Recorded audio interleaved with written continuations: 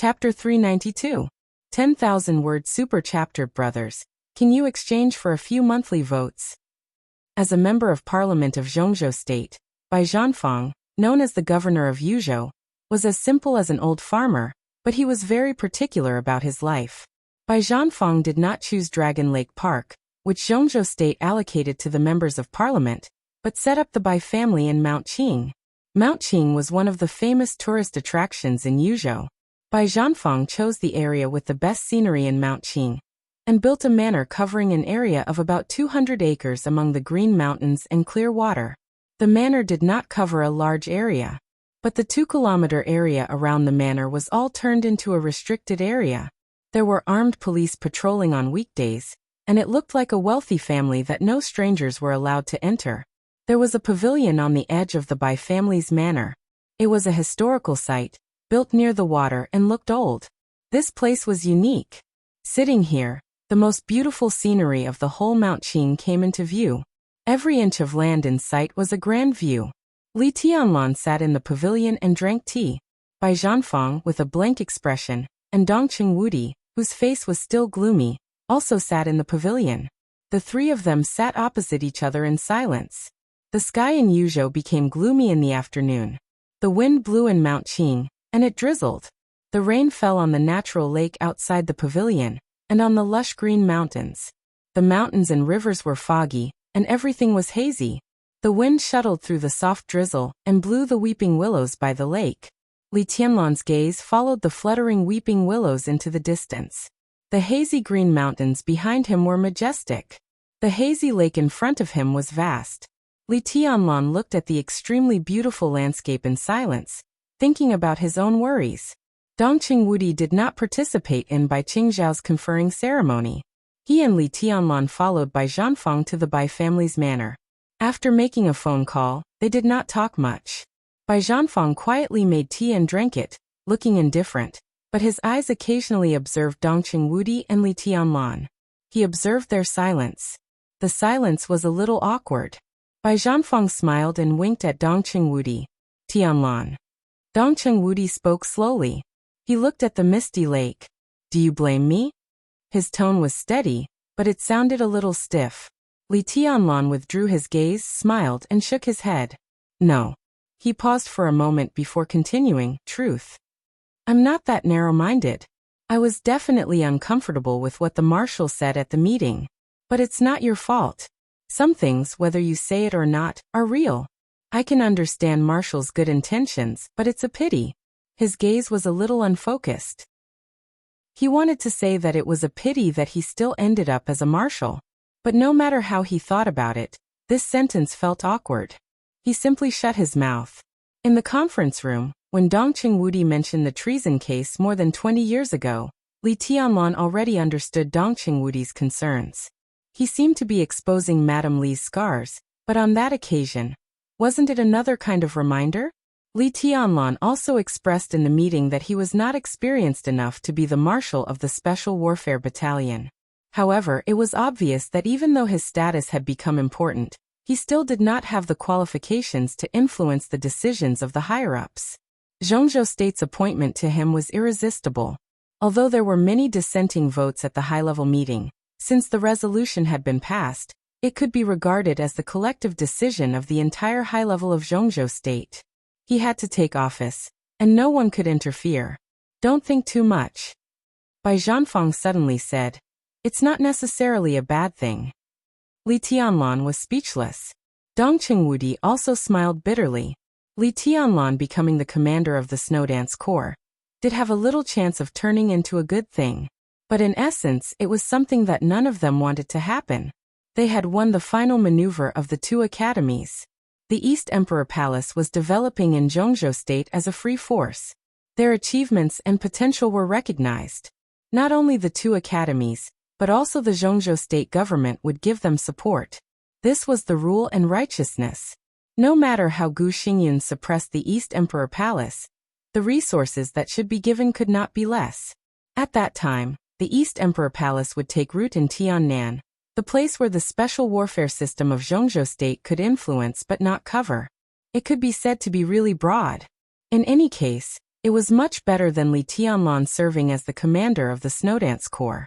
Although in theory, Li Tianlan could still go to Tiannan after the chaos in Eastern Europe ended, theory was only theory. Not to mention how long the chaos in Snow Country would last.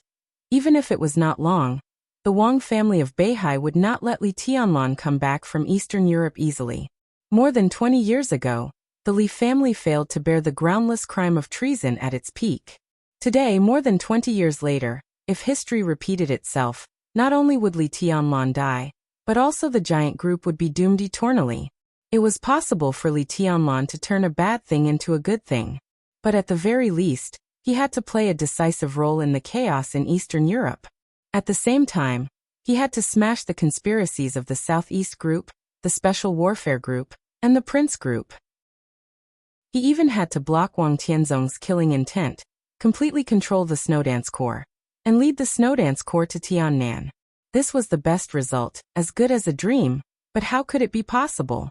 Dongqing Wudi's breath was a little disordered. At today's high-level meeting, 5 of the 9 directors voted in favor. The 5 directors plus Gu Xingyan each represented 4 large groups. There was no doubt that the forces who voted in favor were the most likely to stir up trouble for Li Tianlan in the Snowdance Corps. The giant group did its best, but what it got was extremely limited. First of all, it transferred Wang Qianzhong to the Border Control Corps and appointed Cheng Huaining, the general of the giant group, as the commander of the Arctic Ocean Command. It could be regarded as taking the supreme power of the Eastern European garrison for Li Tianlan in advance. Secondly, the list of the Snowdance Corps would fully respect Li Tianlan's will. But full respect did not mean full agreement. In a special warfare corps composed of real elites, the major forces would definitely put their pawns in it. This was the case in Zhongzhou State and even in the world. From the highest level to various institutions, provinces, cities. Where there were people, there would be Jianghu. Where there was Jianghu, there would be games. Where there was games, there would be pawns. The Snowdance Corps was undoubtedly the latest chessboard in the eyes of the major forces. Li Tianlan was not only a pawn, but also a player who controlled the entire chessboard. With such a change in identity, a slight oversight might allow the Wang family of Beihai and Kunlun City to seize the opportunity to beat Li Tianlan into the abyss. Wudi. Bai Zhanfang glanced at Dongqing Wudi, who was breathing heavily, and said quietly, "Your mind is in a mess." Dongqing Wudi's heart froze. He picked up the teacup and took a sip, remaining silent. Now that it has happened, we have no room for objection. No matter how distressed we are, it doesn't help. The key is to find a way to deal with it. No matter how big or small a crisis is, it is a crisis. Opportunity and danger coexist. We can't resist the danger. Can't we make preparations in advance? Bai Zhanfang said slowly and clearly.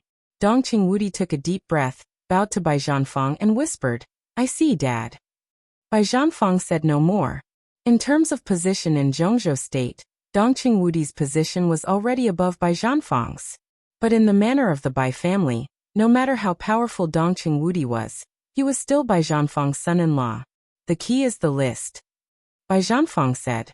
Dongqing Wudi nodded and suddenly said, "Tianlan, what's your plan?" "I don't know," Li Tianlan said quietly.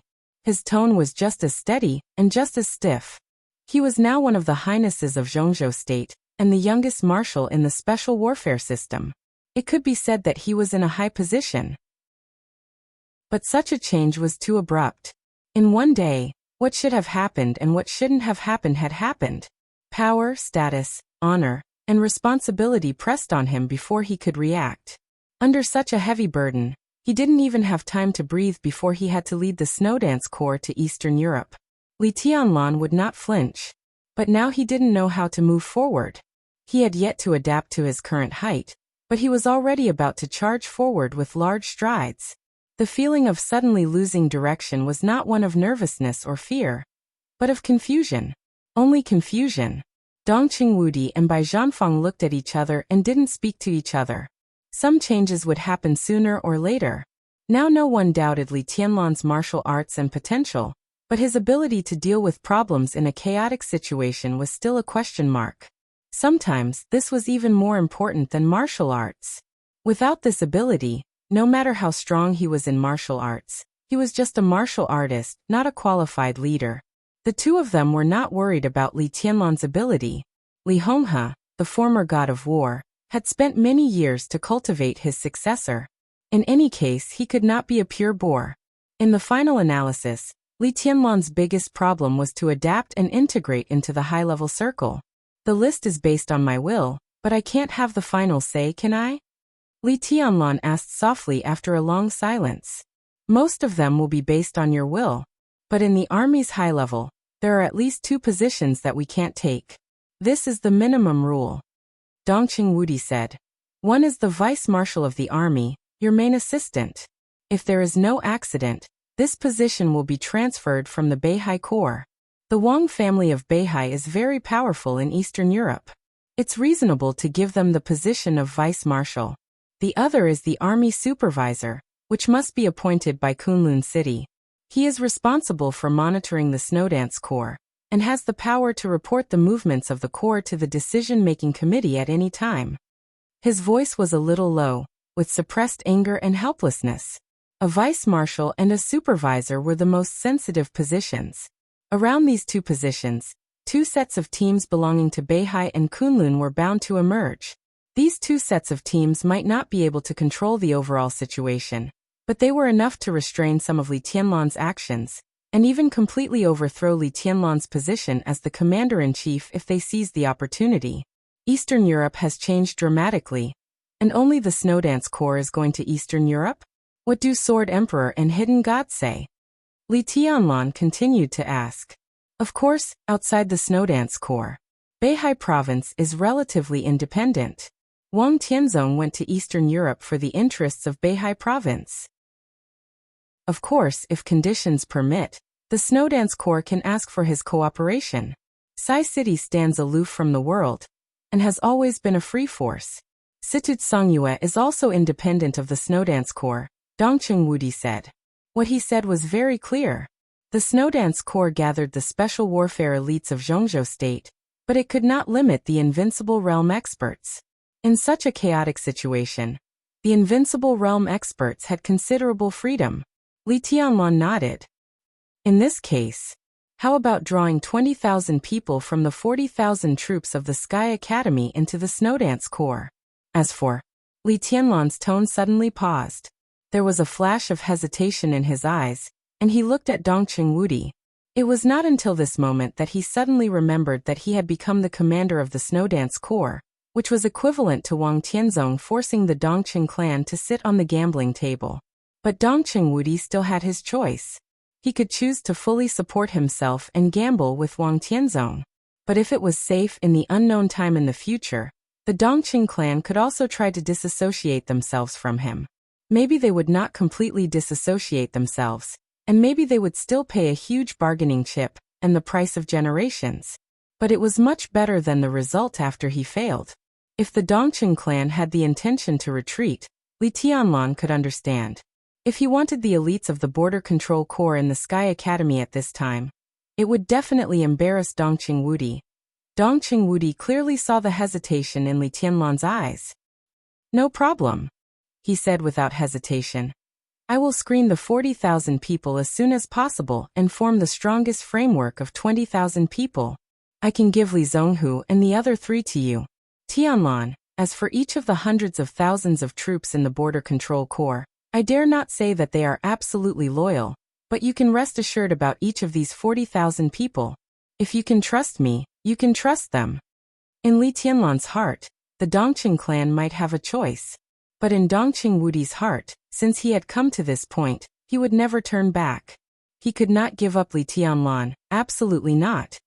Thank you, Marshal. Li Tianlan bowed to Dongqing Wudi. Dongqing Wudi gave a carefree smile. In the hazy drizzle, his smile was cool and a little bitter.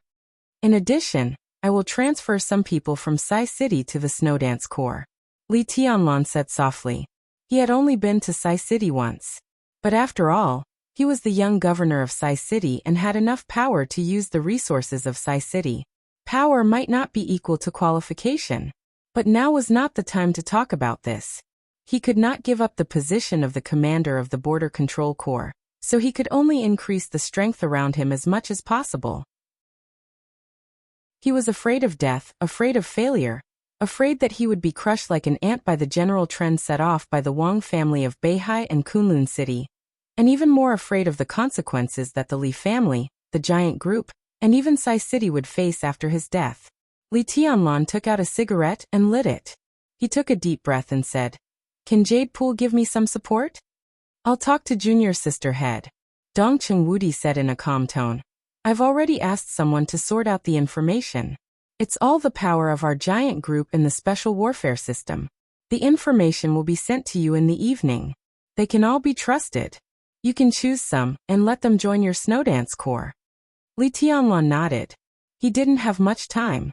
The decision-making committee gave him 3 days to build the Snowdance Corps, and he had to arrive in Eastern Europe within 5 days.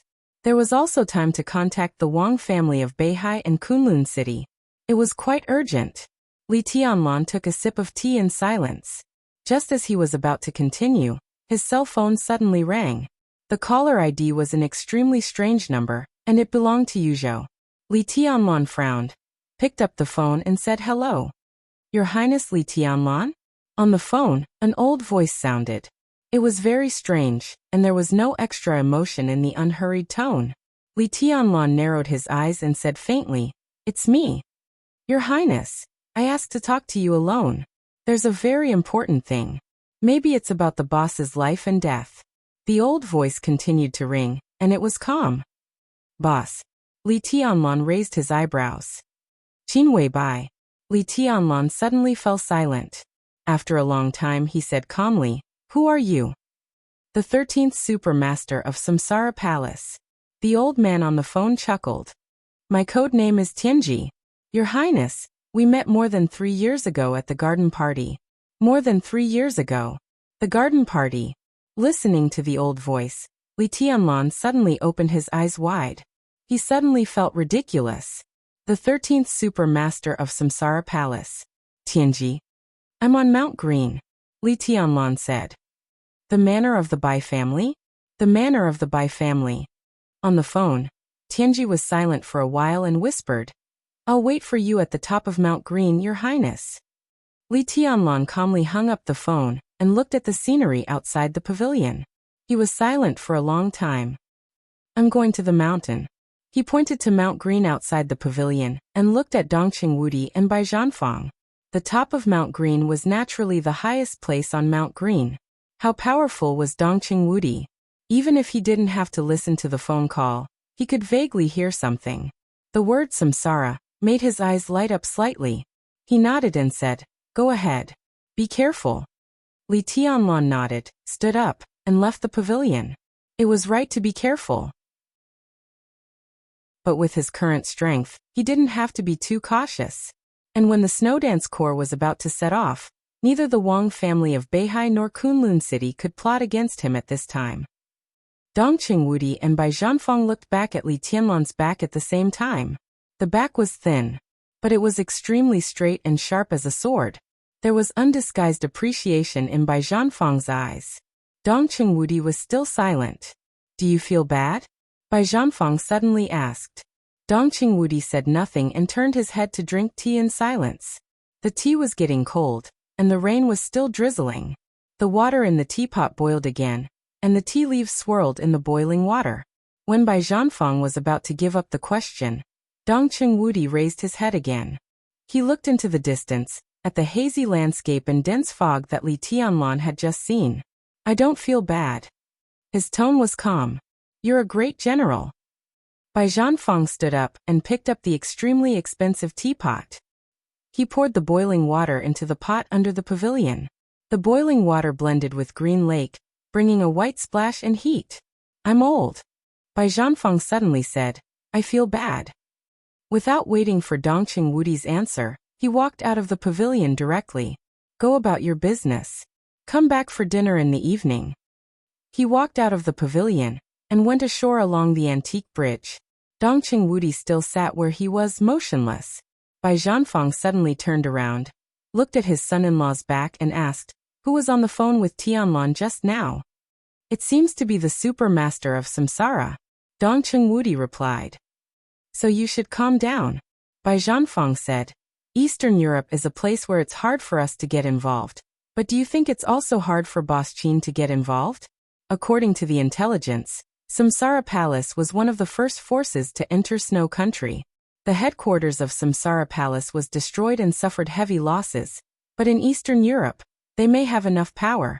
You and Wang Tianzong are sitting at the gambling table. And Samsara Palace is one of your chips. Wang Tianzong also knows Samsara Palace, but he won't know what it means, and neither do we. Unknown means all possibilities. I understand. Dongcheng Wudi nodded. He turned his back to Bai Zhanfang so no one could see his expression. But how can I calm down? If you really can't calm down, you might as well ask about the chips in your hand. Bai Zhanfang turned and left. He was bathed in the drizzle, carrying the teapot. In the gloomy weather, his figure looked a little stooped.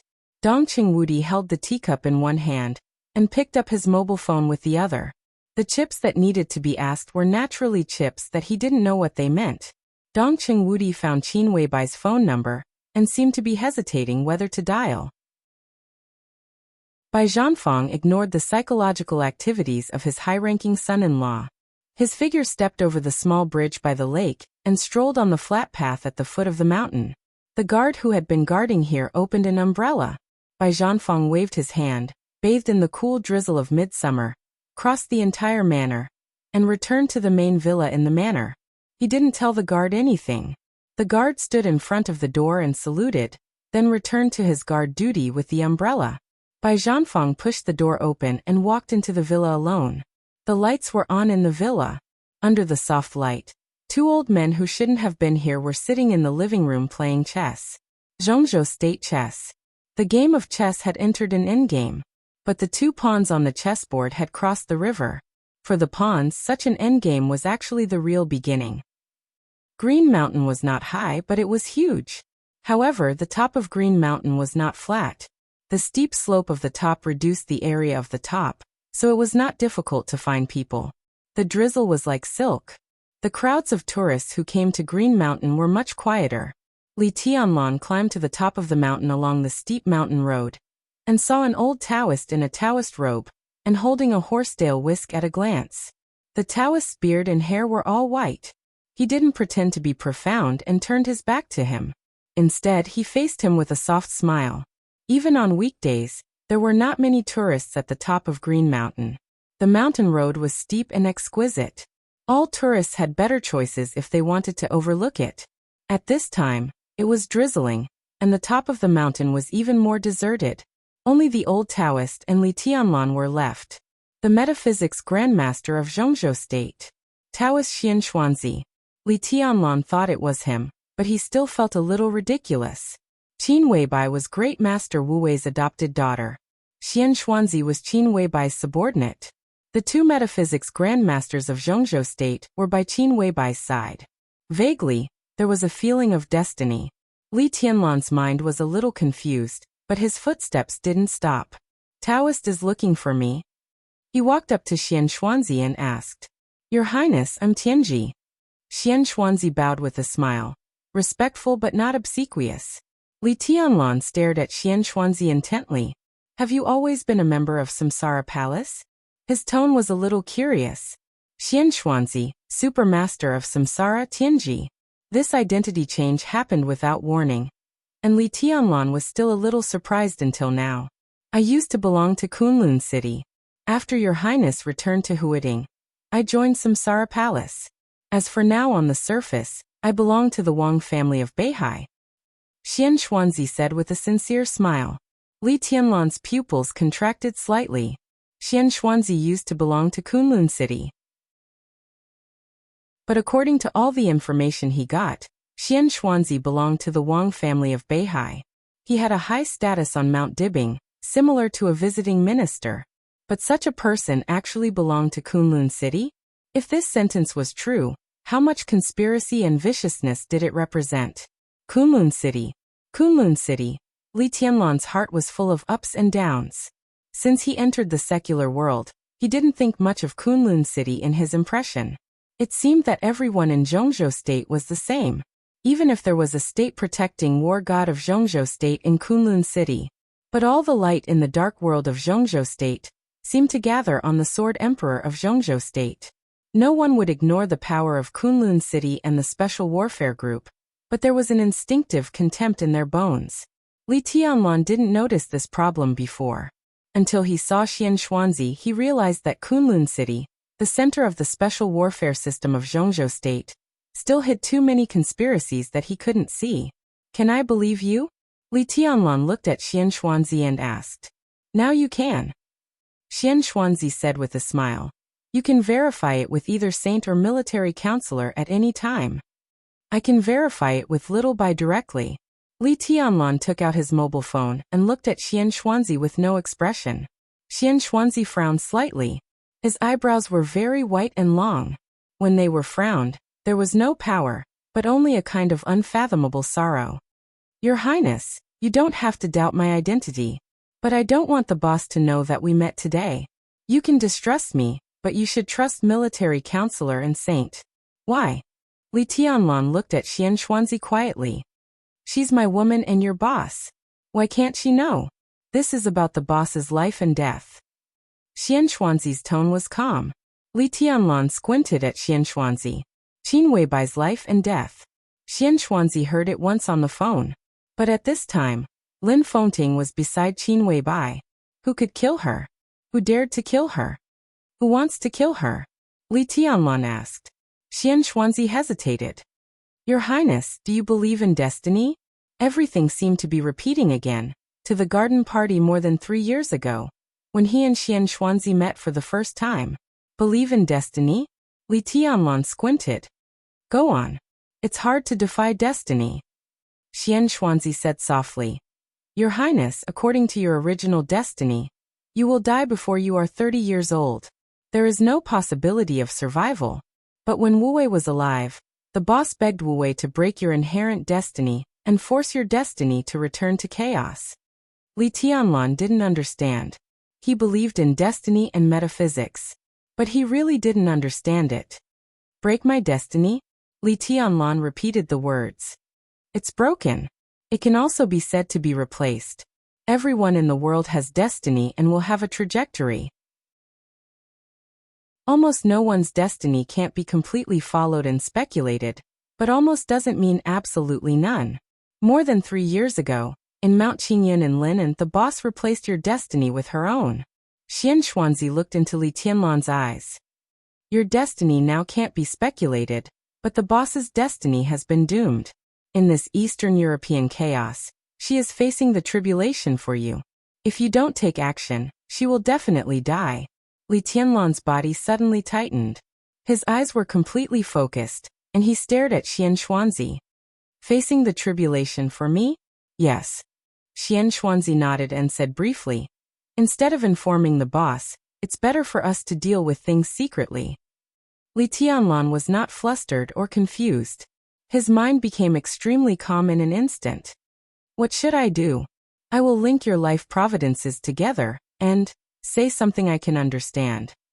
Li Tianlan directly interrupted Xian Xuanzi, and his eyes were extremely dangerous. I want her alive.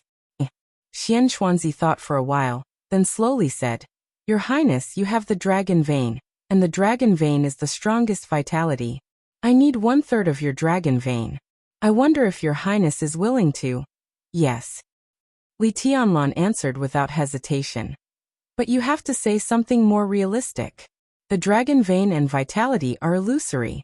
How can I give it to you? If I remember correctly, you should have a Buddha bead that the boss gave you. Xian Xuanzi said. The dragon vein and vitality were illusory, but the Buddha bead was real. Li Tianlan froze for a moment, and took out the Buddha bead hanging around his neck. When Qin Weibai gave him the Buddha bead, she only said that it was a mascot. Li Tianlan didn't care and just hung it around his neck. This bead is called Mortal Fate. It's something that Great Master Wu Wei left to the boss, but the boss always thought that this bead was called Death Substitute, so she gave it to you and then went to Snow Country. Xian Xuanzi took the Buddha bead and said calmly. The corner of Li Tianlan's mouth moved, but he couldn't say anything for a while. He was moved and angry in his heart. His feelings were complicated. What should I do? His voice was low. Mortal fate can carry vitality. As long as the mortal fate is not broken, the vitality will not die. Xian Xuanzi picked up the Buddha bead with the horsetail whisk in his hand. He reached into his Taoist robe with the other hand, and took out a delicate silver bottle. He didn't mention the death of Monk Rui, because it was meaningless. The real death substitute bead is in the silver bottle. Xian Xuanzi gently crushed the mortal fate in his hand. There was no power, no sword energy, and no fluctuation in space. The Buddha bead turned into the finest powder in Xian Xuanzi's hand. The powder was straight like a column in the cold wind on the mountain top, and it didn't scatter at all. All of it fell into the silver bottle. I need a drop of blood from your highness. Xian Xuanzi's voice became calmer. Li Tianlan cut his finger without hesitation. He knew the Buddha bead on him. So Li Tianlan no longer doubted Xian Xuanzi's identity, because no one except Qin Weibai seemed to know that he had this Buddha bead. The red blood dripped into the silver bottle. A white mist suddenly rose from the top of Green Mountain. The white mist was misty and rose into the sky, like clouds under the sky, condensed and pure. Xian Xuanzi put away the silver bottle. He seemed to relax and said softly, "Thank you, Your Highness." "That's it." Li Tianlan was a little surprised. "That's all I can do." Xian Xuanzi's answer was meaningful. "What's in the silver bottle?" Li Tianlan asked. "Now it has become a seed."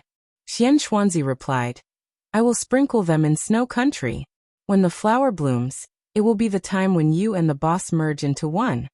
Li Tianlan said, "Oh," and suddenly said, "When the flower blooms?" Xian Xuanzi hesitated and said calmly, "When the trial comes." Dongcheng Wudi finally dialed Qin Weibai's phone. "Minister?" The phone was quickly connected. Qin Weibai's cold and clear voice sounded on the phone. Dongcheng Wudi looked at his watch and calculated the time in Snow Country. He said apologetically, "Sorry, Boss Qin. Did I disturb your rest?" "It's okay." Qin Weibai smiled and said, "I just had breakfast." "Minister, what's the matter?" Dongcheng Wudi hesitated, feeling a little ashamed and helpless. He said in a deep voice, "There's a change in Zhongzhou State." "About the snow dance corps?" Qin Weibai asked straightforwardly. Dongcheng Wudi froze for a moment. All the emotions in his heart kept changing and finally turned into surprise. The high-level meeting of Zhongzhou State ended only a few hours later. The conferring ceremony was not over yet. The meeting documents delivered to the provincial government level should not have been fully delivered. At this time, Qin Weibai already knew the content of the high-level meeting. When on earth did she know? Dongcheng Wudi took a deep breath. At this moment, he suddenly felt a little horrified. If a country couldn't even keep the content of high-level meetings confidential, then what was wrong? "How did you know?" Dongcheng Wudi asked in a deep voice. His tone was extremely serious. "It doesn't matter, Minister," Qin Weibai said calmly. "What matters is the snow dance corps." "The snow dance corps?" Dongcheng Wudi's mouth twitched. "I failed to stop Wang Tianzong at the high-level meeting," he said. "I know," Qin Weibai said calmly, 5 votes in favor. "Minister, you've done your best. Leave the rest to me." Dongcheng Wudi didn't want to investigate the source of Qin Weibai's intelligence for the time being. As she said, the snow dance corps was the most important thing at the moment. "What do you want to do?" Dongcheng Wudi asked straightforwardly. "Boss Qin, the matter of the snow dance corps will not be so simple. Wang Tianzong is not so kind to push Tianlan to a high position temporarily. What he wants most is for Tianlan to fall from a high position." Qin Weibai interrupted Dongcheng Wudi. "So Wang Tianzong is likely to repeat the treason case 20 years ago. There are opportunities everywhere in the chaos of Eastern Europe, and opportunities will appear at any time. When the Snowdance Corps is established, the vice-marshal and supervisor will definitely belong to the Wang family of Beihai and Kunlun City. If these two positions are united, they can do a lot of things. If they frame Tianlan for treason, with some specious evidence, the Li family, which will make a comeback, will disappear completely, and the Dongqing clan and even the entire giant group will be doomed eternally. Wang Tianzong will push Tianlan up a step. Once his plan succeeds, the gains will be unimaginable. At that time, the entire Southeast group may be the dominant force. With the help of a big victory, Wang Tianzong can even eliminate the internal problems of the Wang family of Beihai with lightning speed. This plan is not insidious. It can even be said to be an open conspiracy. Everything is in front of us, but we can't stop it. Minister, I understand your feelings. Dongqing Wudi didn't say a word for a long time. He always thought that Qin Weibai was very young, and maybe sometimes she couldn't see through some problems. But Qin Weibai's words almost hit the nail on the head. She completely saw through Wang Tianzong's plan. But as Qin Weibai said, this was an open conspiracy. Even if they knew what the other party was going to do, they had no way to stop it. How could they stop Wang Tianzong's plan after seeing through it?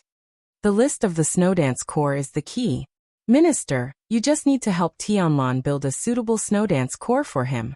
I'll take care of everything else. Qin Weibai's tone was decisive and calm. Your Samsara Palace doesn't seem to be in a good situation in Snow Country now, Dongqing Wudi said in a deep voice. It's really not good.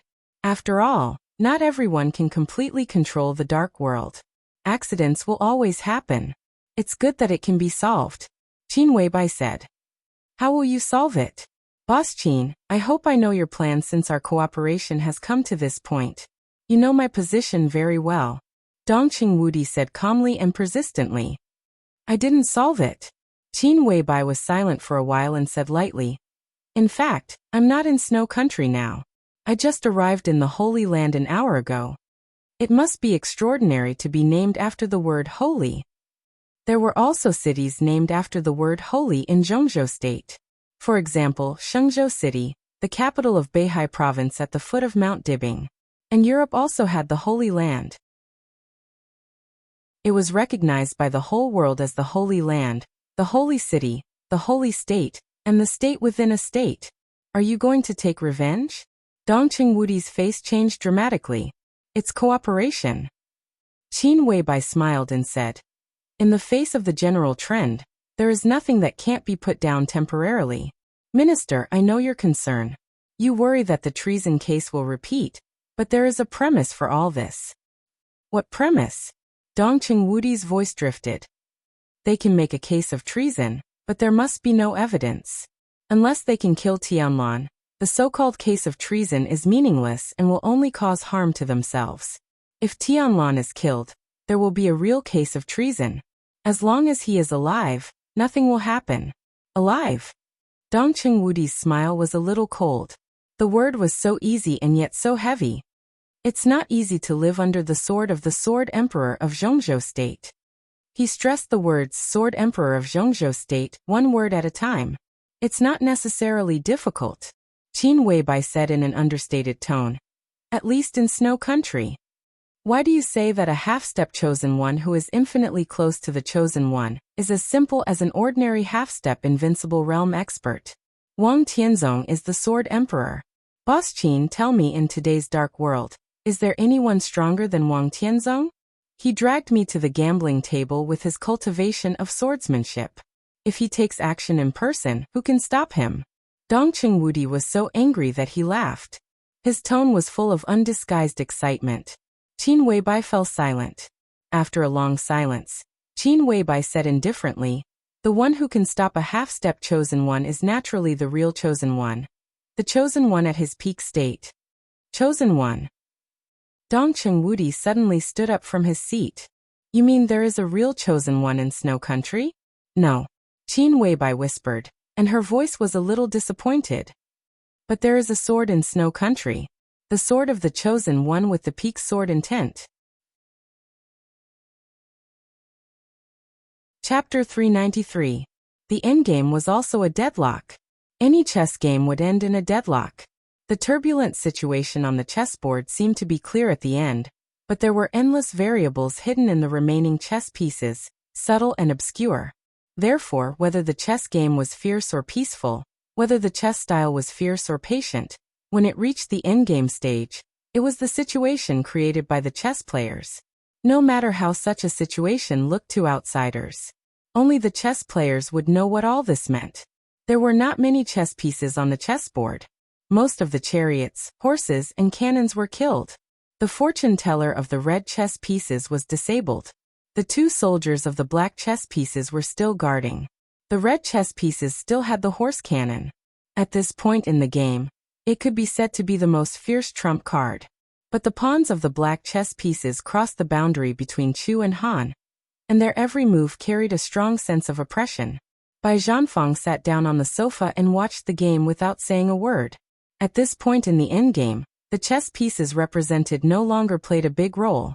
The control of the game was the key to victory or defeat. The 2 old chess players were very patient. They thought for a long time, carefully placed the chess pieces, and maintained their composure step by step. No matter how bad the situation was, all they wanted was victory. Those chess pieces that were thrown out of the chessboard before victory, no matter how important they were not important to the victory or defeat since they had been eliminated. Bai Zhanfang watched silently. Time passed slowly. The old men at both ends of the chessboard moved more and more slowly. There were fewer and fewer chess pieces on the chessboard, and the large blank area revealed only solemnity. Draw. Bai Zhanfang, who had been watching the game, finally spoke.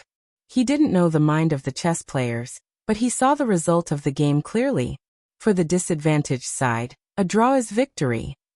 The old man holding the red chess pieces chuckled. The old man's hair and beard were all white, and even his face looked abnormally pale. His face was old, his eyes were dim, and he was dressed in plain cloth clothes, looking extremely haggard. But his voice and temperament were unusually calm. It was the steadiness and calmness that had been settled for many years. His every move was shining with the light of wisdom. A draw is a draw. I'm a soldier. For me, if I can't destroy everything, it's a failure. It's the same on the chessboard and outside the chessboard. A draw is equivalent to coexistence. If they are enemies, how can they coexist? It's best to kill them all. The old man holding the black chess pieces was dressed in a tang suit and had a ruddy face. Among the 3 of them, he was not the youngest, but he looked the most energetic and fierce. Even though he was over 70 years old, his words were still full of determination. You're just too murderous. When an ordinary person is at a disadvantage, the first thing they think about is how to survive. Once you're at a disadvantage, the first thing you think about is how to perish together with your opponent. This is the style of your family, good or bad. If you had calmed down during that game, I wouldn't have had much of a chance of winning. However, you were decisive in killing, willing to sacrifice your troops to kill to the end. That's why I forced you into a draw. The chess game is so harmless, but if it was outside the chessboard, how tragic would it be for the 2 families to fight to such an extent? The haggard old man sighed softly and looked at the opponent in front of him in silence. He smiled again and said, however, there are benefits to having a strong killing intent. If it weren't for this temperament, you wouldn't have been able to cultivate the god of massacre of Zhongzhou state today. However, in many matters it was best to be more tactful. It's too unyielding. It's easy to be forced into a draw with a pawn, or even turn defeat into victory. I can't help it. Your pawn is extraordinary. The old man in the tang suit laughed and said in a knowing tone. My pawn has now crossed the river, and will become your pawn. I hope he can be more radical under your influence, but it's best if he can be tactful at the critical moment. The old man said this quietly, and his face became more and more haggard. The old man in the tang suit held the chess piece and said nothing. Li Honghe, Dongqing Hongguang, a former war god of Zhongzhou state, a former minister of the army headquarters of Zhongzhou state. Without anyone noticing, the 2 had secretly appeared in Yuzhou and the Bai family manor before the high-level meeting began. Another game? Dongqing Hongguang raised his head and glanced at Li Honghe with burning eyes. Li Honghe said a lot. Dongqing Hongguang also listened to a lot of it. However, for him, it was still a little aggrieved to play a draw when he had the upper hand. Well, another game is the same. It's been more than 20 years. How many times have you won? Bai Zhanfang said angrily, not giving face to his in-law at all. He added water to the teapot and changed the tea leaves. The fragrance of tea began to drift in the living room again. I've only gone down a few times. Dongqing Hongguang looked dissatisfied. 1 game a year. Tianlan is 22 years old this year. How many games have you played? Which one have you won? Bai Zhanfang was not polite at all. I haven't lost either. Dongqing Hongguang seemed to be a little angry.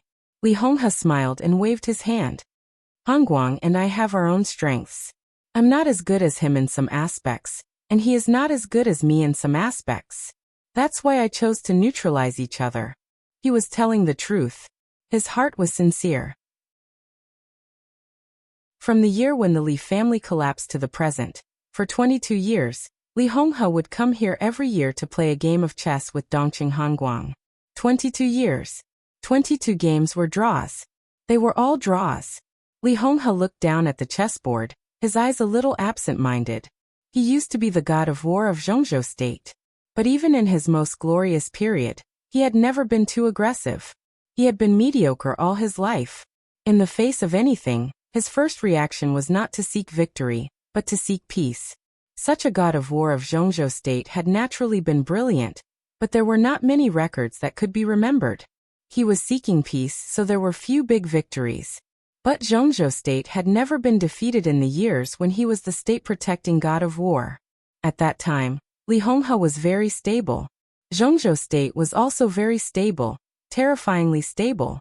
So until now, Li Honghe couldn't understand why he had cultivated such an aggressive son after being mediocre all his life. Stable, mediocre, and seeking peace. That was the secret of Li Honghe's success. No one would doubt the secret of his success, at least until he failed. So even if he discovered the undercurrent between the Li family and the Wang family of Beihai, Li Honghe was still confident in his control. He still tried to play a game of chess between the Wang family of Beihai and the Li family, but no one gave him this opportunity. Li Guangta didn't give it, nor did Summer Solstice. When he was still making arrangements, the whole situation had collapsed in an instant. The flood was overwhelming, and the situation was beyond redemption. The mediocre and the draw he sought seemed so hesitant in hindsight. It was at that time that he finally began to reflect on whether there was something wrong with his way of dealing with it. Looking at the whole world, he was definitely the person who was the best at playing chess. When he was at a disadvantage, he could force a draw, which Dongqing Hongguang couldn't do. When he had an advantage, Dongqing Hongguang could sweep everything away and play to his heart's content. Li Honghe asked himself that he couldn't do that. With an advantage, if he played chess, he was afraid that it would still be a draw, or even a loss. The collapse of the Li family was the result of his seeking peace when he had an advantage. It was also because he realized his own shortcomings that the Li family had today's subtle relationship with the Dongqing clan, the Bai family, and even the Zhou family later. Li Honghe silently put away the chessboard. He looked at Bai Zhanfang, who was making tea but seemed a little preoccupied, and said with a smile, "Was the meeting very lively?" "More than lively." Bai Zhanfang shook his head and didn't say much. Both Dongqing Hongguang and Li Honghe could get the details of the high-level meeting as soon as possible. Dongqing Hongguang didn't need to say much. As for Li Honghe, although the Li family collapsed because of Li Guangtu, no one dared to deny Li Honghe's own achievements. Just like the last Yuzhou conference, Li Huaqing personally supported Li Honghe when he attended. Sometimes, in terms of status, Li Honghe was still a retired top giant. Therefore, for more than 20 years, the staff would sort out the contents of every high-level meeting for him to read. But Li Honghe had never expressed any opinions. Tianzong is a little anxious. Li Honghe said quietly. If he can be more patient, maybe there will be other results. He was silent for a while, and then he laughed at himself. Let him be. The snow dance core is good. It's very suitable for the current Tianlan. The simple snow dance core is really good. Bai Zhanfang looked at Li Honghe. But what about Wang Tianzong and Gu Xingyun? Let them be. Li Honghe's tone was still calm. I'll stay in Yuzhou for a few more days and visit some old friends. Bai Zhanfang and Li Honghe looked at each other. Li Honghe's old friends were basically big shots as long as they were still alive. And they were the retired big shots of the Southeast group. Brother, are you going to play a game with the juniors of the Wang family of Beihai in person? Dongqing Hongguang hesitated and asked. It's not my turn. Li Honghe chuckled. I'll make some preparations. But in this Eastern European chaos, The little girl surnamed Qin in Snow Country is the protagonist. Foolproof? Bai Zhanfang's eyes narrowed and he asked. How can I be absolutely sure? Li Honghe shook his head. Most likely. Dongqing Hongguang and Bai Zhanfang's bodies relaxed at the same time. Anyway, we sought change at the cost of the Li family. The plan has reached the end stage, and we have no way back. If you can help us get through this difficulty, the Dongqing family can't repay such a great favor. Dongqing Hongguang was silent for a long time before he spoke in a low voice. Li Honghe shook his head, looked out of the window and whispered, Helping you is also helping my Li family. The Holy Land of Europe was extremely small, but to some extent, the Holy Land was one of the most terrifying countries in the world, because there was faith here, and faith had no borders. Faith. This was a word that represented too many special meanings. It was sacred, a destination, a worship, and inviolable.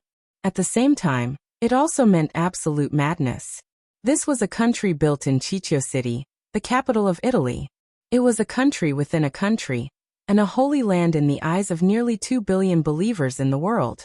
It was the first time for Qin Weibai to come to the Holy Land. She was not invited, nor was she an uninvited guest. It was more like a natural cooperation between the two sides under certain conditions. There was a holy palace in the Holy Land. Living in the Holy Palace was the master of the Holy Land and the spokesperson of God in the hearts of more than 1 billion believers. The bright sun shone in front of the Holy Palace. The ancient Holy Palace seemed to be gilded in the sun, mysterious and majestic, with a sense of solemnity precipitated by history and time. Qin Weibai stood quietly in front of the Holy Palace. The sun fell on her, and fell in the Holy Palace. She and the Holy Palace both shone. In this state, Qin Weibai was like a statue of a goddess standing in front of the Holy Palace. It was beautiful, flawless, and inviolable. But it was a little empty. Lin Fengting stood beside Qin Weibai, and looked at the solemn palace in front of him. His eyes were a little playful. It's my first time here, Qin Weibai said softly. Her eyes were a little dazed, as if she was holding back, but there was a kind of clear sorrow that could go deep into the bone. I have no wine. Lin Fengting joked. Do you have a story? No. Qin Weibai shook her head with a smile and said in a quiet tone.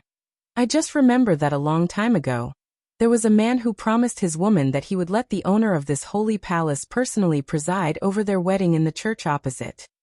Lin Fengting's eyes were quiet and gentle. That can be regarded as the highest standard of grand wedding in any era. I thought so when I was young, but I didn't do it. He didn't do it, did he? Lin Fengting smiled softly. He did, Qin Weibai said. Qin Weibai said, her eyes a little cold. But that woman gave up herself. Lin Fengting froze for a moment. Qin Weibai didn't say much. She took a deep breath and raised her hand to tidy the hair in front of her forehead. Her movements were slow, but her whole temperament was constantly changing as she raised her hand. The emptiness gradually disappeared. The sadness disappeared. The trance faded. The wind blew in the sunshine in front of the Holy Palace. The wind blew her long hair, and made it fly. It seemed to be in the blink of an eye. Qin Weibai's temperament became extremely cold and sacred. That was a kind of lofty arrogance. Or arrogance. Arrogance was a sin. In front of this holy palace, which should be the most humble, Qin Weibai only had arrogance. She walked slowly into the holy palace. The clear sound of high-heeled shoes tapped on the ground of the holy palace. It was very arrogant and enchanting. A holy palace guard with a mask came over. He seemed to know why Qin Weibai and others came. He saluted, and then led the way in front of them silently. In the study of the holy palace, which precipitated infinite knowledge and wisdom, an old man in a moon-white robe stood quietly in front of the door. He looked at Qin Weibai and Lin Fengting, who were led by the guard, with a subtle and gentle smile. The old man's appearance was not handsome, but his face was extremely warm. He was not tall, dressed in a white robe, had silver hair, and was neat and clean. A black cross hung in front of his chest. Contrasting with his white robe, it was a striking sight to behold. He held a heavy book in his hand and stood in front of the door, but it seemed to be standing on the horizon. It was an indescribable sense of distance. He was also an indescribable old man.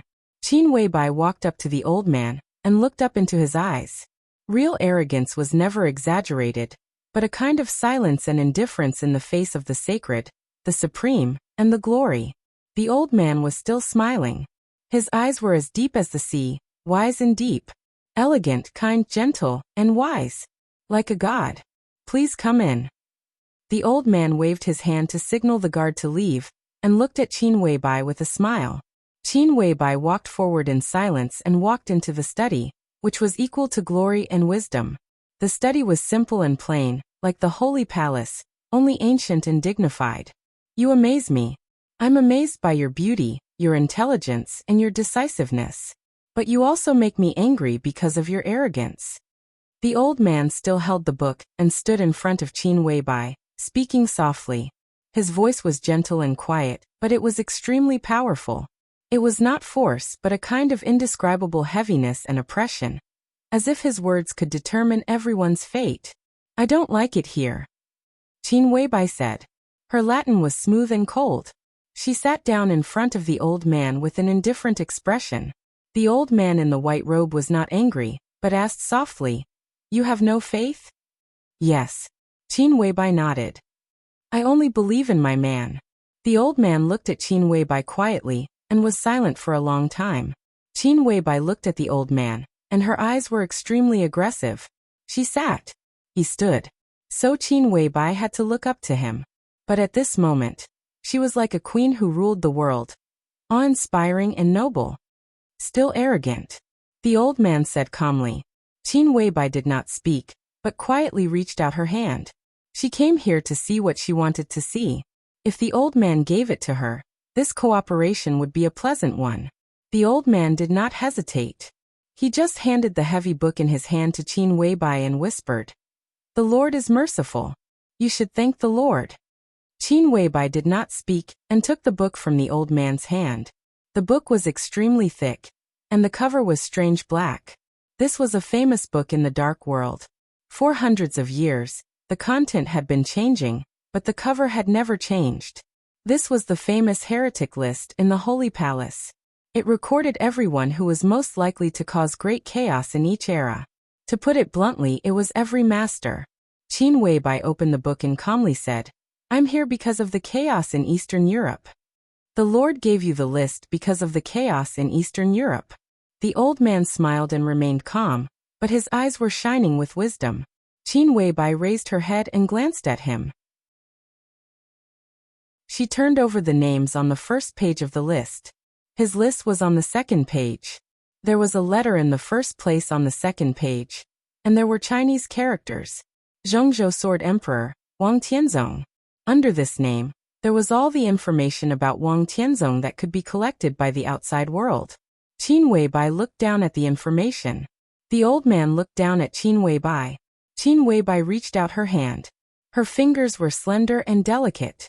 She was as beautiful as jade and seemed to shine with jade light. Her fingers gently lifted, but she did not turn the page. Instead, she calmly but quickly tore the whole page off. The page fluttered in the air and fell into the old man's hand. "Guilty," Qin Weibai said. Her cold voice sounded in the study, but it seemed to shake the whole dark world. The old man caught the page and smiled calmly. "You should be judged." Qin Weibai continued to turn the page. One of the pages had been torn out. There was also a name on the page, but there was little information. Li Shi, the young madam of the Li family, the wife of the governor of Kunlun City. "Guilty," Qin Weibai said. The old man caught the page again and said with a smile, "You should be judged." The page continued to turn. Irene Qingtong Wang Rothschild, Grand Duke. The page was torn off. "Guilty. You should be judged." The patriarch of the Jiang family of South America, Jiang Qiansong. "Guilty. You should be judged." The page continued to turn. The page in the old man's hand was getting thicker and thicker. Every page should be judged. Once again, Qin Weibai tore off another page. The head of Knights Templars Chaos. "Guilty." The old man caught the page, glanced at it calmly and said with a smile, "The Lord will take back the glory given to him. He should be judged." Qin Weibai raised her head and looked at the old man. Where are the Lord's swords and knights? She asked straightforwardly. The trial was not a sermon. It was redemption and purification. But in the end, the trial was a trial. It needed swords. It needed knights and strength. The old man looked at Qin Weibai's eyes and said calmly, I will crown Arsis. Qin Weibai looked at the old man. After a long time she nodded. She who had been arrogant, bowed slightly, and her noble head seemed to be lower. Thank you, Your Majesty. Your Majesty. There were two majesties who were known all over the world. His Majesty Sword Emperor of Beihai Province in Zhongzhou State. And the other one. It was His Majesty the Pope in the Holy Land. The Holy Land was the headquarters of the Vatican. The old man picked up a scepter, put it on the top of Qin Weibai's head, and said with a smile, The Lord appreciates the humble.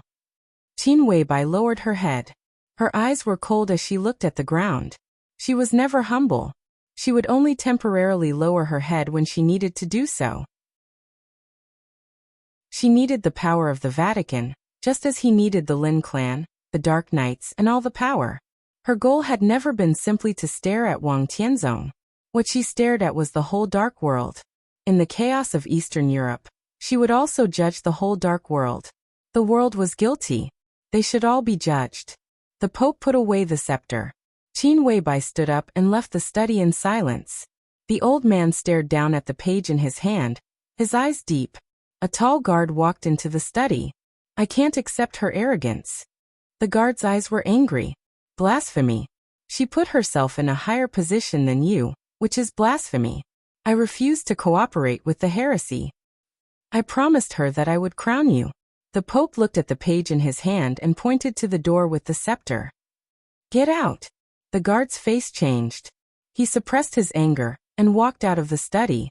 He could refuse the Pope occasionally, but he could not refuse the scepter in the Pope's hand. That represented a higher power than the Pope. The Pope carefully put down the page in his hand and picked up the heretic roster. The roster was thick. So Qin Weibai did not turn to the end. The Pope turned to the second-last page of the roster in silence. The information on that page was equally simple. Qin Weibai, the will of the Samsara Palace. The Pope narrowed his eyes, reached out, and gently tore the page off. He put it in the stack of pages that needed to be judged. His eyes relaxed slightly and he chuckled. Guilty, they should be judged. Chapter 394. It rained in Yuzhou. It also rained in Shenzhou. The falling rain continued to spread over Shenzhou City, sprinkling all over the city and covering Mount Dibing. The Emperor weapon cleaned up the dust in the mountain. The holy mountain in the rain was extremely green and bright. Wang Yuetong stood in front of the window and looked out. Her palace was very high. Standing in front of the window, she could see the vast palaces on Mount Dibing. Flowers, green trees, and grass dotted the palaces. From her point of view, most of the flowers and trees on Mount Dibing were swaying in the wind and rain. The palace, which was as stable as a rock, was located here. Everything was extremely clear and layered. Wang Yuetong looked at the falling rain from the sky. It turned out that when a person stood on a high place, even the falling rain had a different style. Wang Yuetong looked at it for a long time. She suddenly felt that everything was so strange. Strange Mount Dibing, strange herself. This feeling was not joy or disgust, but pure strangeness, as if there was no place to live. The rain was falling quietly. Several statue-like figures stood in the rain under the palace, motionless. This was the 5th day of Wang Yuetong's house arrest. Her mobile phone was confiscated, the internet was cut off, and she lost all contact with the outside world. There was a small group of Heaven Punishment Troop guarding around the palace. In fact, Wang Yuetong had no chance to leave when any one of the Heaven Punishment Troop, whose average strength was at the peak of the fire-flaming realm, stood downstairs, not to mention a small group. Wang Tianzong put a small group here, which was enough to show his resolute attitude. August 1st. It was the 2nd day of the final maneuver. Wang Yuetong stared at the statue-like figures downstairs. In an environment where she could not maintain any contact with the outside world, Wang Yuetong did not even know the result of the maneuver. She only knew what her father said when he imprisoned her at that time. When the final maneuver was over, if Li Tianlan did not die, he would let her go. It was already afternoon. It was close to evening again. Wang Yuetong did not move. The watery and bright brilliance in her eyes gradually dimmed as time went by. Eventually, it became cold and desperate. A slender figure holding an umbrella passed through the rain curtain, and finally came to Wang Yuetong's palace. His face was pale, and his whole body showed a kind of exhaustion and weakness that could not be concealed. But in a seriously injured state, he could still stand. Wang Yuetong's dim eyes were complicated. There was joy, and there was sorrow. It was extremely contradictory, but in the end, it all turned into emptiness and coldness. The chill of midsummer seemed to have engulfed the entire world. Her body trembled slightly. Wang Shengxiao was standing downstairs. Her brother was badly injured. Was her man still alive? Wang Yuetong did not dare to think about it. Her heart seemed to be completely empty, leaving only numbness and silence. The siblings looked at each other through the curtain of rain. The continuous rain beat on the vermilion window lattices of the palace. Wang Yuetong stood in front of the window, her figure extremely clear. Her aura kept surging around her body, and the coldness in front of the palace kept increasing. The rain that fell on the ground gradually froze, and frost slowly appeared in the grass and flowers. Wang Yuetong was still in the ice-condensing realm. Her martial arts kept fluctuating. She stood there silently, unconscious and lifeless. Wang Shengxiao suddenly thought of a lyric. The rain gently bounced the vermilion window. Who was it in the attic? Cold despair. The corners of his mouth curled up into a self-deprecating smile. The heaven punishment troop under the palace saw Wang Shengxiao for the first time, and everyone bowed at the same time. Wang Shengxiao waved his hand and said softly, "Your task is done.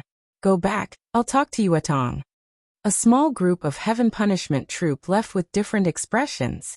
Wang Shengxiao slowly walked into the palace and went upstairs. In the small hall on the second floor, Wang Yuetong's figure was still with her back to him, motionless. Wang Shengxiao lifted the delicate food box in his hand and said softly, "I brought you your favorite soup dumplings. Won't you try them?" Wang Yuetong did not speak or move. "Father is back. The heaven punishment troop has completed its task. From today on you are free."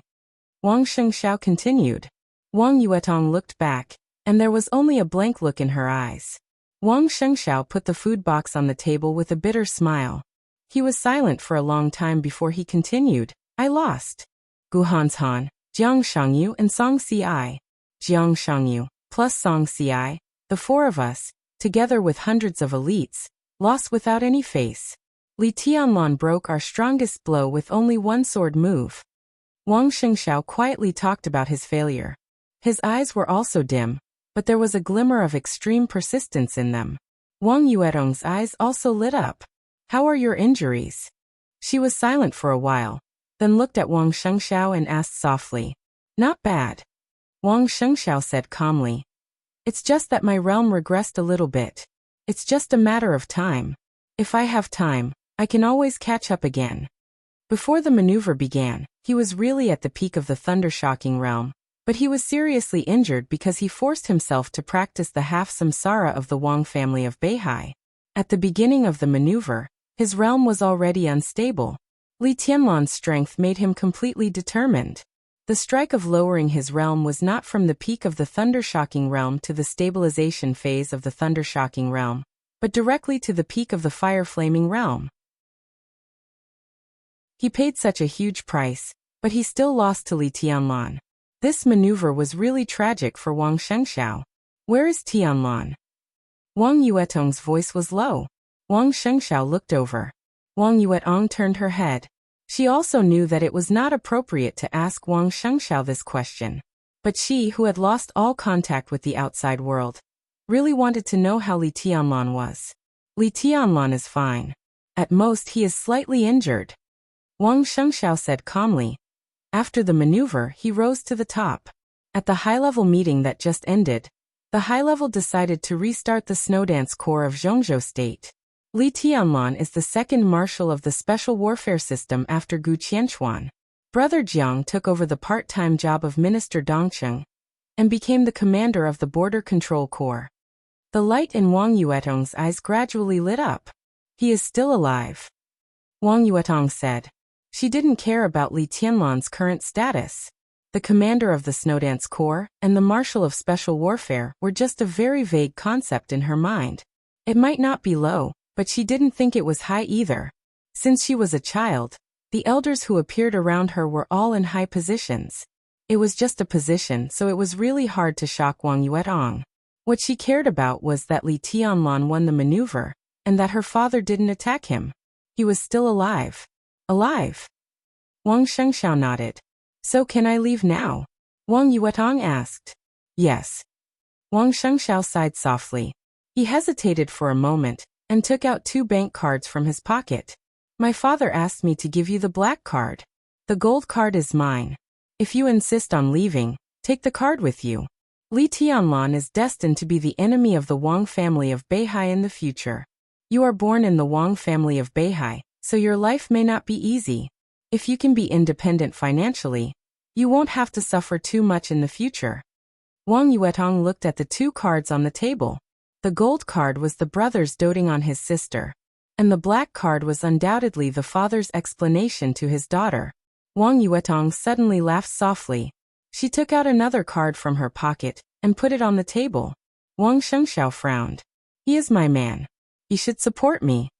Wang Yuetong said calmly, I will take the money of the Wang family of Beihai down the mountain and give it to Tianlan. If he doesn't feel comfortable accepting it, you won't feel comfortable either. In this case, it's better not to take it. The Wang family of Beihai and the East Emperor Palace should have a clear boundary in the future. It's better not to have so many entanglements. A clear boundary? Wang Shengxiao suddenly raised his eyebrows. Yuetong, you can't wait to draw a clear boundary with your family? This is not drawing a clear boundary. Wang Yuetong said softly. This is just my choice. Brother, our family is too big. I didn't think much before, but recently I suddenly found that in this family, everyone has a role, but I can't find my own position. I shouldn't continue to be willful. I won't come back until I have a position on this mountain. What position do you want? Wang Shengxiao said coldly. The hostess of the East Emperor Palace, the daughter of the Wang family of Beihai, and a friend of the Wang family of Beihai. Wang Yuetong looked at Wang Shengxiao and said softly and firmly, This is the most suitable position for me. Wang Shengxiao looked up at his sister. How is it possible? After a long time he asked back. Nothing is impossible. Wang Yuetong smiled faintly. Brother, what's your plan? Wang Shengxiao was a little stunned. 1 second ago he was worried about his sister's future, and the next second, she was already worried about his future. Plan? He hesitated, shook his head and said calmly, I won't leave Beihai for the time being. I will recuperate here. After I recover, I will practice martial arts in seclusion.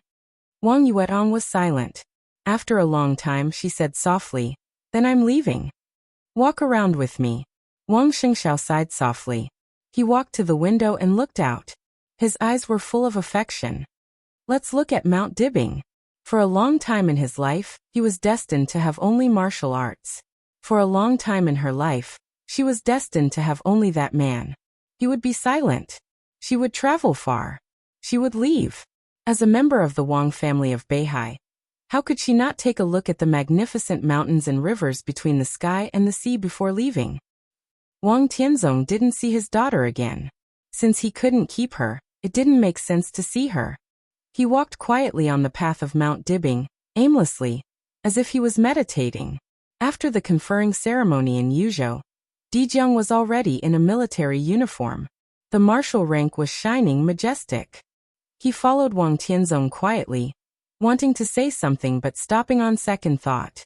What do you want to say? Wang Tianzong suddenly asked. I'm a little confused. I hope Master can give me some advice. How should we deal with the Border Control Corps? Dijiang chuckled and said calmly. The Black Dragon Battalion won't be a big problem. Qianzhong should be able to open up the situation quickly. Dongqing Wudi will soon hand over the Thunderbolt Battalion. This is a troop directly under your command. Fill it with people from the Beihai Corps. The Wild Sand Battalion and the Pegasus Battalion can be put aside first. At present, the most important thing is the Blood Battalion. They are close to Tiannan and their position is very sensitive. If we can control the Blood Battalion, it will be very beneficial for us to open up the situation in Tiannan. Tiannan is indeed very important. The Dongqing clan has also realized this. Some time ago, Wang Wantian was transferred to the Eastern Theater of Operations, and Dongqing Wudi put Thunder God in the Blood Battalion. They are obviously unwilling to give up the right to speak in the Blood Battalion. Di Jiang said subconsciously. Wang Tianzong's body suddenly stood still. What did you say? He asked suddenly. Di Jiang was a little confused.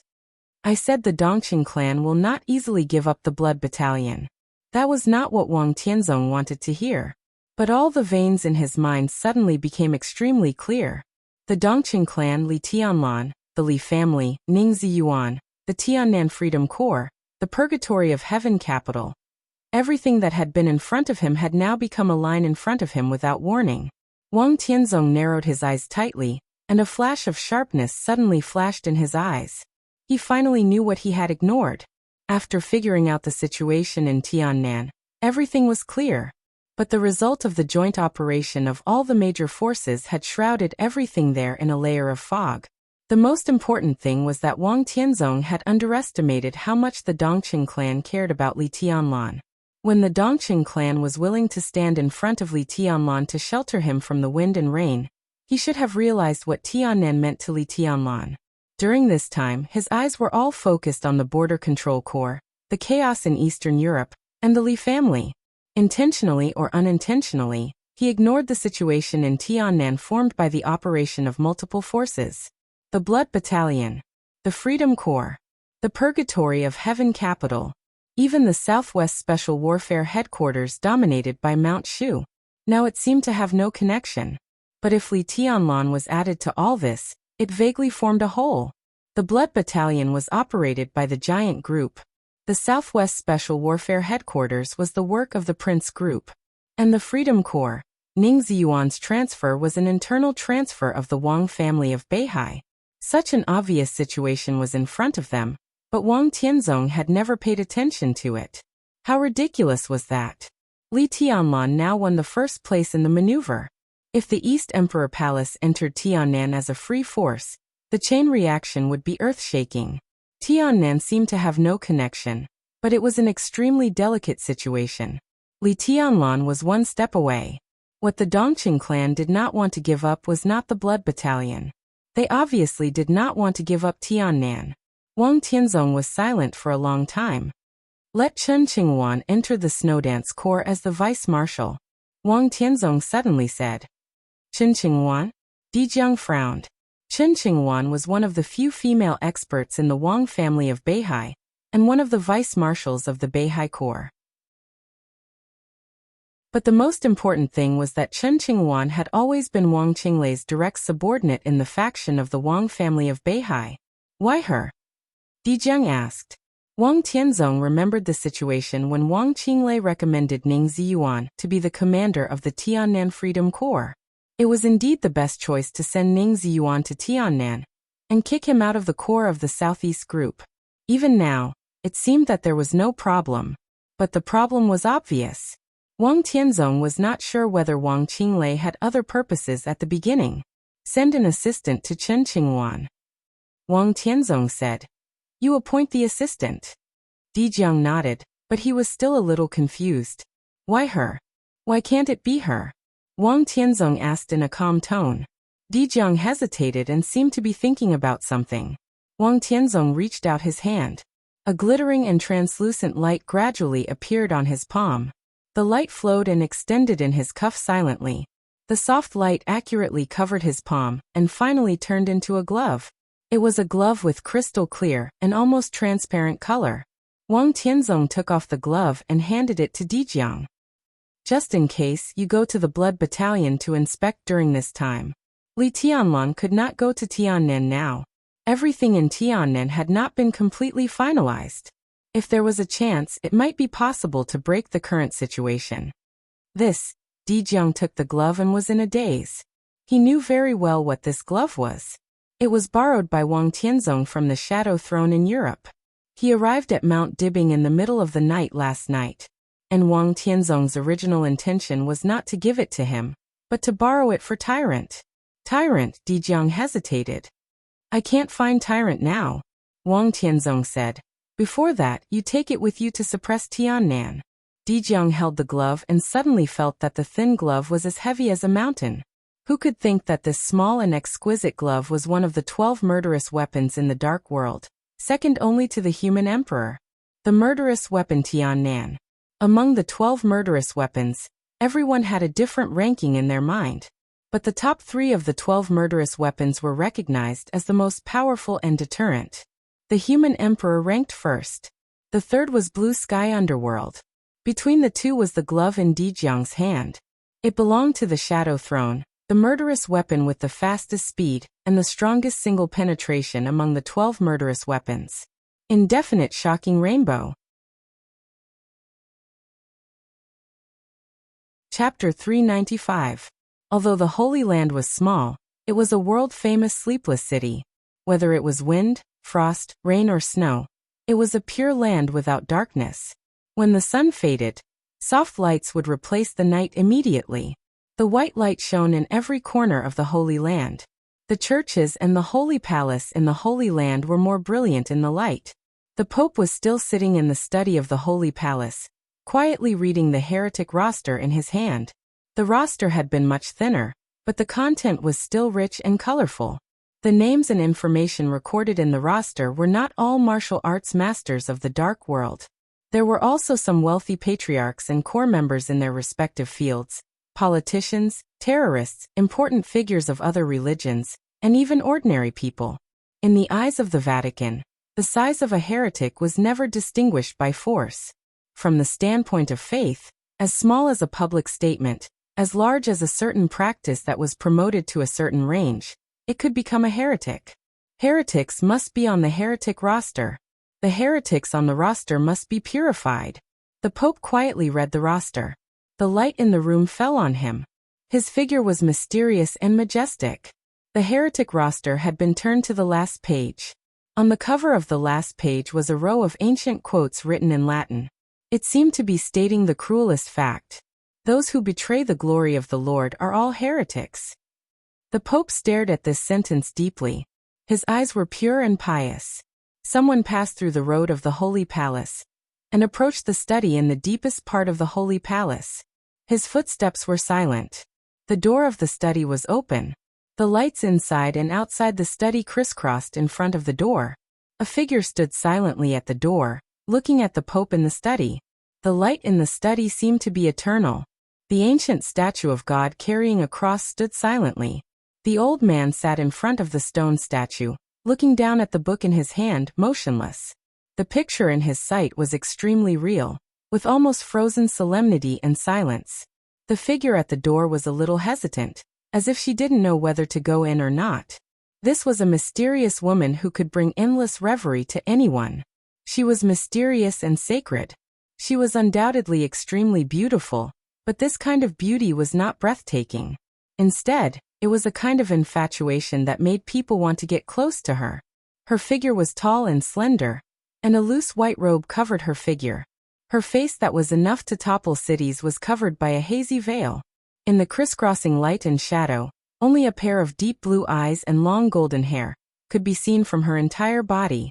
However, she had a kind of intoxicating charm. This kind of charm was so mysterious and holy. This was pure beauty. One didn't need to see her face. Just a pair of eyes was enough to cause people to sink in and be unable to extricate themselves. She stood in front of the door, like the bright moon in the sky covered by the lights, bright and gentle. The Pope remained seated, his head lowered as he stared at the roster in his hands. He didn't move at all, but the sound of pages turning suddenly rang out in the study. There was only the Pope in the empty study room.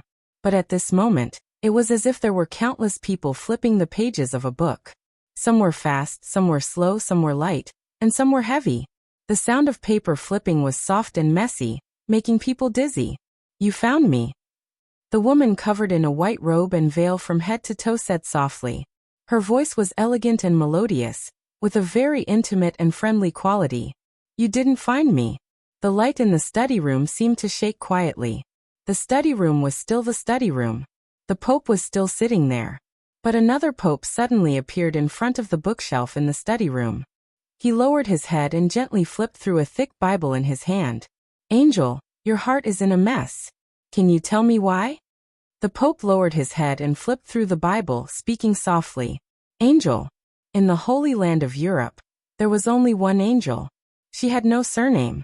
In the hearts of more than 1 billion believers of the Vatican, she was bathed in the glory of God, and was the child of God. The current Holy Virgin of the Vatican. Saint Angel. In the Vatican, her status could be said to be second only to the Pope, and even higher than the major cardinals. No. Holy Virgin Angel shook her head, and her tone was a little sad. I just thought of the chaos in Eastern Europe, so many innocent people. I am praying for the people of Eastern Europe. The light was slightly distorted. The Pope in the chair was still staring down. The Pope in front of the bookshelf was still flipping through the book. In front of the statue, another Pope suddenly appeared. He knelt in front of the statue and made the sign of the cross. His tone was distant and deep. Where heretics and heathens gather, there will always be darkness and blood. God said that I allow darkness to exist. But darkness can never be above light. The Pope stood up. He looked at Holy Virgin Angel and said meaningfully, who will cherish light without experiencing darkness? The Holy Virgin was silent. After a long time, she walked into the study room and whispered, I will remember your teachings. In the study room, the 3 popes in different postures still maintained their movements, staring, reading, and contemplating. They were lifelike, and it was difficult to distinguish the real from the fake. What is heresy? The Pope pondered for a long time before suddenly asking softly. Angel was stunned and replied almost instinctively, those who betray the glory of the Lord are all heresy. Some people shout the name of the Lord, but choose a different direction from the Lord. They will go to hell, and their end will inevitably be according to their actions. The Pope's voice was still gentle and kind, but his figure was extremely cold in front of the statue. They should all be judged. Angel bowed slightly and said calmly, they should all be judged. Go to Eastern Europe. The Pope said, Angel, bring your holy punishment priest. Cooperate with the saint warriors of Arcis to purify the darkness there, and sprinkle the glory of the Lord in all corners of Eastern Europe. Heresy needs to be judged, and those who are false believers who have distorted the glory of the Lord should also be judged. This is my duty, Angel said softly. The internal structure of the Vatican was simple and clear. The group of bishops, which often appeared in front of the world, was headed by red-robed archbishops. Chief bishops, diocesan bishops, archbishops, bishops, and priests were all members of the group of bishops. They were responsible for the daily operation of the Vatican, stabilizing the faith of believers, listening to the prayers of believers, and dispelling doubts.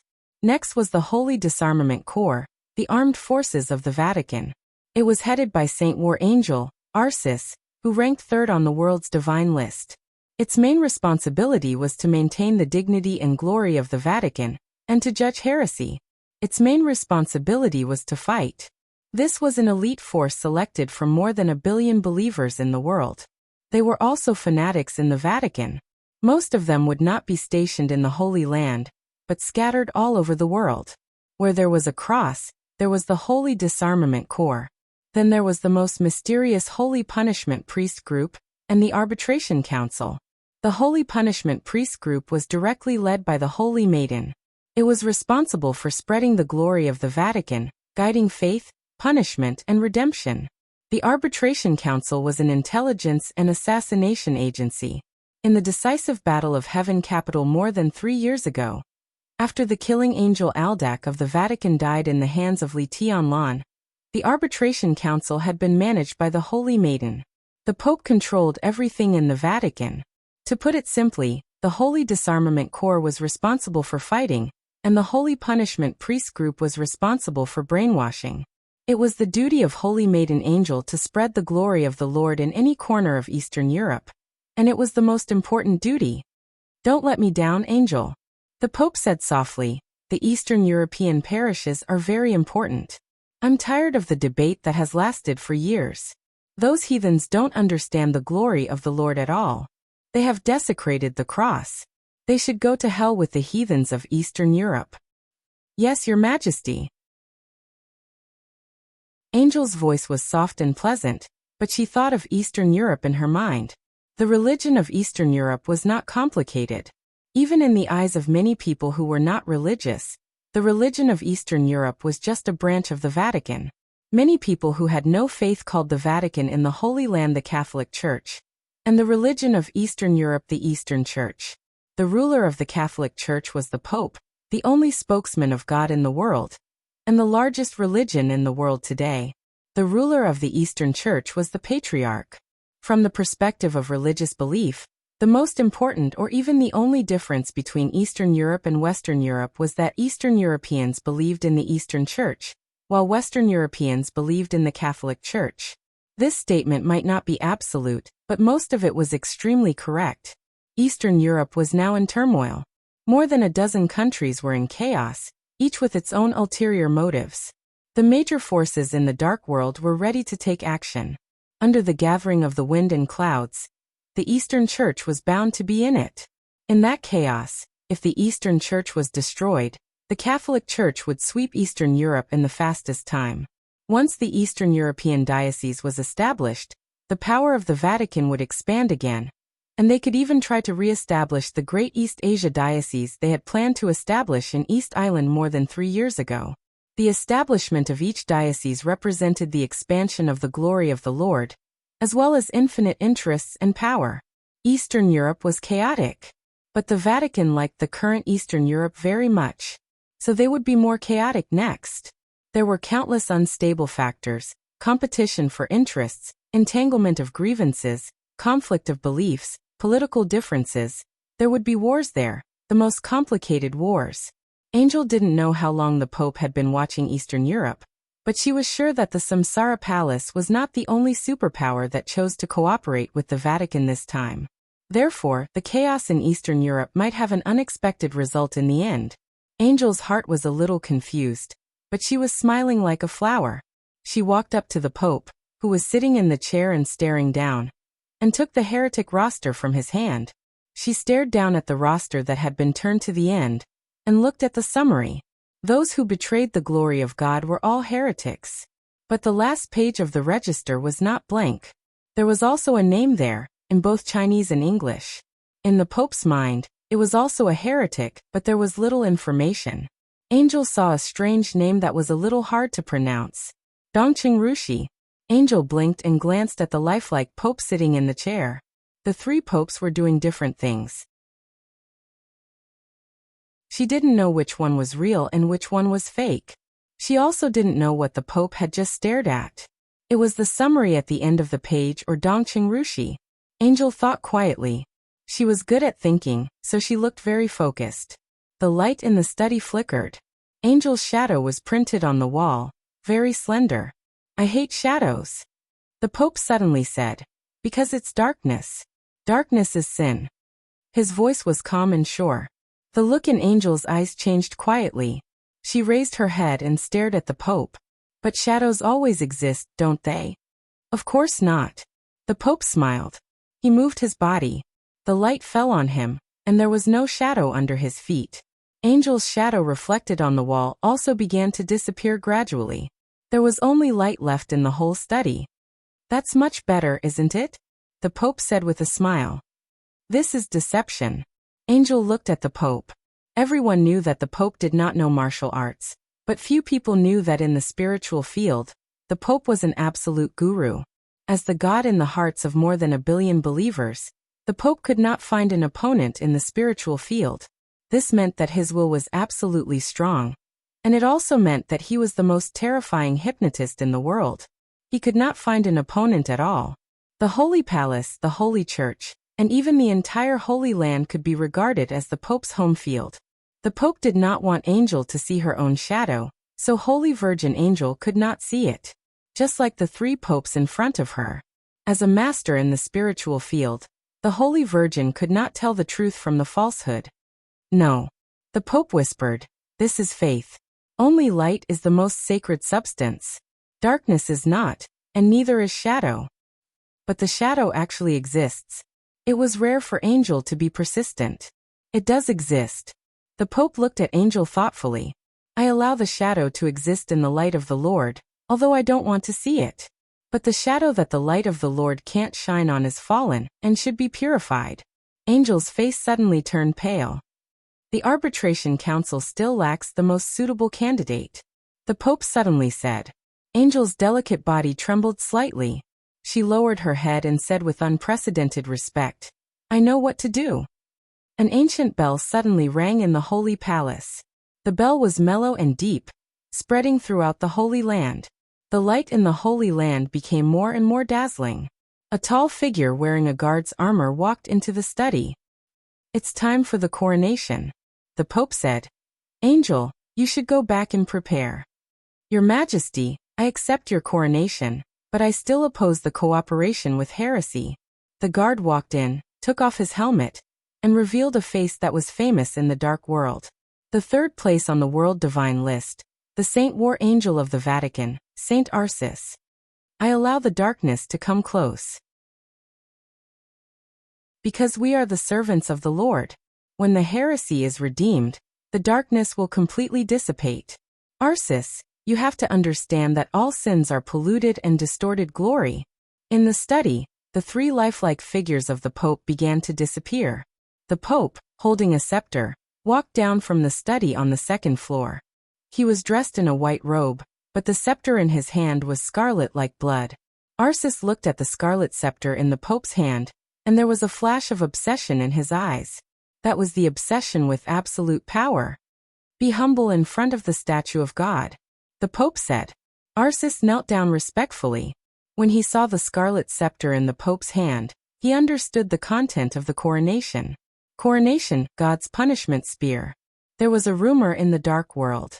There was always the bravest and most fearless warriors around the Pope, even if there were only ordinary people around him. Such a rumor was not wrong. And the secret was the coronation.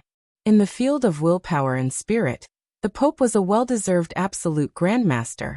The so-called coronation was the craziest fighting will that the Pope imposed on the warriors. It was a very sober but similar to hypnosis, which could maximize a person's potential.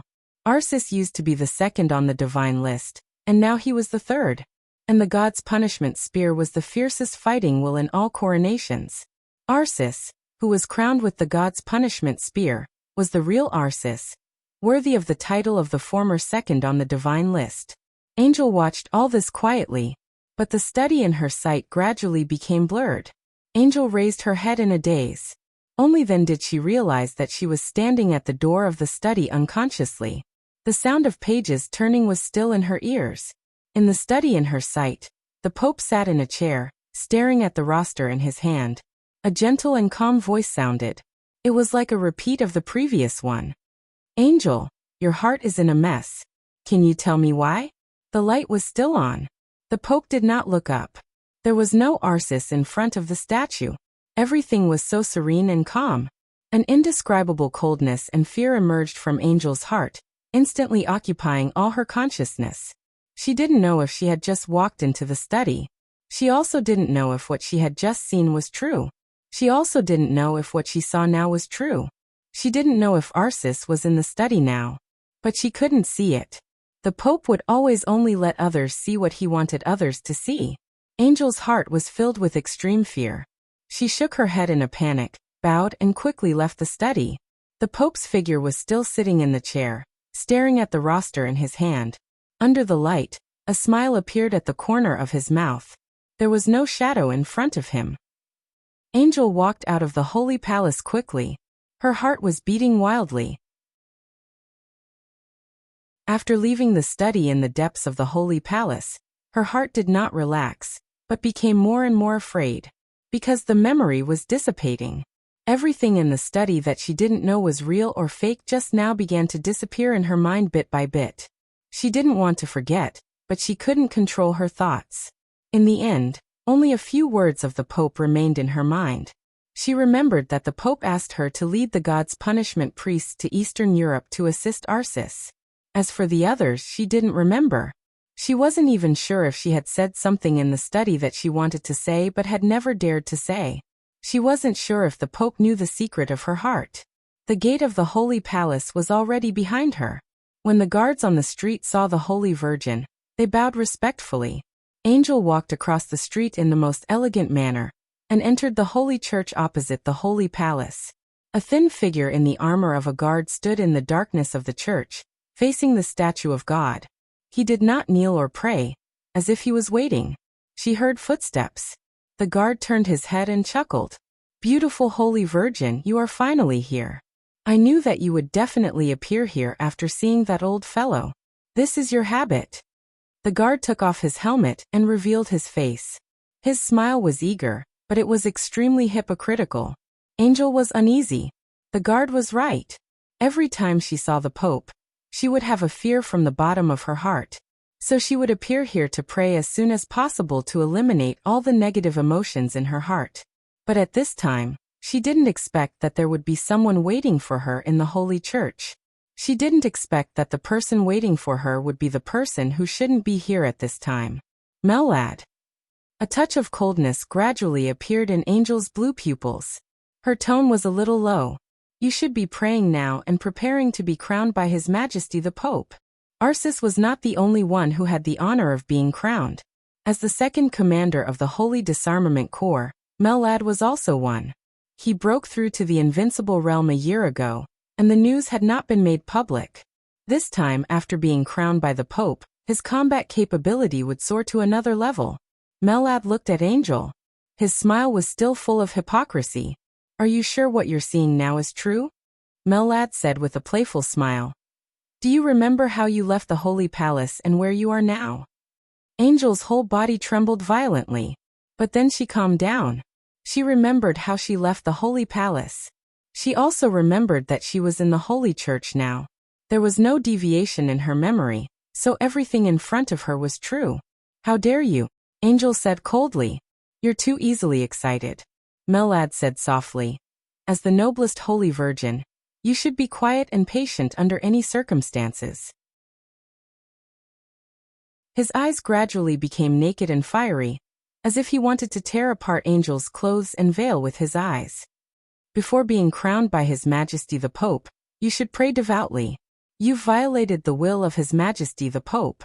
This is blasphemy," Angel said coldly. "So Your Highness the Holy Virgin is going to pronounce me a heretic next?" Mellad chuckled. Angel subconsciously took a step back and said in a deep voice, "Who the hell are you?" "I'm Mellad." Mellad chuckled and said, "Now, I'm just an ordinary guard who wants to make a deal with you." "Are you qualified to make a deal with me?" Angel sneered and said, "I'm the Holy Virgin of the Vatican. If you want to go to Eastern Europe, then I'm qualified to make a deal with you," Mellad said unhurriedly. "For example, I can keep a shadow for you. Look at me, I've forgotten. Your Highness the Holy Virgin, you don't even have a surname. It's really pitiful. I think there's a surname in the ancient East that suits you better. What do you think?" "Situ. What do you think?" Mellad's smile was a little strange, but his eyes were extremely serious. Angel's body suddenly stiffened. She stared at the deputy commander of the Holy Disarmament Corps in front of her, and her pair of quiet blue eyes almost spewed fire at this time. "What do you want?" Angel said coldly. There was a touch of killing intent in her eyes, but her whole person was still holy and mysterious. "I want a lot," Mellad said with a smile.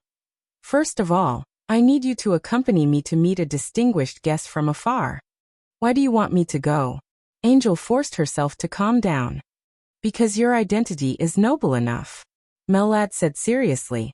"If you're not there, I may die, but I don't want to die. There's another chapter coming soon. Well, when you see this, it should have been updated." Chapter 396. There's still a big chapter ahead. Don't miss it. Oh, this chapter is today. N 25th. I have to go out during the day, so I can't write it. I haven't stopped updating. The only 5-star hotel in the Holy Land was not far from the Holy Palace. In the sanctuary, the closer a place was to the sacred palace, the more glorious it was. It also meant safety. Qin Weibai booked 2 luxury suites on the top floor of the hotel. Lin Fengting had his own room. Qin Weibai and Flaming Fire shared a room. They did not leave the sanctuary, but waited for news from the sacred palace. Qin Weibai needed to judge the entire dark world with the help of the Vatican. The Vatican also needed to use the chosen one of the Samsara Palace to clean up the heretics. The two sides had a basis for cooperation, which was why they had today's negotiation. She would stay in the sacred region for 2 days. After ascertaining the strength of the Vatican, he would formulate his own plan, according to the strength of the Vatican. Qin Weibai had a lot to think about. That was why she was not sleepy at all. Flaming Fire sat quietly opposite Qin Weibai and looked down at the brightly lit Holy Land through the window of the balcony.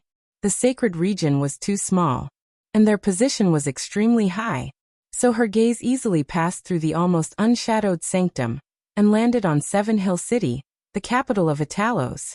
There were lights in Seven Hills City, but there was also darkness. Compared to the sacred region that was full of lights, the flourishing place where light and darkness mingled was the most realistic. Flaming Fire withdrew her gaze, feeling a little bored. Qin Weibai was also looking out of the window with a teacup in her hand. Her gaze was a little unfocused, and her attention was clearly not focused on the sacred region. Flaming Fire was used to her boss's state. She had been with her boss for a long time. But in most cases when there was no business, Qin Weibai was so silent, and then in silence, she came up with one huge plan after another to promote the development of Samsara Palace. In Flaming Fire's opinion, the boss who was in deep thought was undoubtedly the most charming. Even as a woman, Flaming Fire would unconsciously be intoxicated by him. The two sat on the balcony in silence. Qin Weibai's natural body fragrance wafted over. Flaming Fire sniffed quietly. A touch of happiness quietly appeared on her pretty face, which had always been cold and elegant in the past. This was the scent that made her feel at ease the most. In order to pursue this scent, she would rather fall from the human world straight to hell. Qin Weibai moved a little and took a sip of tea. "Boss, want to play chess?" Flaming Fire asked softly. Qin Weibai shook her head. All her thoughts were now immersed in the chaos of Snow Country. The Samsara Palace had the strongest sword, but it was also the weakest force. In such a situation, she needed the power that could be used, whether it came from an enemy or a friend, as long as it could be used. It was because of this that she decided to go to the sanctuary. She was in good contact with the Vatican, but she did not have enough power. After all, she was not only concerned about the Wang family of Beihai. He wanted to judge the entire dark world. Then he would have to be the enemy of the entire dark world. How much power was enough? "Look for Mr. Lin," Qin Weibai suddenly said. "If he's not asleep, I'll treat him to tea." Flaming Fire answered, stood up, walked out of the room, and knocked on the door of the suite opposite. Lin Fengting quickly opened the door and raised his eyebrows in confusion. "Boss, please have a cup of tea," Flaming Fire said expressionlessly. Lin Fengting was really good-tempered. He smiled and nodded. He followed Flaming Fire into the room and sat down opposite Qin Weibai. "Can't sleep?" he asked with a chuckle. "Isn't it the same for Mr. Lin?" Qin Weibai smiled and handed Lin Fengting a cup of tea. The tea was ordinary and tasteless. Lin Fengting wanted to smoke, but he resisted. He shook his head and said with a smile, "I'm your bodyguard this time." A bodyguard should have the consciousness of a bodyguard. People always say that the Pope doesn't know martial arts, but today I see that the old man is not simple. He's even dangerous. Now that I'm so close to him, how can I sleep well? The Pope really doesn't know martial arts, Qin Weibai said calmly. Lin Fengting raised his eyebrows, picked up the teacup, and said nothing. But not knowing martial arts doesn't mean that he's not dangerous. Qin Weibai said softly, "In the spiritual field he's a well-deserved god, the strongest hypnotist, and no one can match him." Hypnosis. Lin Fengting had a headache. The ancestor of the Lin clan once had an amazing hypnotist. This kind of person could not know martial arts, but sometimes he was more terrifying than any expert. That kind of unpredictable weirdness was more helpless than fighting with real knives and guns. The strongest hypnotist? Didn't that mean that even an invincible realm expert could fall into it if he was not careful? Is he a threat to people like us? Lin Fengting asked in an incredulous tone. The tenacity of the willpower at the peak of the invincible realm was completely impeccable. The spiritual field. How could their spirits be worse than others when they could reach the peak of the invincible realm in martial arts? It shouldn't be. Qin Weibai shook her head. You have to see him with your own eyes. In the face of an expert at the peak of the invincible realm, he shouldn't be able to do too much, unless you are willing or in a seriously injured and unstable state. But in the Pope's state, it's extremely difficult for an expert like you to kill him. We just saw him at noon. Lin Fengting reminded her with a stiff expression. It's fake. Qin Weibai shook her head. We didn't even go into his study at noon. The corner of Lin Fengting's mouth twitched fiercely. Isn't that the same as being fooled? Lin Fengting said helplessly. He can confuse you, but he can't threaten you. I can barely protect myself in front of him. But it's impossible for me to do anything to him. Anyway, this kind of person is not to be trifled with. He is the Pope, a deity who can be said to be the largest force in the world. How can he be ordinary? Just try not to get in touch with this kind of person in the future. Qin Weibai smiled. Lin Fengting narrowed his eyes and nodded. You called me here just to talk about the Pope? He asked. No. Qin Weibai shook her head and seemed to be a little hesitant. Lin Fengting looked at Qin Weibai quietly and waited for her to continue. The Pope can't be trusted.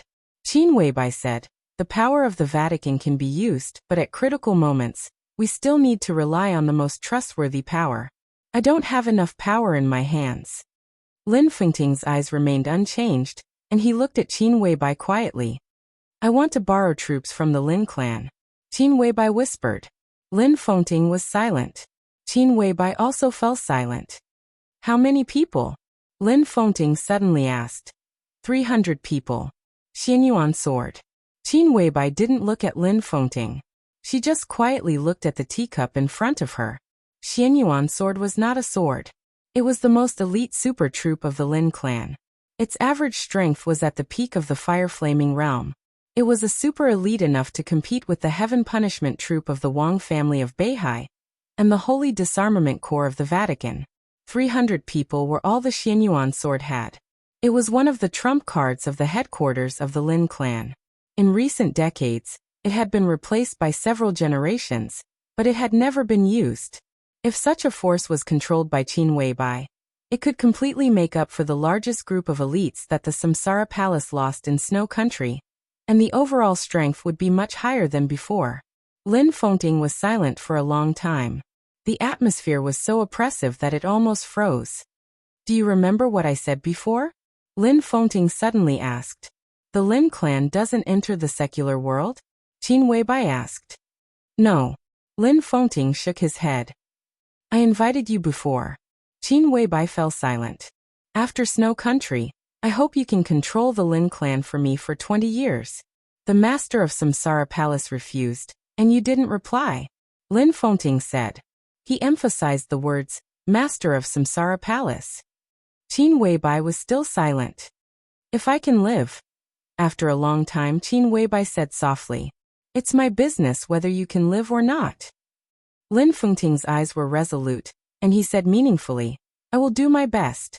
It's your business whether you want to live or not. Qin Weibai's face was a little pale. There were countless people in the world who were unwilling to face the world. There were only two extreme reasons. Because the world was too cruel.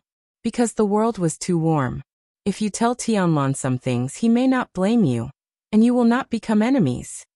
Lin Fengting said calmly. Do you believe what you said? Qin Weibai looked up at Lin Fengting. Lin Fengting was silent. He really didn't know whether he believed it or not. If he couldn't figure it out, he would not think about it. Lin Fengting asked simply, Are you willing to do it? Qin Weibai was silent again. After a long time she nodded.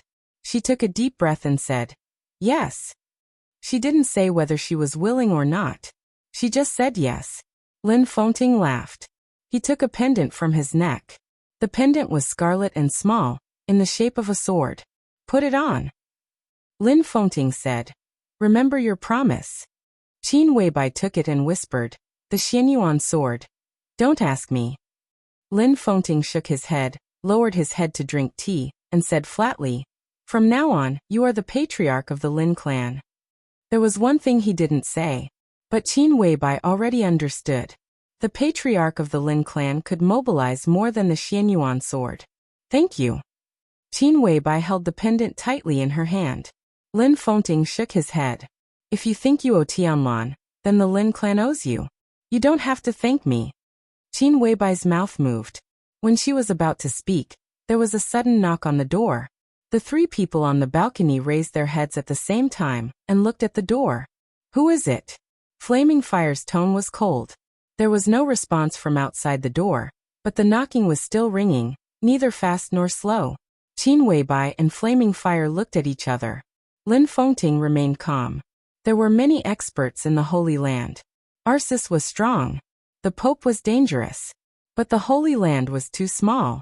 Lin Fengting couldn't destroy the Holy Land with one sword, but if he wanted to take Qin Weibai away, no one could stop him. Flaming Fire took a deep breath and glanced at Qin Weibai. Qin Weibai nodded. Flaming Fire walked over, opened the door calmly, and raised her eyebrows slightly. A woman in white stood quietly outside the door. The woman's face was covered with a veil, revealing only a pair of charming blue eyes. She was followed by a guard of the Holy Palace wrapped in armor, who seemed to be protecting her. Flaming Fire frowned slightly. Let me introduce myself. The woman smiled and said elegantly, I'm Angel. On the balcony, Qin Weibai raised her head and stood up at the same time. Your Highness the Holy Virgin of the Vatican? She walked over slowly and asked calmly. That's me. Angel nodded with a smile and looked at Qin Weibai. Her eyes were a little curious and amazed. Come in. Qin Weibai's tone was brief. Angel walked in slowly, and so did the guard beside her. Qin Weibai frowned. As the Holy Virgin of the Vatican, she was visiting others in the Holy Palace. Even her bodyguard followed her in. Was she being overly cautious? Or was it something else? Whatever the reason, she couldn't see Angel's sincerity. What's the matter? Qin Weibai asked. Angel's face also became cold. I have nothing to do. She took a step to the side and pointed to the guard who came in with her. He's looking for you. Qin Weibai was stunned and looked at the guard beside Angel. Before she could figure out what a guard who could trouble the Holy Virgin to lead the way in person meant, the guard standing quietly in the room had already laughed. His smile was low and evil, hoarse like a night owl. Qin Weibai's bright eyes narrowed slightly and she said calmly, Take off your helmet. Of course. The guard smiled and said, This is the minimum sincerity. The Holy Virgin Angel looked blank. But Qin Weibai was a little surprised. The guard spoke Chinese, and his pronunciation was perfect, without any awkwardness. But under the helmet was a very standard white face. This was a middle-aged white man about 40 years old. He had fiery red hair and a tough face. He was a well-deserved middle-aged handsome man. Qin Weibai knew this person. So she was a little surprised.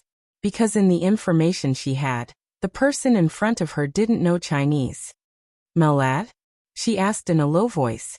She felt a little strange in her heart. It was a feeling that things were gradually getting out of control. It was very annoying. She didn't like it at all. Oh, you really know my identity. Melad smiled very happily, and his eyes looked extremely eager.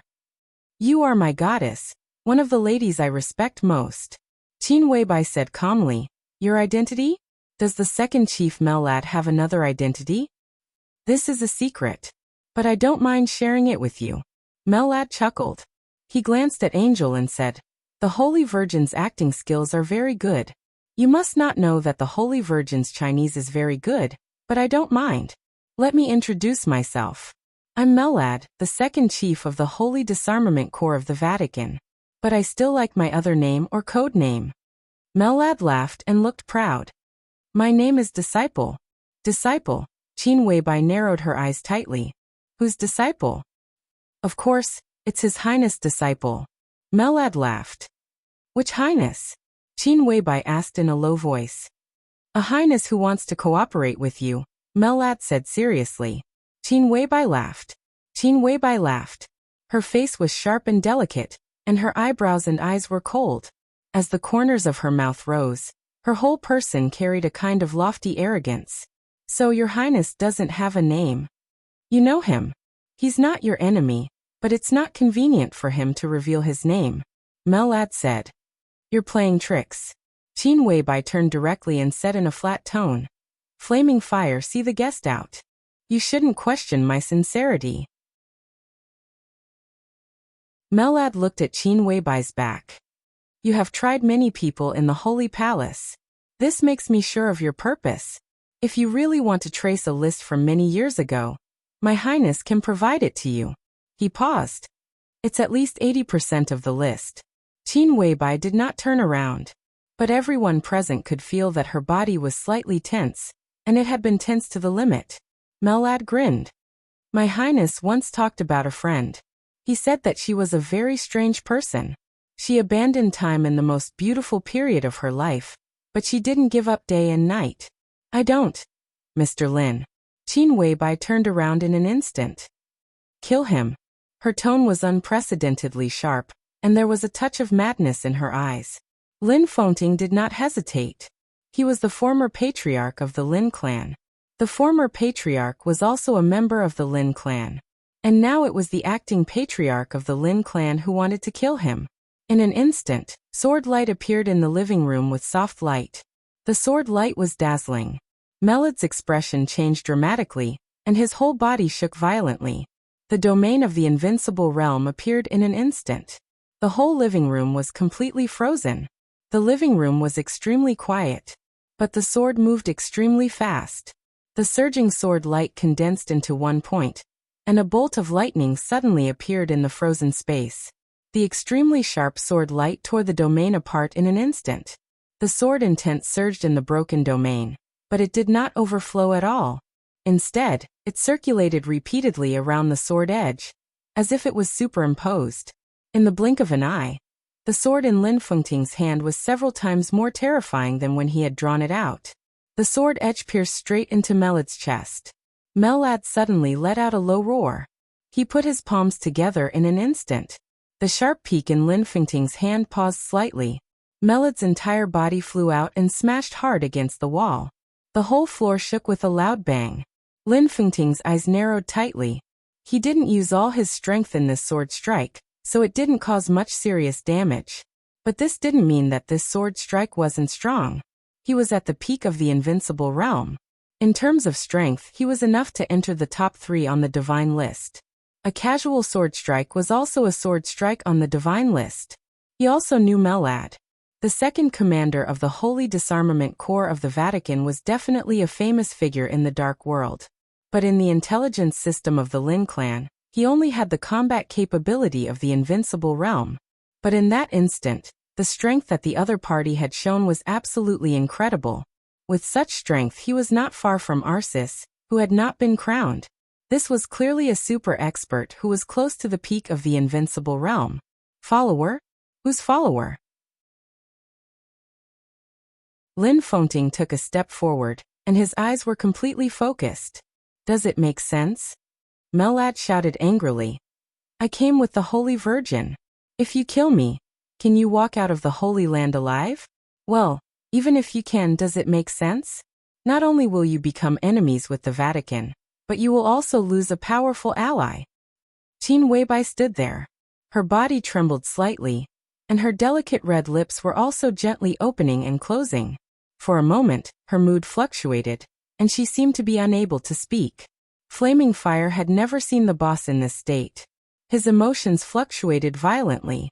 He wanted to destroy everything with madness and sadness, as well as a little surprise and disbelief that he had lost his usual calmness. Countless complex emotions flickered in his pupils. Flaming Fire didn't know why the boss was so excited. She thought of the words of Melad, who claimed to be a follower. Some people abandoned time, but did not give up day and night. Who is your highness?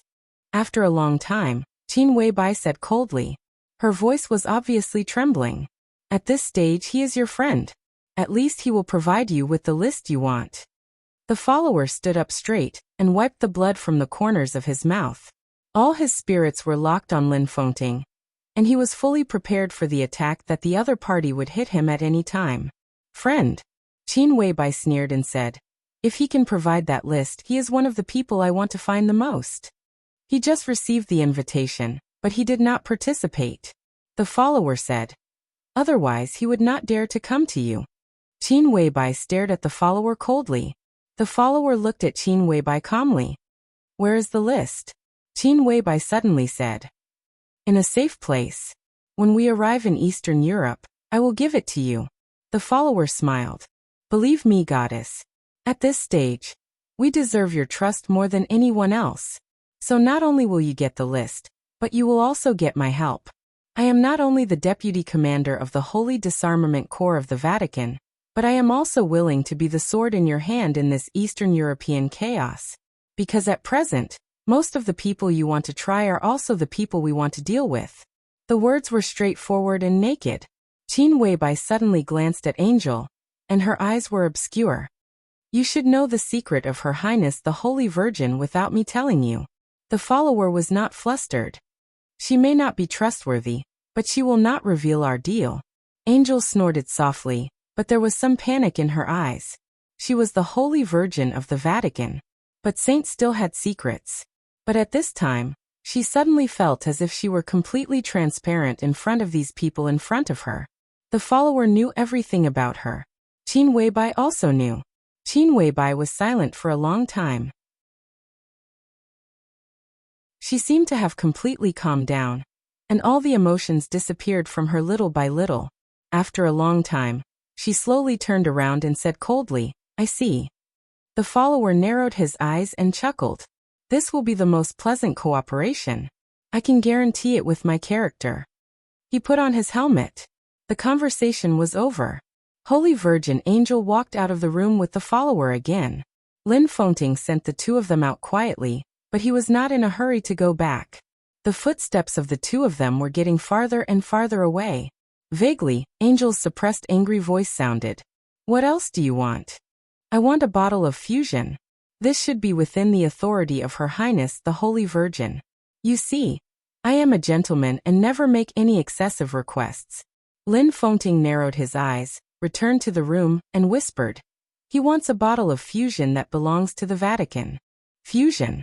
One of the top gene potions of the Vatican. Qin Weibai nodded and held the teacup. She did not seem surprised. Lin Fengting looked at Qin Weibai quietly. He also remembered the follower's words. Some people abandon time but did not give up day and night. He didn't know why Qin Weibai was so excited. He just felt that this sentence was a little contradictory. If he really abandoned time, how could he not give up day and night? And who was the highness behind the follower?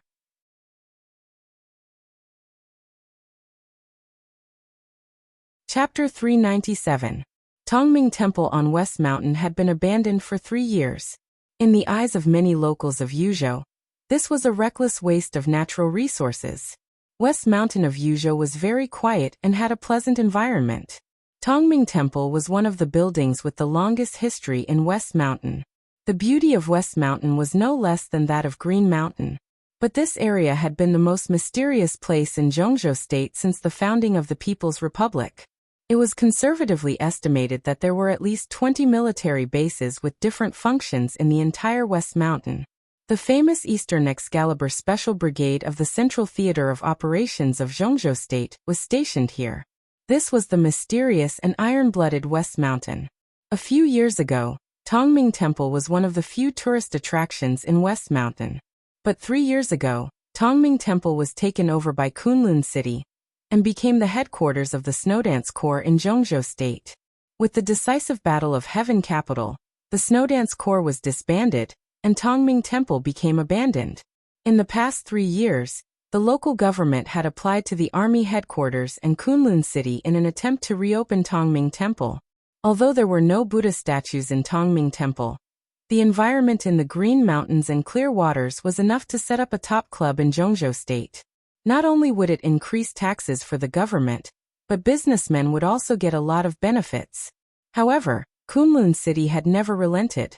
Now, with the restart of the Snowdance Corps, it had once again become the base of the Snowdance Corps in Jeongjo State. For 2 days after the high-level meeting, Lee Tianlan had been staying in Tongming Temple. Time was running out. The entire special warfare system of Jeongjo State was in action. As the only special warfare corps established after the Border Control Corps in Jeongjo State, and it was a sharp sword for foreign expeditions, the high-level officials had extremely high requirements for the Snowdance Corps.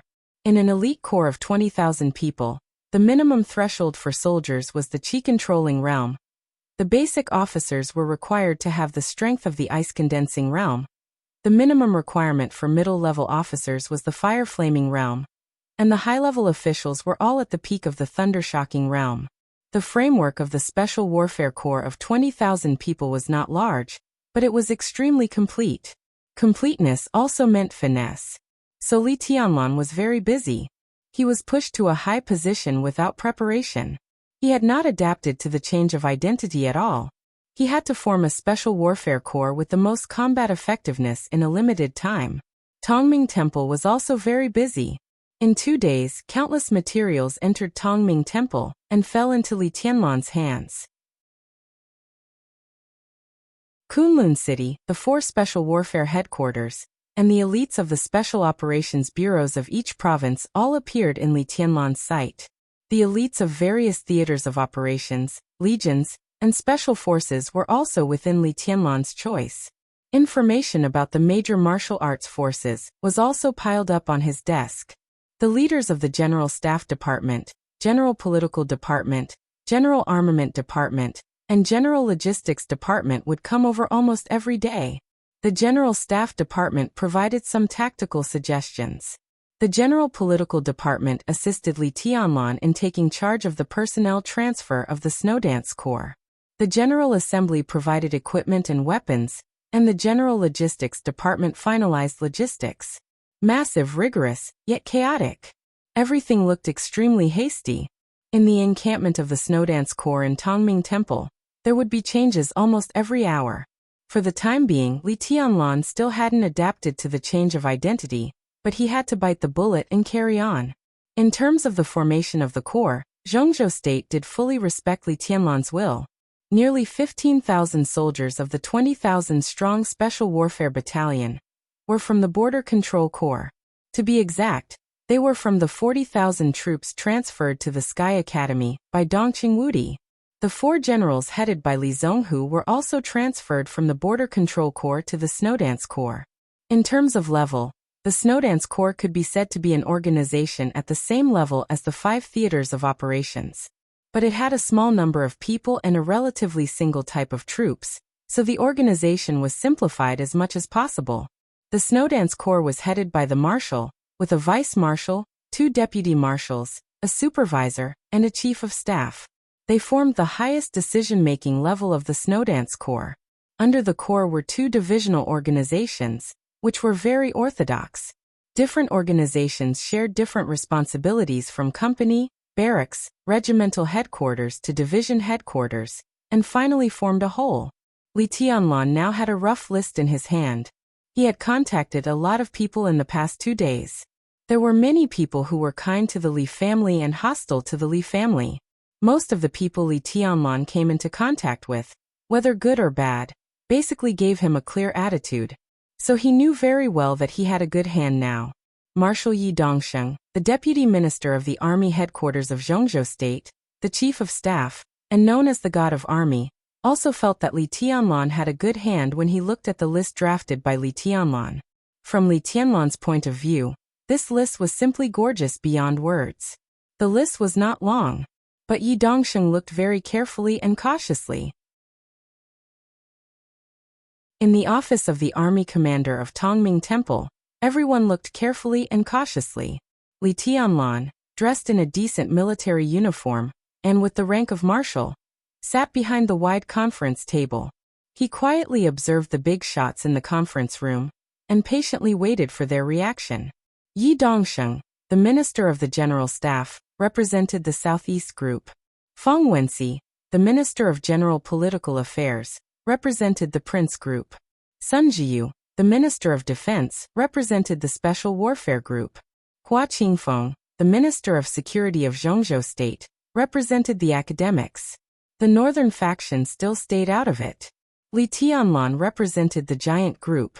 The representatives of the 5 groups were silent. There was not much time. The preparation of the Snowdance Corps had reached the final stage. Li Tianlan, the army commander, drew up a list.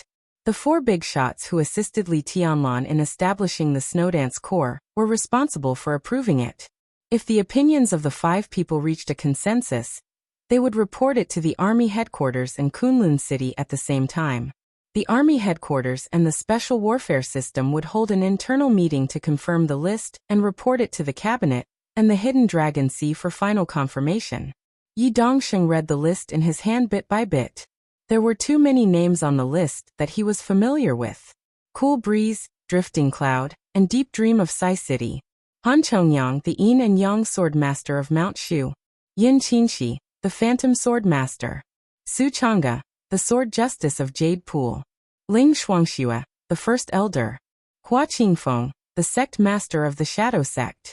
All the famous experts in Zhongzhou State held different important positions in the Snowdance Corps.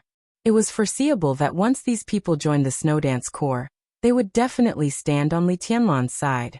Cool Breeze and Drifting Cloud were both candidates for the deputy commander of the Snowdance Corps. The candidate for the chief of staff was Han Chongyang, the sect master of the Shadow Sect. There were 6 people at the highest decision-making level in the Snowdance Corps. But after entering Eastern Europe, there were 7 people. There was also a general of the giant group, Cheng Huaining, the current commander of the Arctic Ocean Command. Among the higher-ups, Li Tianlan would have an absolute advantage. At the grassroots level, nearly 3/4 of the soldiers came from the Border Control Corps. Now it had only been 2 days since the final maneuver. No one would forget the scene of 40,000 troops kneeling on one knee to Li Tianlan at the same time after the maneuver. This was indeed a good hand. As long as Li Tianlan was not stupid, his authority in the Snowdance Corps would be unshakable. This also showed that when Dongqing Wudi and Wang Tianzong sat at the gambling table, the giant group, Jade Pool, and Sai City had all clearly taken sides. And Mount Shu and the academics also supported part of the power. Yi Dongsheng's face was calm, but there was a little surprise in the depths of his eyes. He waved the list in his hand and said with a smile, "Your Highness has thought it through. I agree with this list. Marshal Yi is known as the God of Army. I feel at ease to get your affirmation." Li Tianlan chuckled, but his eyes were indifferent. "I agree with this list, too." Hua Qingfeng, the Minister of Security of Zhongzhou State, smiled and was the second to express his attitude. He was the candidate for the Chief of Staff of the Snowdance Corps. As one of the core forces of the academics, the sect master of the Shadow Sect personally joined Li Tianlan's Snowdance Corps. The support of the academics was great. The other 2 frowned slightly, hesitated for a moment, and finally nodded without saying much. In the discussion of the 5 people, 3 of them had already made their attitudes clear. Even if they had different opinions, it was useless. I will collect some opinions from within the Snowdance Corps, sort them out, and report them to the army headquarters in Kunlun City together with this list. Fang Wenxi, the Minister of the General Administration, stood up and smiled. "Your Highness, if there is no accident, the Snowdance Corps can be completely determined tonight." Li Tianlan nodded, stood up, and reached out his hand. "Thank you, Minister Fang." Fang Wenxi shook his head, shook hands with Li Tianlan, and turned to leave first. Yi Dongsheng narrowed his eyes and chuckled. "Your Highness's courage and spirit are really amazing." Li Tianlan glanced at him and said indifferently, "Marshal Yi, do you have anything to teach me?" "No." Yi Dongsheng wanted to say something but stopped on second thought. Finally he smiled and said, "It's just a sigh." He looked at Li Tianlan with a complicated look in his eyes. Those who knew Yi Dongsheng's upward trajectory knew his story. The Yi family of Yuzhou was a well-deserved wealthy family in Zhongzhou State. In Yuzhou, it was one of the few behemoths whose foundation could be compared with the Bai family. In the past hundreds of years, it was a wealthy family that had produced more than one president. It had always been in the first-line sequence of the Southeast Group. It had always had a close relationship with the Wang family of Beihai, advancing and retreating together. But as for Yi Dongxing himself, he was a capable man cultivated and promoted by Li Honghe. He respected and admired Li Honghe, but his personal relationship with Wang Tianzong was also deep. The contradiction of personal feelings. The contradiction between his personal position and the family position suddenly became extremely clear after the collapse of the Li family. No one knew if Yi Dongxing had experienced a struggle in his heart, but his current position had already explained his choice. Yi Dongxing felt helpless. For many years, he had been standing by Wang Tianzong's side. But every time he saw Li Tianlan, he would still think of Li Honghe's cultivation and promotion of him in those years. He wanted to remind Li Tianlan of something, even if it was only a few words.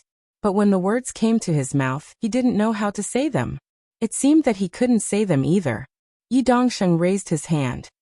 He put the list in his hand on the desk in front of Li Tianlan, and looked deeply into Li Tianlan's eyes. Li Tianlan's eyes were calm and indifferent, stable and deep. "Your Highness, be careful. I wish you a triumphant return as soon as possible." Yi Dongxing smiled and said softly. Li Tianlan glanced at him and nodded. "Thank you." Yi Dongxing turned and left. Li Tianlan looked at his back and was silent for a long time. He could feel Yi Dongxing's complicated mood at that moment. So his last sentence of "be careful" was particularly meaningful. Li Tianlan knew what that sentence meant, because everyone in Zhongzhou State was looking forward to him taking out the list. Li Tianlan was the core of the Snowdance Corps, but the entire Snowdance Corps was the result of the joint action of several wealthy families and forces in Zhongzhou State. The specific composition of the Snowdance Corps was also equivalent to the attitude of the wealthy families. Wang Tianzong's purpose of supporting Li Tianlan's promotion was self-evident. Perhaps he had never said that he wanted to replicate the treason case 20 years ago. But at this time, no one would ignore that possibility. The chaos in Eastern Europe was so dangerous, which also meant that the wealthy families might have different choices. Wang Tianzong and Dongqing Wudi were sitting on the gambling table at this time. Once Wang Tianzong started the treason case, it meant the beginning of the cruelest game between the Giant Group and the Southeast Group. If he won, Li Tianlan would get the Snowdance Corps and the expected prospects in the future. If he lost, the Giant Group would be doomed eternally. In everyone's view, such a gambling game was unfair, so Dongqing Wudi had other choices. He couldn't get off the gambling table now, but he could choose to throw away the cards in his hand when Wang Tianzong put down his chips. Although he would lose the chips he put down at the beginning, at least he wouldn't lose all of them. Although Dongqing Wudi was a director of Zhongzhou State and the executive minister of the army headquarters, it was not shameful to lose to Wang Tianzong and the Wang family of Beihai. So the list that Li Tianlan took out became the key to Dongqing Wudi's choice. If Li Tianlan took out a bad card and there were no real figures in the Snowdance Corps, it proved that Dongqing Wudi gave up the cards in his hand and Li Tianlan. But now Dongqing Wudi gave Li Tianlan a good card. More than 10,000 of the strongest elites of the Border Control Corps, several famous experts and generals of the Dongqing clan, and even persuaded the Sword Justice and First Elder of Jade Pool. On the gambling table between Dongqing Wudi and Wang Tianzong, he not only did not throw away the cards in his hand, but also bet all his chips fiercely. Even Sai City, Jade Pool, and even Mount Shu and the academics had never given up their support for Li Tianlan. Li Tianlan would have the absolute right to speak in the Snowdance Corps. But could all of this change the final outcome? No one could predict the result. Li Tianlan's good cards were worthy of the name. But the problem was that for everyone today, Wang Tianzong was equivalent to a king bomb. What kind of good cards could resist him? Be careful. Li Tianlan lowered his head deep in thought. This "be careful" was like a reminder or a courtesy. Li Tianlan didn't understand what Yi Dongxing meant. General Yi still can't let go of Senior Li's help. A gentle voice suddenly rang out. However, that's all he can do. This reminder is also the greatest amount of support he can offer. He has a good relationship with Wang Tianzong, and they are like brothers. He can't give Your Highness any other help. Li Tianlan raised his head, a little surprised. Standing in front of him was Hua Qingfeng, the Minister of Security of Zhongzhou State. He didn't leave the office after the discussion. His mentality is quite contradictory. Li Tianlan smiled calmly, took out a cigarette, and handed it to Hua Qingfeng. It's really contradictory. Hua Qingfeng took the cigarette, took a deep breath and said calmly, but who doesn't? For example, I came here this time to represent the academics' support for your highness. Now we are friends. But if the Wang family of Beihai really starts another case of treason, and repeats the tragedy more than 20 years ago, when the general trend is settled, the academics will also stand on the side of the Southeast group. Li Tianlan glanced at Hua Qingfeng, and his eyes were a little strange. He was not surprised by the academic's choice. No matter how close an ally was, it was a completely different concept from one's own people. In the Snow Empire, before he truly entered a hopeless situation, the academy would always support his actions. But if the general trend was really set and could not be reversed, it was reasonable for the academics to abandon him and cooperate with the Southeast group. This had nothing to do with being despicable or shameless. It was just the simplest choice and trade-off in politics, in order to pursue a new balance. Everyone could understand the reason. But Li Tianlan didn't expect Hua Qingfeng to say it. It's very realistic, Li Tianlan said with a smile. But it's acceptable. I can't change the academy's choice at the last moment, but I can change my approach, Hua Qingfeng said. Li Tianlan chuckled and didn't comment. He walked to the window and looked out at the Tongming temple with birds singing and flowers fragrant. The early morning sun fell, and the temple was peaceful. Hua Qingfeng looked at his back. Until today, this was the second time he saw Li Tianlan, but they were two completely opposite feelings.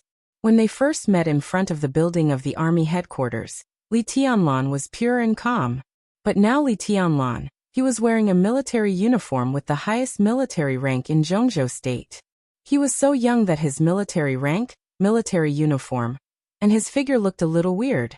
But in fact, this military uniform actually fit him very well. He stood there with his back to Hua Qingfeng. He was still pure, but there was a hint of looming strength and thinking. Your Highness, you don't believe me? Hua Qingfeng asked. If I'm destined to fall, will the sect leader really change his choice? Even if he does, what's the point? Li Tianlan asked. He called the sect leader, not the minister. The former represented the shadow sect. The latter represented himself. The latter, on the other hand, represented the elites of the academy. Hua Qingfeng's eyes narrowed and he said seriously, if things really come to that point, I'll go with the flow. Although I'm not talented, I know the consequences of going against the general trend. But before things come to that point, the shadow sect is willing to support your highness unreservedly. His words were very clear. There was another meaning in this sentence. Even though the academics had expressed their support for him, they had their reservations. Li Tianlan didn't move and said expressionlessly, could express many meanings such as doubt, affirmation, questioning, or contempt. Hua Qingfeng didn't know what this meant for a moment. He was silent for a while and said calmly, the shadow sect is willing to cooperate with your highness without reservation. What's the reason? Li Tianlan asked. Hua Qingfeng hesitated and finally said with a wry smile, you can think of it as self-protection. Self-protection? Li Tianlan turned around and looked at Hua Qingfeng. Hua Qingfeng's strength was definitely not weak. Any expert of the half-step invincible realm, or even the peak of the thunder-shocking realm, was enough to be a rare expert in a country. The shadow sect was not weak either. Hua Qingfeng's disciples were all over Zhongzhou state.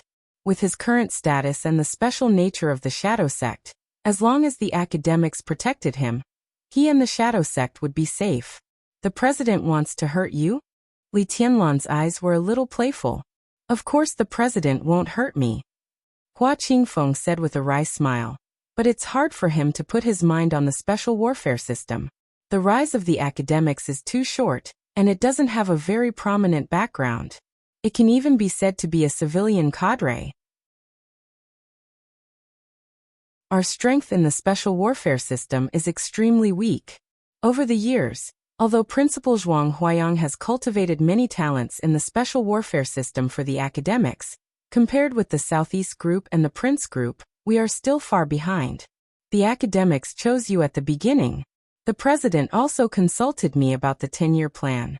Now, the 10-year plan still counts, but your relationship with the giant group has caused some disagreements within the academics. Some people in the group have even suggested that the president focus on the military and politics and temporarily give up the right to speak in the special warfare system. Go on. Li Tianlan nodded. The president is under a lot of pressure. Although the academics is now the ruling group, it is destined to be restrained because of its lack of foundation. After the president retires, it will also be jointly squeezed by several other groups. The president's layout is very difficult. At this time, if there is no accident, it is a very correct choice for the group to focus on the military and politics. The president is likely to accept this suggestion. So, Li Tianlan looked at Hua Qingfeng and said, if the president accepts this suggestion, are you worried that the shadow sect is likely to become one of the bargaining chips in the deal between the president and other groups? Hua Qingfeng was a little helpless, but he still nodded. Li Tianlan was silent. In fact, Dongqing Wudi had talked about this problem with him for a long time, especially the shadow sect, which was evaluated by Dongqing Wudi as one of the most worthy targets. What Hua Qingfeng didn't know was that the truth was actually more exaggerated than he had predicted, and the pressure on President Li Huaqing was also much greater than he had imagined. After all, the rise of the academics was too short. They stood at the commanding heights of power, but it was difficult for them to suppress the veteran groups. With the help of Li Huaqing's position, it was rare for them to not fall into a disadvantageous position. Li Huaqing's term of office still had 3 to 4 years. He had to make arrangements for the academics in advance after he retired, and strive to not be squeezed too badly by the major groups. There was no doubt that the academics wanted to get more bargaining chips to use in the future, by focusing on the military and politics. However, according to Dongqing Wudi's analysis, it was extremely difficult for Li Huaqing to achieve this goal, and he was bound to give up some other things. Li Tianlan thought about the inside story that Dongqing Wudi had told him. After a long silence, he asked, "What can you give me?" Hua Qingfeng was shocked.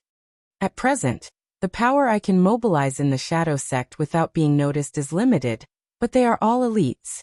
There will be about 5 Thundershocking Realm experts, one of whom is at the peak of the Thundershocking Realm. There are also 20 Fireflaming Realm experts. Hua Qingfeng said, "These people can become your highness's personal soldiers." 5 Thundershocking Realm experts and 20 Fireflaming Realm experts. Although only one of them was at the peak of the Thundershocking Realm, such a force was not weak anywhere. Li Tianlan nodded. He was not excited but continued to ask, "What do you want?" "Survival." Hua Qingfeng said, "If you win in Eastern Europe this time, you will play an important role in Zhongzhou State. I hope that the Shadow Sect can continue to survive in the special warfare system of Zhongzhou State." Li Tianlan nodded silently and suddenly said, "I don't want your personal soldiers." Hua Qingfeng's face changed. Li Tianlan continued, "But I need this force. If they can be completely trusted, I will ask them to go to Snow Country to find a person. Do you mind?" "Find who?" Hua Qingfeng asked. "Find my woman," Li Tianlan said. "Now she needs protection and strength more than I do." He did not say the name, but Hua Qingfeng already knew who it was. His tone was a little bitter. "Boss Qin? She is the enemy." In the eyes of the current camp of Zhongzhou State, Qin Weibai and the Samsara Palace were indeed no longer friends but enemies. "She is my woman," Li Tianlan said heavily. Hua Qingfeng did not understand the meaning of this sentence for a while. It took him a long time to react. Qin Weibai was Li Tianlan's woman. Naturally, she would not harm him. Li Tianlan was the commander of the Snowdance Corps of Zhongzhou State. Qin Weibai would not harm Li Tianlan, nor would she harm Zhongzhou State. "Okay," Hua Qingfeng said. "I will communicate with my people. They may die." Li Tianlan turned around again and looked out of the window. "I have no regrets," Hua Qingfeng said in a deep voice and turned to leave the conference room. Hua Qingfeng walked very fast. He was not in the mood to enjoy the scenery in Tongming Temple. He just wanted to return to the Shadow Sect as soon as possible and send the power he had accumulated to Snow Country. When he walked out of the temple gate, Hua Qingfeng's footsteps paused. A middle-aged man with the rank of marshal was standing there, as if waiting for him to come out. He smiled calmly and gently. Marshal Yi? Hua Qingfeng raised his eyebrows. He was a little surprised and vigilant, and his eyes became a little cold. He finally walked out of Li Tianlan's office. In the eyes of others, this was an accident. But there was nothing against the rules. Yi Dongsheng blocked him here, which was a little bullying. Minister Hua, don't get me wrong. Yi Dongsheng smiled and waved his hand. I don't mean anything else. I just want to talk to you recently. I can meet you today, and I don't want to miss it. Hua Qingfeng's expression gradually became calm. He smiled and said, What's the matter, Marshal Yi? Here's the thing. After a brief hesitation, Hua Qingfeng slowly smiled. I visited South America a few months ago, and I saw that the young lads of the security department are really good. Ever since the minister took charge of the security department, the quality of the security department can be said to be the highest in the past few decades. Just this alone is enough to convince me. Marshal Yi, you flatter me. Hua Qingfeng shook his head. The tactics you left when you took charge of the guard department are still the model of the guard department's research. As for the recent ministers of the guard department, you can be called the first. Yi Dongsheng had also served as the minister of the guard department, and he was Hua Qingfeng's predecessor. Yi Dongsheng could sit in the position of deputy minister of the army headquarters, and Hua Qingfeng could sit in the position of minister of the guard department. It was originally a deal between the academics and the Southeast group. Tactics are tactics. Yi Dongsheng shook his head. Without the ability to execute, everything is in vain. Minister Hua is much better than me. Some time ago, I chatted with Tianzong and talked about the current spirit of the guard department. Tianzong is very concerned about this matter.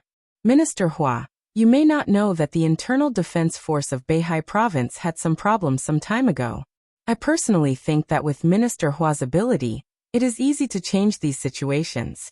So Tianzong wants to talk to you. I wonder if Minister Hua will do me the honor? Internal Defense Force? Hua Qingfeng glanced at Yi Dongsheng in surprise. Yes, one of the most elite troops in Beihai province. Minister Hua, Tianzong wants to transfer you to Beihai to serve as the deputy commander of the Beihai Corps and the commander of the Internal Defense Force. Of course, if you have other requirements, you can also put forward them. In terms of personnel transfer, the Wang family of Beihai will come forward to operate. Yi Dongsheng smiled softly. He added calmly, President Li Huaqing is under a lot of pressure.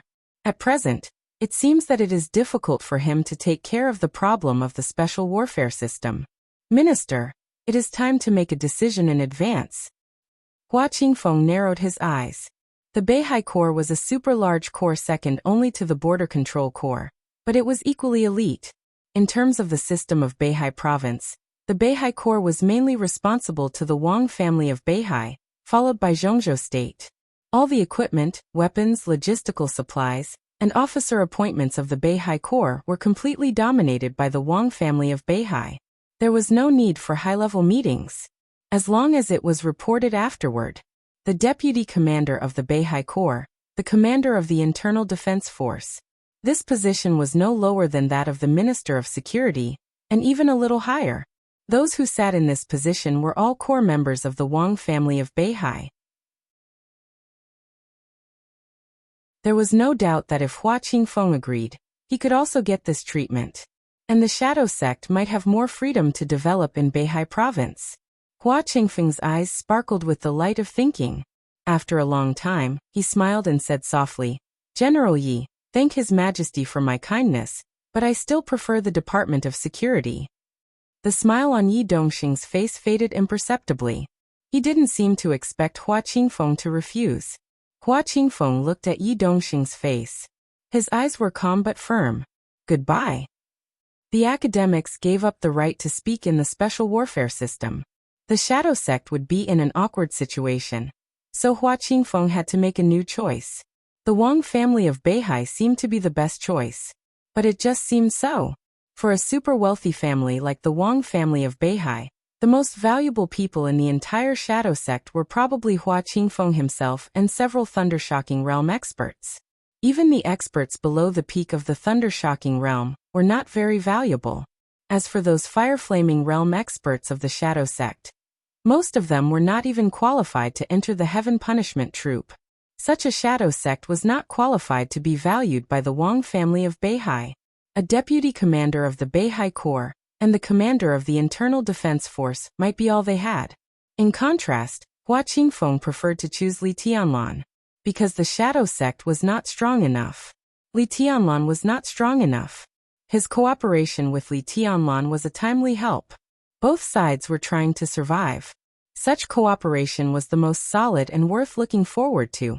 Yi Dongsheng looked at Hua Qingfeng's back quietly. He looked a little regretful and took out his mobile phone. The phone was in a call mode. You heard it? Yi Dongsheng said helplessly. Yes. It was the voice of Sword Emperor Wang Tianzong on the phone. He refused us. He's very sober. Yi Dongsheng said he's worth it. People who can recognize their own value are the most valuable. Wang Tianzong smiled. Yi Dongsheng also smiled. It's a pity that the shadow sect is going to be won over by Li Tianlan. It's not a big problem. Wang Tianzong said. They are far from the power that can control the battle situation. They are not even enough to occupy the left and right parts.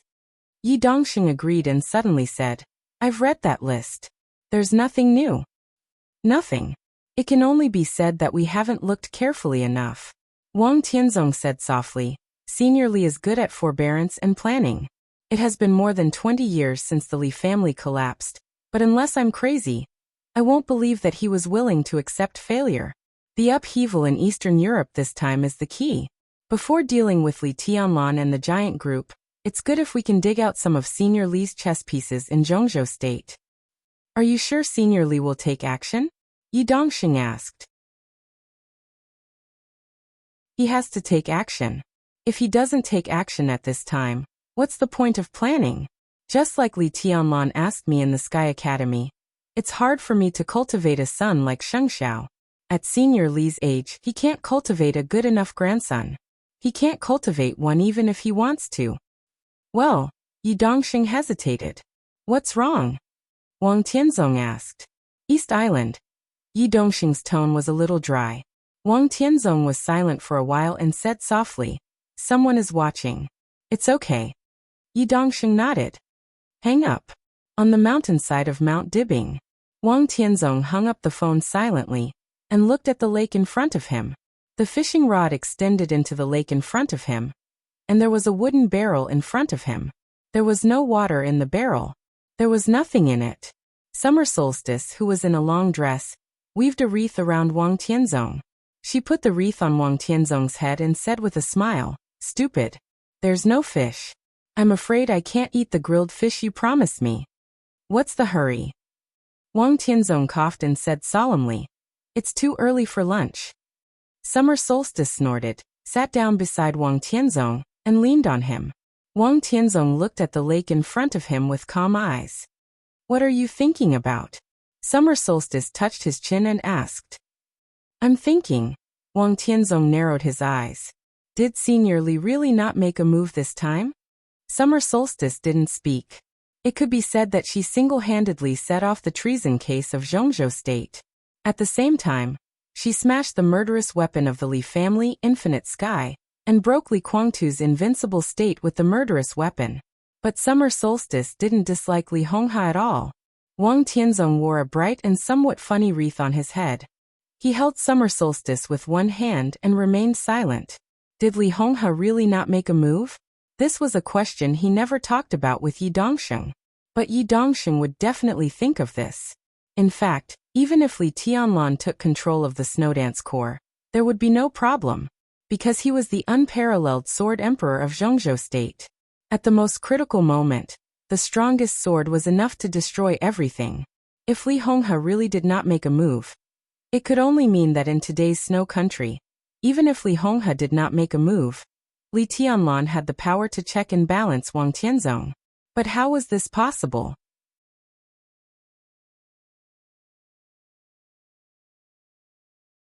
Chapter 398. Wang Tianzong was fishing. Saint was fishing too. The scenery on Mount Dibbing was charming. The waves on the West Lake were vast. It was a magnificent scene. It was drizzling in linen. The light rain sprinkled all over the city. It was slow and intermittent. The West Lake in the rain was hazy and beautiful like a fantasy. Saint, dressed in casual clothes, rented a boat and went boating on the lake. He looked indescribably relaxed. Without the black cloak, which meant mystery and power, Saint looked like a young man with a slightly poor physique in the rain. He was 37 or 38 years old and had a pale face.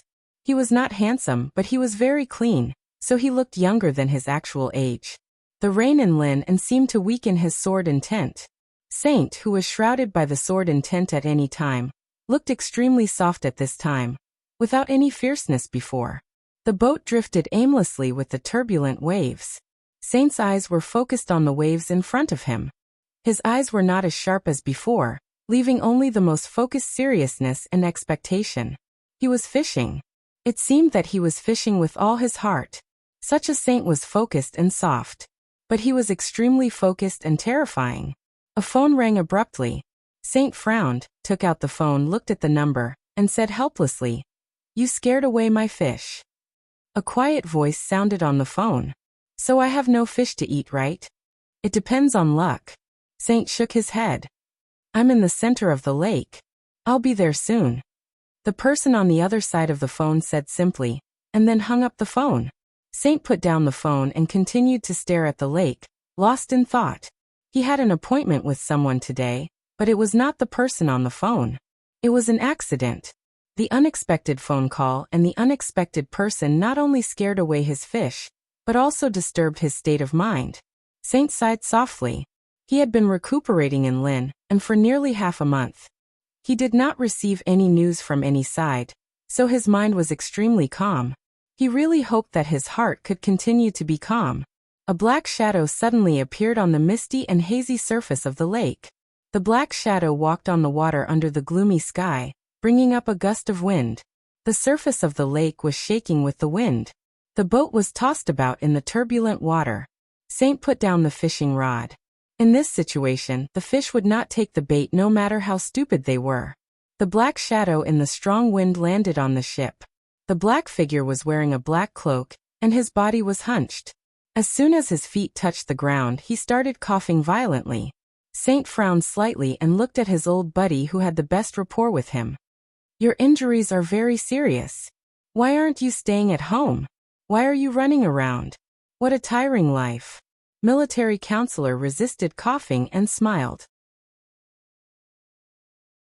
"I'm not like you. You hide in Lin, and don't think about anything. There are some things that you can't do anything about," Saint said calmly. Military counselor was silent for a while, and sat down next to Saint. Feeling his extremely weak breath, military counselor's voice was slightly solemn. "How could your injury be so serious? It's been almost half a month, and you haven't recovered at all? Who told you I'm recuperating?" Saint smiled calmly. "Then what are you doing?" Military counselor's voice was a little cold. "Learn the sword," Saint said seriously. "I'm learning the sword, the strongest sword." The sword of the chosen one was naturally the most difficult and the strongest. Military counselor's rising anger stopped. "How's the harvest?" he asked. "Difficult." Saint shook his head. Military counselor didn't speak for a while. The water calmed down again. The boat continued to float on the lake. Saint's palm suddenly lifted up. A big fat fish fell on the boat under the guidance of the fishing rod. Military counselor still didn't speak. Saint ignored him. He skillfully killed the fish, peeled off the scales, and removed the internal organs. There were some simple seasonings on it. Cumin chili. Saint smeared the seasonings on the fish. A weak but blazing flame ignited in his palm. It was very fast to grill fish by hand, and the temperature could be controlled at will. The fish was soon cooked. Saint gave half to military counselor. The two of them ate the fish in silence. The fish was grilled until it was crispy on the outside and tender on the inside, and the seasoning was just right. But the taste was average. Eastern Europe is very chaotic. The two threw the fish bones into the lake without public morality. Military counselor's hands flashed with ice. The ice turned into water and washed the oil stains in his hands.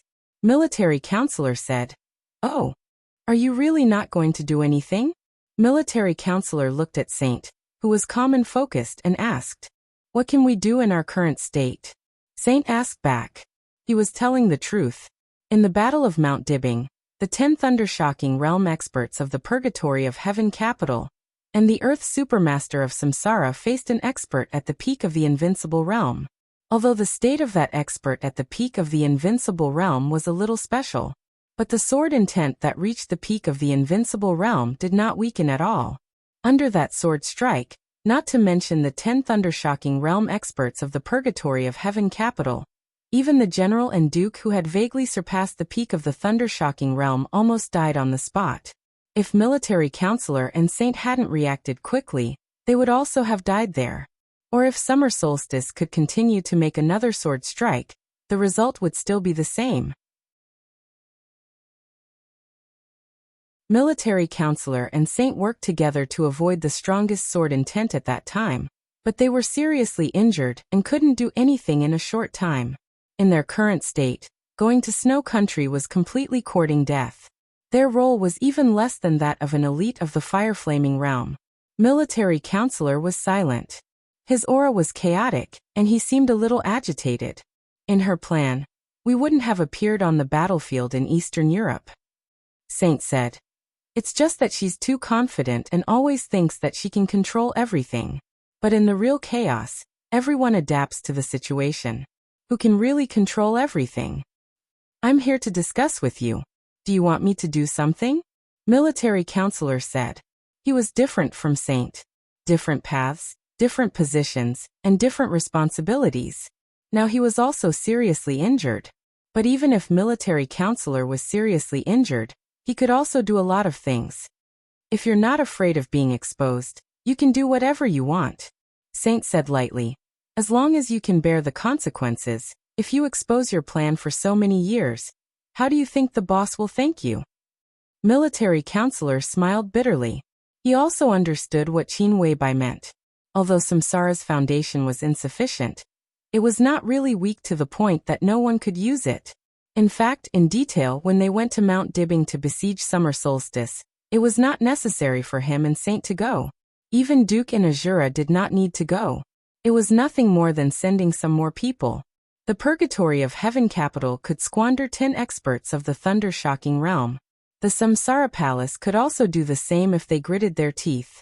But in the end, Qin Weibai chose the 4 strongest combat forces among the 12 supermasters of Samsara, in order to prevent them from participating in the following chaos in Eastern Europe.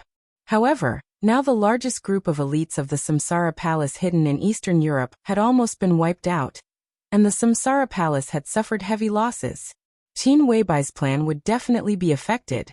Under such circumstances, could the trial in Eastern Europe continue? "As long as you're calm," Saint said. "The boss has the one from the Lin clan with him now. It's not a big problem."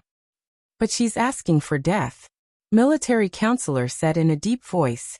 Saint fell silent, as if he did not know what to say. "Why?" military counselor asked. This question was very interesting. In any case, military counselor could not figure out why Qin Weibai would take the initiative to seek death.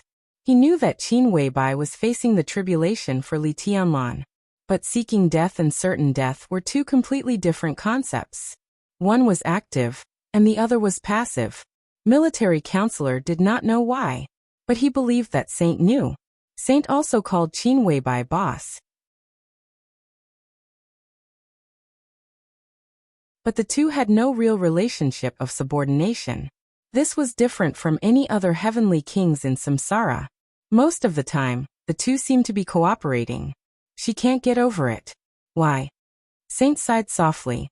When it came to this topic, there was an unconcealable tiredness in his tone. "We can't stop her decision. But as far as I know, this matter is not without a turning point," he said softly. "So as long as you're calm." "Your heart is calm enough," military counselor sneered, as if he wanted to vent his inner irritation on Saint. Saint shook his head, not knowing whether to laugh or cry. I have to be calm. His tone was soft. Only with a calm heart can I break through. In my current state, it's useless to go to Eastern Europe. But if I'm lucky enough to break through to the invincible realm in the near future, I can increase the boss's chances of survival. If I can enter the invincible realm, my sword intent should be able to fit with the strongest sword. Military counselor raised his head and looked at Saint. Will you enter the invincible realm? Sooner or later, Saint said. How sure are you to break through before the chaos in Eastern Europe ends? Military counselor asked. Now it seems that, Saint thought for a moment and told the truth. I'm not sure at all. Military counselor's anger began to rise again. With his relationship with Saint, Saint would not lie to him. If he was not sure at all, what was the difference between that and not being able to break through at all for the time being? You need to calm down, Saint said. Now you're going to lose your mind. Military counselor's anger stopped. I can't calm down, he said. The wind and rain by the lake fell on her black cloak, and it was cold. Military counselor laughed at himself. I've seen too many ungrateful things over the years. Do you know what I'm thinking? Saint was a little confused. Except for a few really cruel and unscrupulous people, the kindness that can be forgotten is not heavy enough. Military counselor said softly, Brother, if it weren't for her, I don't know what I would be like now. How can I forget this kind of kindness? How can I calm down? Saint lost his voice for a moment and then said blandly, Loyalty can make people crazy, but it can also make people rational. What's your choice? Loyalty was crazy. So was rationality. The latter was more in line with her requirements. The answer was very clear, very obvious, but also very bitter. It was also the answer that military counselor didn't want to face the most. What are you doing in Linen? Saint asked. I'm looking for someone. Military counselor said sullenly. I'm going to Tiannan next. Tiannan? Saint hesitated for a moment. It's just a layout. It's no big deal. Saint nodded. Tiannan was a special and sensitive place. If it was operated well, it would be a veritable foundation of an emperor. And that land, to some extent, was the foundation that Samsara Palace had specially opened up for Li Tianlan with the help of various forces. Now everything was developing very smoothly. After the chaos in Eastern Europe was over, Li Tianlan and the East Emperor Palace would officially rise there. Samsara Palace naturally couldn't give up easily. No matter what happened, they couldn't give up. Qin Weibai kept them in Zhongzhou state and didn't let them participate in the chaos in Eastern Europe. It was not because they couldn't play a role in the chaos in Eastern Europe, nor because it was dangerous, but because they could play a greater role in Zhongzhou state. In that case, you should leave early, Saint said calmly. With a shake of his wrist, another fish was pulled out of the water by him. It was slightly smaller than the previous one, but it still weighed 2 or 3 pounds. Another fish. Military counselor looked at the water and said, I have an appointment. Saint shook his head. They should be here soon. So this isn't a treat for me? Saint pointed to the fish on the deck. If you don't leave, it won't be a fish but a sword that will serve you. I can't stop you, Saint said. Saint said. He seemed to have thought of something, and a faint smile appeared at the corner of his mouth. Military counselor immediately knew who Saint was making an appointment with. He shook his head and stood up. When he was about to step into the water, he suddenly said, Is that notebook useful? It's very important. Military counselor's eyes were full of undisguised reverence. Do you want to have a look? At my age, I have no hope of reaching the invincible realm. Military counselor shook his head. And I don't have much interest in the invincible realm. After all, the fighting of martial arts is not the most suitable stage for me. His figure stepped on the surface of the lake, and the wind suddenly rose. In the turbulent water, military counselor went away in a flash. Saint was still fishing quietly. He was not in a hurry, not arrogant, and extremely focused. The rain in Westlake gradually became heavier. The fog on the lake gradually became heavier. 2 people in white robes walked out from a vast expanse of white fog. They were a man and a woman, both carrying long swords. Both of them were about 40 years old. The man was slightly shorter, more than 1.7 meters tall, but his appearance was extremely outstanding. He was dressed in white and had white hair. His face was like a jade crown. This was a man who was extremely introverted. He did not show any sword intent or aura. The deepest impression he gave people was his smile, eyes, and the corners of his mouth. His whole body seemed to be smiling, and his smile was bright and even bright. The woman, on the other hand, was extremely tall.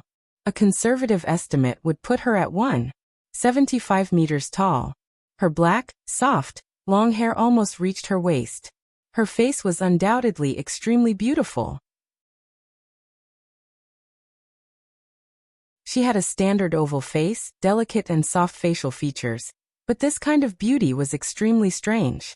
Just like a woman without any temperament. She was not delicate, not cold, not charming, not calm, not coquettish. Her body did not have any temperament, so her absolute beauty looked extremely fragile. The man and woman in white calmly stepped across the lake and walked onto the boat under Saint.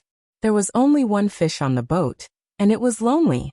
The man in white, whose eyebrows seemed to be smiling, chuckled and said in a mellow voice, "This craftsmanship is too bad. A fish and it's so small. It's not enough to eat. Here comes the second one." Saint chuckled, and a big fish of 4 or 5 kilograms was thrown out of the lake by him. A sword in tent appeared in the air. There was only one sword in tent, but it was flying in the air with 2 completely different artistic conceptions. The big fish that Saint pulled up was still in the air. The scales, blood, and internal organs had begun to peel off in the rotation. When the big fish fell on the boat, it had become extremely clean. The man in white whistled and laughed happily. "One more," he said. "It's almost done." Saint smiled. He held the fishing rod in his hand casually and said calmly, "Has Tianlon looked for you? My level is not high enough." The man in white chuckled. "He didn't look for me, but he looked for second sister. Second sister pulled me here. I'm an idler. Anyway, I have nothing to do. It's good to wander around in Eastern Europe." "Wander around?" Saint smiled and said, "You'll die." "How could it be?" The man in white's smile remained unchanged. "You didn't say anything, but second sister dragged me here. Little junior brother has sent me more than 500 text messages and bombarded me with phone calls these days. I have to go. Besides, you are not here. What's the point of staying on the mountain?" The long-haired woman who had been silent smiled gently. She was originally a clean woman without any temperament, but as she smiled, her entire person gained an incomparably moving charm. That kind of charm was faintly discernible, but for a moment, it was enough to make the mountains and rivers pale in comparison. Saint glanced at her and said with a chuckle, "How many people are you going to bring?" "I can't bring many people. About 80 to 100 are the real elites," the woman said. Her voice was as soft as the wind, quiet and indifferent. They were all the real elites. In their eyes, the real elites could not be like the Wang family of Beihai, whose average strength was at the peak of the fire-flaming realm. But if 80 to 100 people were selected, at least more than half of them would enter the fire-flaming realm. Saint nodded and did not express any opinion. He just said casually, "Don't transfer people from my place. They are all my and Chongyang's people." The woman's voice was calm. Saint agreed and said with a smile, "The Snowdance Corps is good." It basically gathered the strongest lineup of the Dongqing clan, Sai City, and Jade Pool. If the Shadow Sect is smart enough, it will also participate. "What's your job arrangement?" "No job." The man in white shook his head. "We thought it was troublesome. At first, we said that we would nominate me to be the chief of staff of the Snowdance Corps, but I wanted that position. Second sister is lazy, so it's not easy to arrange our own people. So I declined the position of chief of staff. I took our own people to form a special operations group, which is convenient for action." Saint thought for a moment and nodded. "Okay, senior brother, how is your injury?" The long-haired woman suddenly asked. "It's a little troublesome, but it's not a big problem. Give me time, and I will recover. Recently, I have spent all my energy on learning swordsmanship. If I can break through smoothly, my injury will heal faster," Saint said softly. "So I'm afraid I can't go to Eastern Europe this time." "Well, It's a little troublesome for me to go to Eastern Europe with my superficial identity. You go to Eastern Europe for Tianlan, so I don't have to talk about him. I just want you to try your best to help me take care of another person. Qin Weibai? The man in white raised his eyebrows. Please, Saint said softly. The man in white nodded. Senior brother, don't worry. Senior brother. Saint was not older than the man and woman in white, but the ranking between them was not because of their age. It was because of the sword. Whether in the Dark World or in Zhongzhou State, this man and woman in white were really famous figures. In the Dark World, the man's codename was Yin and Yang. The woman's codename was Phantom. In Zhongzhou State, their codenames had to be added with another word. Sword Master. Yin Qinshi, the Phantom Sword Master of Mount Shu. Han Chongyang, the Yin and Yang Sword Master of Mount Shu. Among the 4 famous swords of Mount Shu, whoever held the Nirvana sword was the first senior brother. The first senior brother was Nirvana Sword Master Wei Kunlun, who was also the first super master of Samsara Palace, Saint. Mount Shu was a very strange martial arts force. They were extremely united internally, but when it came to the outside world, they always made different voices. So they rarely expressed their opinions in politics. Many years ago, the standing minister of the army headquarters of Zhongzhou State was Dongqing Hanguang. The former standing minister of the army headquarters was Qi Baitsong. Between these 2 ministers was Wei Yuanhang, the leader of the Prince Group and the uncle of holy disciple Wei Kunlun. For this reason, this generation of Mount Shu's Nirvana sword had always been considered to be biased toward the Prince Group. Zhongzhou State was no stranger to Yin Qinshi. She met Li Guangtu, the young master of the Li family, when she was in her prime. She had a feeling that meeting Guangtu had ruined her life. After Li Guangtu's treason, the Li family collapsed, and Yin Qinshi also hid in Mount Shu. Now with the appearance of Li Tianlan, her position was naturally on Li Tianlan's side. Yin and Yang Sword Master Han Chongyang was a pure swordsman. It seemed that he had nothing to do with any of the 6 groups. However, he had a good relationship with Vermilion Bird, one of the 4 spirit generals of Zhongzhou State. They were close friends, which seemed to be his position.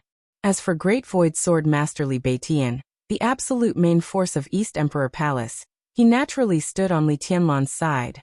The Mount Shu sword masters had different positions, but all the grievances and disputes were outside Mount Shu. Because there were only swords in Mount Shu, there were no positions, no politics and disputes. However, what everyone in this generation didn't know was that the 4 great sword masters of Mount Shu, both inside and outside, seemed to have a unified position quietly.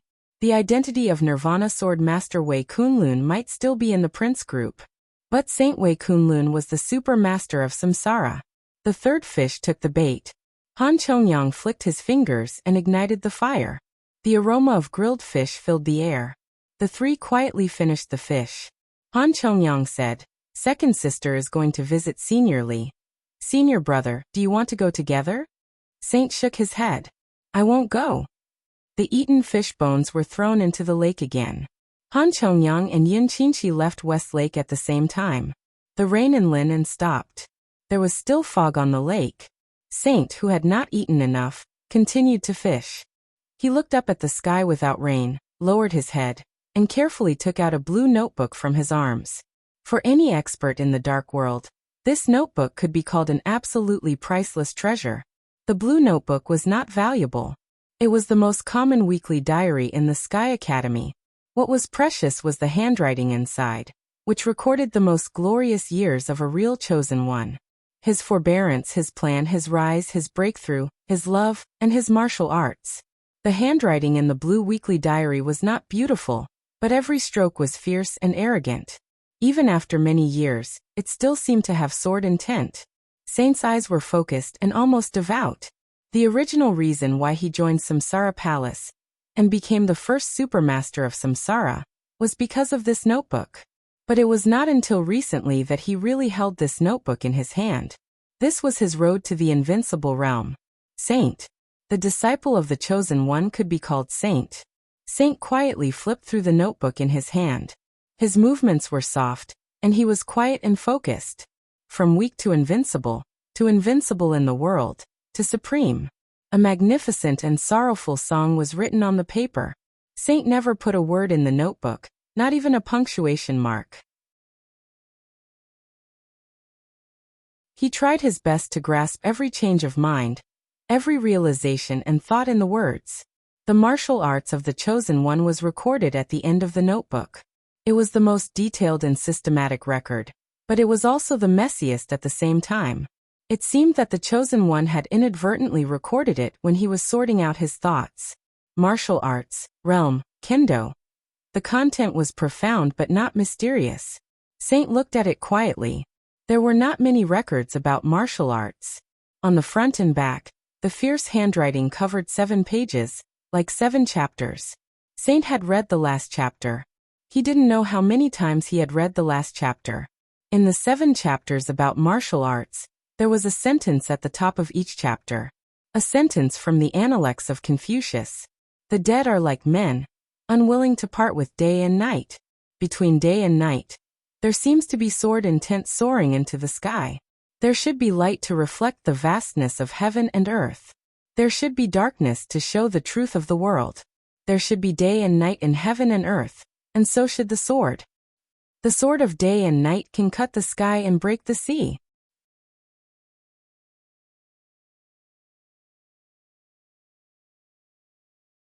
Chapter 399. From afternoon to night, Tongming Temple welcomed a rare peace. Li Tianlan also had more time to think about what he had done. Eastern Europe was in chaos. The Snowdance Corps, which had been established to deal with the chaos in Eastern Europe, had now become a direct agency to receive Eastern European intelligence. In the extremely chaotic situation, countless messages were transmitted from Eastern Europe to Yuzhou every day. They were immediately sent to the Snowdance Corps and placed in front of Li Tianlan. There was an endless stream of information. Yesterday morning, the president of IM met with Jiang Qianyan, the director of the board of directors of East Dynasty International Group in South America, and eagerly hoped that East Dynasty Group would invest in IM. Jiang Qianyan actively expressed his attitude of cooperation with IM. The two sides talked for more than 2 hours and successfully finalized the first phase of investment of about $8 billion. Yesterday afternoon, the Morton family, a wealthy family in Eastern Europe, had a friendly meeting with Cass Rotter, the president of the Men in Black from Star State. Early this morning, the deputy prime minister of Snow Country made an appointment with Grand Duke Irene Qingtong Wang Rothschild, the Queen of Shadows of Europe. It was said that the Rothschild family was likely to invest in the 6 major banks of Snow Country in the near future. At noon today, Patriarch Igor, one of the 4 patriarchs of the Eastern Orthodox Church in Eastern Europe, was attacked by an unknown force when he was holding a coming-of-age ceremony for the young master of the wealthy family, Vasily. In less than 2 hours, the Cardinal Archbishop of the Vatican, Brian, was invited to Snow Country. The young master of the Vasily family publicly announced that Brian was his godfather, and he would receive blessings from the European Holy Land. Each piece of intelligence indicated that the situation in Eastern Europe was constantly changing. However, no one would know whether this change was good or bad until the final result was obtained. However, what was certain was that the various wealthy families and countries in Eastern Europe had become the targets of the superpowers that had entered Eastern Europe. Conversely, the various superpowers were also the targets of the local forces in Eastern Europe. So Zhongzhou State was in a hurry. Because in a sense, before Li Tianlan entered Eastern Europe, Zhongzhou State had always been outside the game. Zhongzhou State used a few days to form the Snowdance Corps. It seemed like a child's play, but in fact, no one was willing to give up the interests of Eastern Europe. Li Tianlan moved very quickly. It took him just 2 days to finalize the final list of the Snowdance Corps. Now the list had been brought to the army headquarters in Kunlun City by Fang Wenxi, the minister of the General Political Department of Zhongzhou State.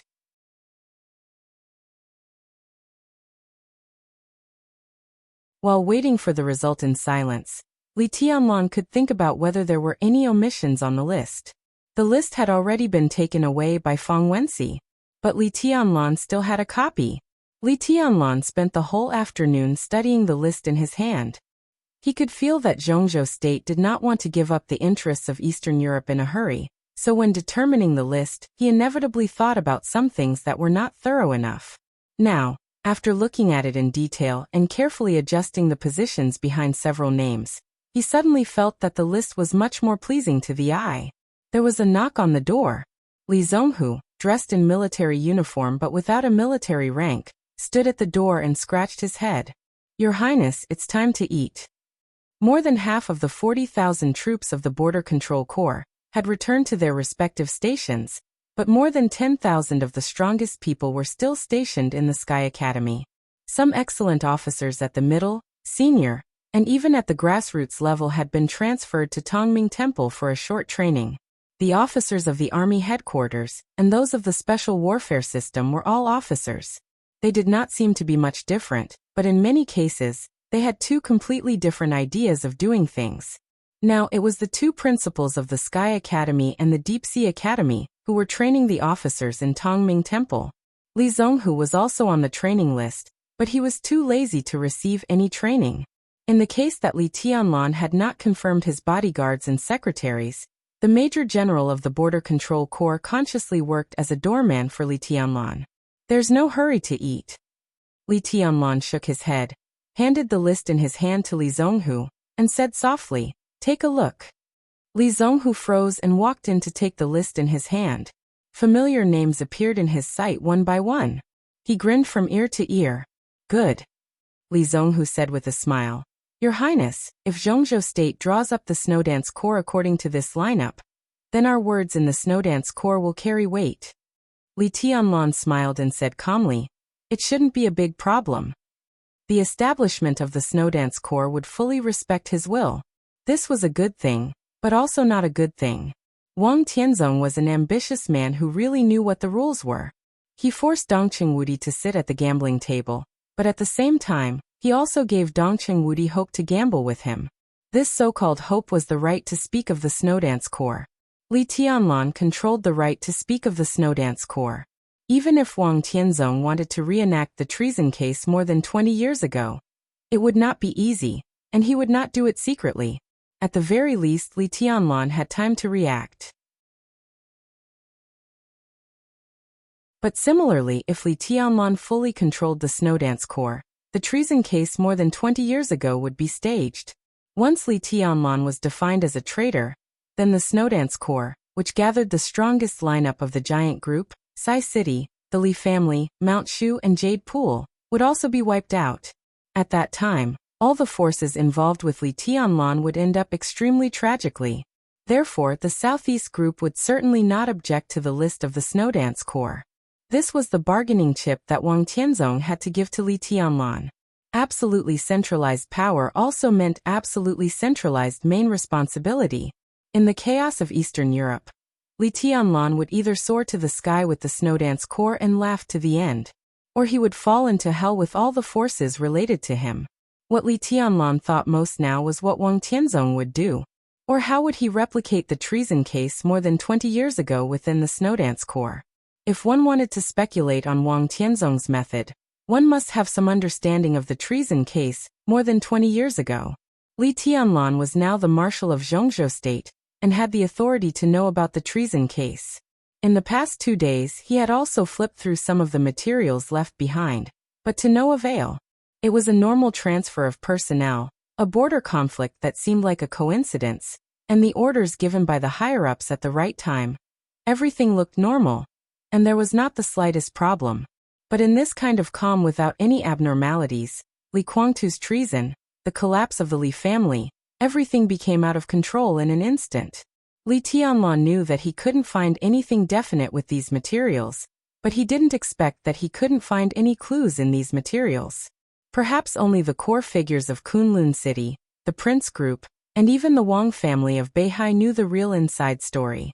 And these people were destined not to tell Li Tianlan the inside story. Li Zhonghu put the list on the desk. Li Tianlan frowned and walked to the desk. He stared at the list on the desk thoughtfully. If the treason case 20 years ago was a flawless trap, then it was now a perfect trap. Then today, more than 20 years later, in the chaos in Eastern Europe, Li Tianlan could grasp at least two important threads. No matter how chaotic the chaos in Eastern Europe was, If Wang Tianzong wanted to charge him with treason, the two people of the Snowdance Corps would play a vital role. One was the vice marshal of the Snowdance Corps. The other was the supervisor of the Snowdance Corps. The two of them came from the Wang family of Beihai and Kunlun City respectively. They were also the only two important chess pieces in the Snowdance Corps that Li Tianlan couldn't control. Li Tianlan reached out and pointed at the list on the desk.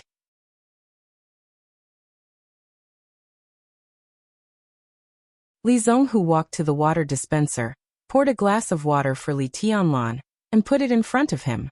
Li Tianlan glanced at him and said with a smile, "Will the Major General of the Border Control Corps shorten his life by serving tea and water?"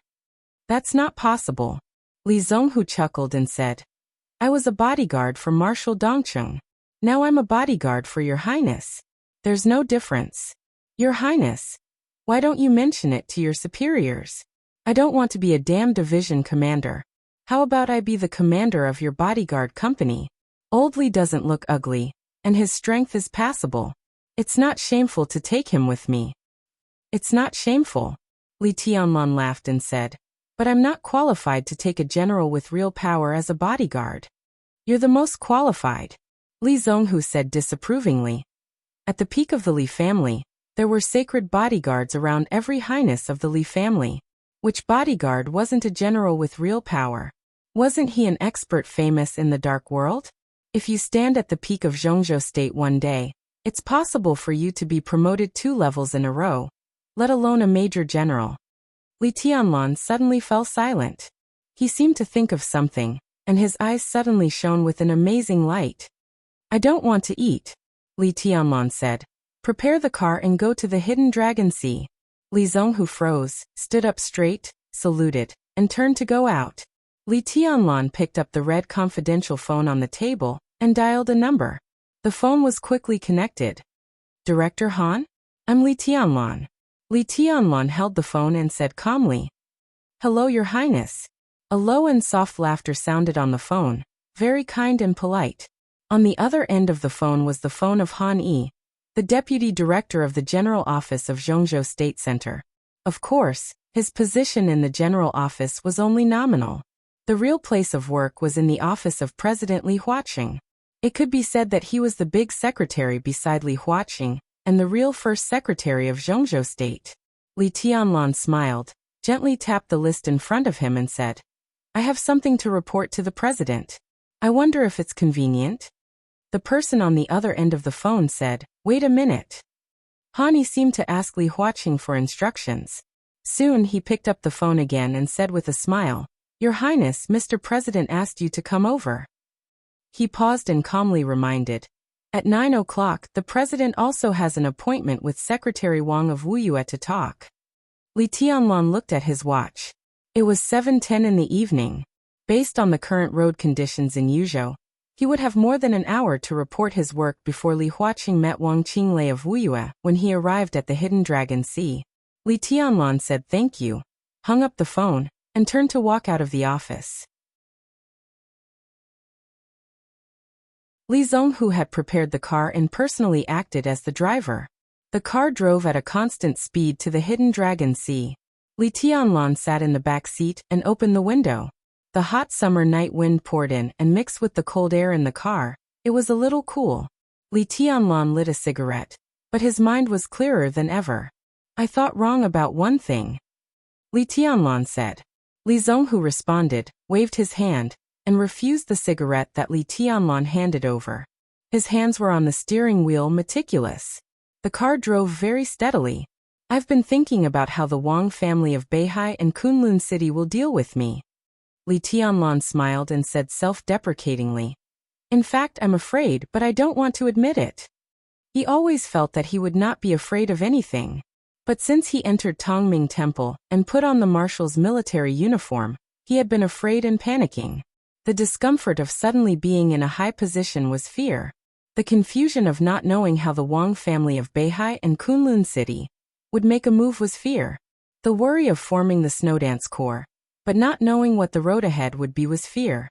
Under great pressure, there were some things that he didn't want to think about, but he couldn't help thinking about. This was also fear. He was afraid of death, afraid of failure, afraid of holding a good hand, but after losing, he would let everyone be doomed eternally. But the moment he sat in the car and left Tongming Temple, he realized that all his worries and fears were meaningless. Because it was impossible for him to know the plans of the Wang family of Beihai and Kunlun City, and it was impossible for him to influence their decisions.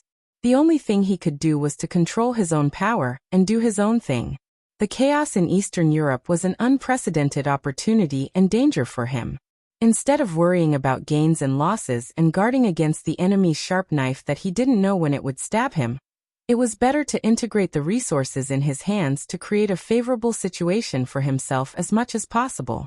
The car was dark. Li Tianlan's eyes were clear. "Your Highness, do you have a way to reverse the predicament?" Li Zonghu asked with a laugh as he drove. "There is no way. It's just that we can't be suppressed by them all the time. We can't see the plan of the Wang family of Beihai yet. If we take the initiative to stick our noses out and let them lead us, what does that mean? We can't see their plan, but we will see it sooner or later. They prepare theirs and I prepare mine. It's too early to say who will win and who will lose." Li Tianlan shook his head. His eyes were calm and peaceful. Since returning to Huading from the polar region, his state of mind seemed to have become so calm for the first time.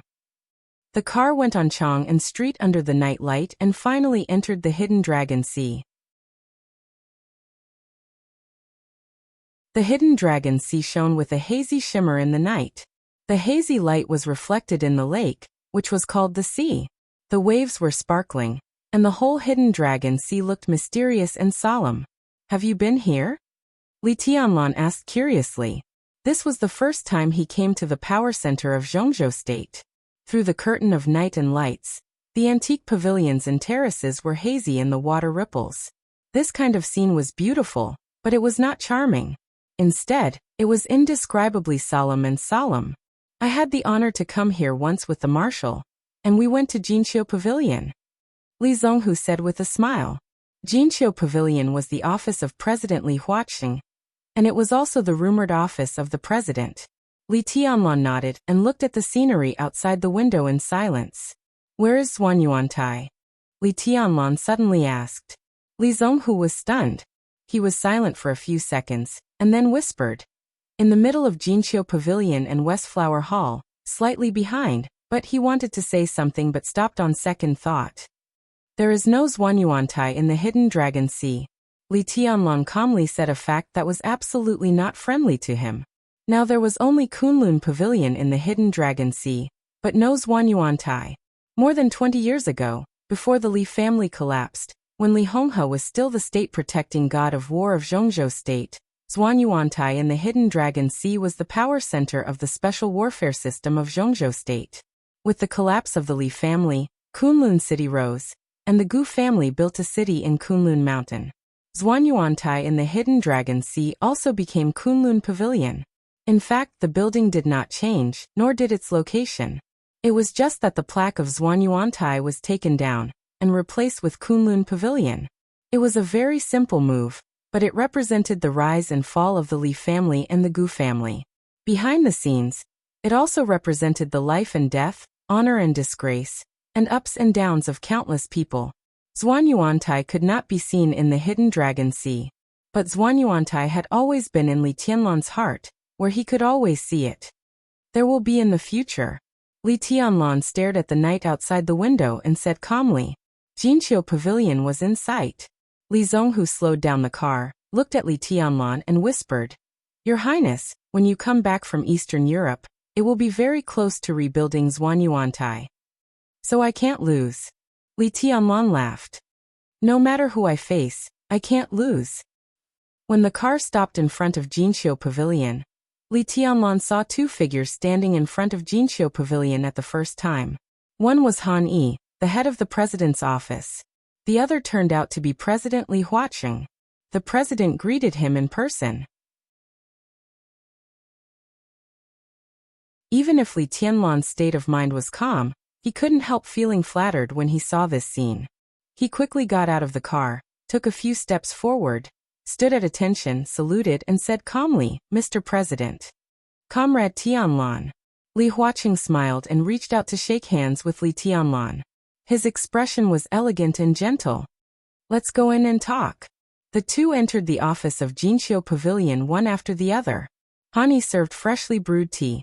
When walking out of the office, the secretary of Zhongzhou State, who had become a governor-level senior official at the age of 40, subconsciously looked back at Li Tianlan. Li Tianlan sat there quietly, dressed in a military uniform, and the martial rank on his shoulder was shining in the light. Military rank, military uniform, but a little too young face. Even if he had enough psychological preparation, Hani still couldn't help feeling a little shocked when he saw this scene. He was a little self-deprecating and emotional. He gently closed the door and smiled at Li Zhonghu, who had already gotten out of the car. Perhaps because the academics did not fully support the giant group at the high-level meeting, Li Huaqing was extremely polite to Li Tianlan. He did not take a seat behind the desk, but sat with Li Tianlan in the reception area of the office, completely in the posture of old friends chatting. Li Tianlan drank tea silently, except for a little surprise when he saw Li Huaqing go out to greet him at the beginning. His expression became calmer after entering the door. Tianlan, how is the list of the Snowdance Corps coming along? Li Huaqing smiled and took the initiative to ask. Not bad. Li Tianlan nodded. The army headquarters in Kunlun City are very supportive of the formation of the Snowdance Corps. We had a meeting at noon. I have already handed the list of the Snowdance Corps to the general administration. There should be news soon. Li Huaqing said and held the teacup, a little hesitant. He was silent for a while, then slowly said, to be honest, from the perspective of pure state affairs, I'm relieved to let you lead a corps. Eastern Europe is very chaotic. If we want to make a breakthrough in the chaos, it's really difficult to be steady. We need a young leader with courage and drive to fight for what we can fight for Zhongzhou State. Between you and Dijiang, I'm more optimistic about you. But from a personal point of view, your position is very sensitive. Woody and I have some concerns. Some things are hard for us to stop. Since it has happened, we can only try to seek a result that is beneficial to everyone. Tianlan, if you need my help, I will try my best. In the private meeting, President Li Huaqing's words were direct and frank. There was no hypocrisy between them, and he came straight to the point. After all, Li Tianlan was still an ally of the academics. If it weren't for his relationship with the giant group, Li Tianlan would have officially entered the academics. With the combat capability of the invincible realm, he would almost be the #1 expert of the academics. Such a figure deserved the attention of anyone in Zhongzhou State. Moreover, although President Li Huaqing had now planned to give up the special warfare system, it was only because of the trade-off between the military and the special warfare system. If possible, he would naturally fight for it. In this Eastern European chaos, if Li Tianlan could block the Wang family of Beihai and Kunlun City, the academics would have a lot more room to operate. To say the least, even if the relationship between Li Tianlan and the academics would gradually drift apart in the future, in the current situation, as long as he still existed, the academics would have a lot more room to operate in the future. If Li Tianlan really died in Eastern Europe and was executed for treason, the giant group would fall apart. Under the violent social turmoil, the pressure on the academics who cooperated with the giant group would be unimaginable. In any case, as long as it was possible, Li Huaqing would give Li Tianlan some necessary help. I came here today to ask Mr. President for a person. Li Tianlan drank tea and said softly. Who? Li Huaqing raised his eyebrows. The status of the Snowdance Corps was extremely important now. Most of the people in Zhongzhou State, as long as Li Tianlan wanted them, could basically be transferred here now. Li Tianlan deliberately came to him to ask for a person, which could only show that this candidate was extremely special. Li Tianlan smiled and said softly, in the past 2 days I've looked up some information about the treason case more than 20 years ago, but I got nothing. Li Huaqing smiled bitterly and did not speak. The treason case had been the most influential and worst case in Zhongzhou State for more than 20 years. Now the remaining files clearly pointed to Li Guangtu's treason. Everyone knew that this matter was very strange, but they could not find any evidence at all. What was the use of Li Tianlan studying those materials that had been turned over? Those materials. They don't make any sense. Li Huaqing said softly. They really don't make any sense. Li Tianlan said. So I put those materials back. But I think even if the materials are meaningless, the people are always meaningful. If we can find a person who has experienced the treason case, even if we can't figure out what happened that year, we can at least reduce the probability of the treason case in Eastern Europe. A person who has experienced the treason case? Li Huaqing narrowed his eyes and looked at Li Tianlan. Who? Desert prison fireman Li Tianlan said calmly. The sacred guard beside my grandfather. More than 20 years ago, he was the first vice-marshal of the Border Control Corps. Apart from my father, he is the most responsible person in the treason case in Zhongzhou State.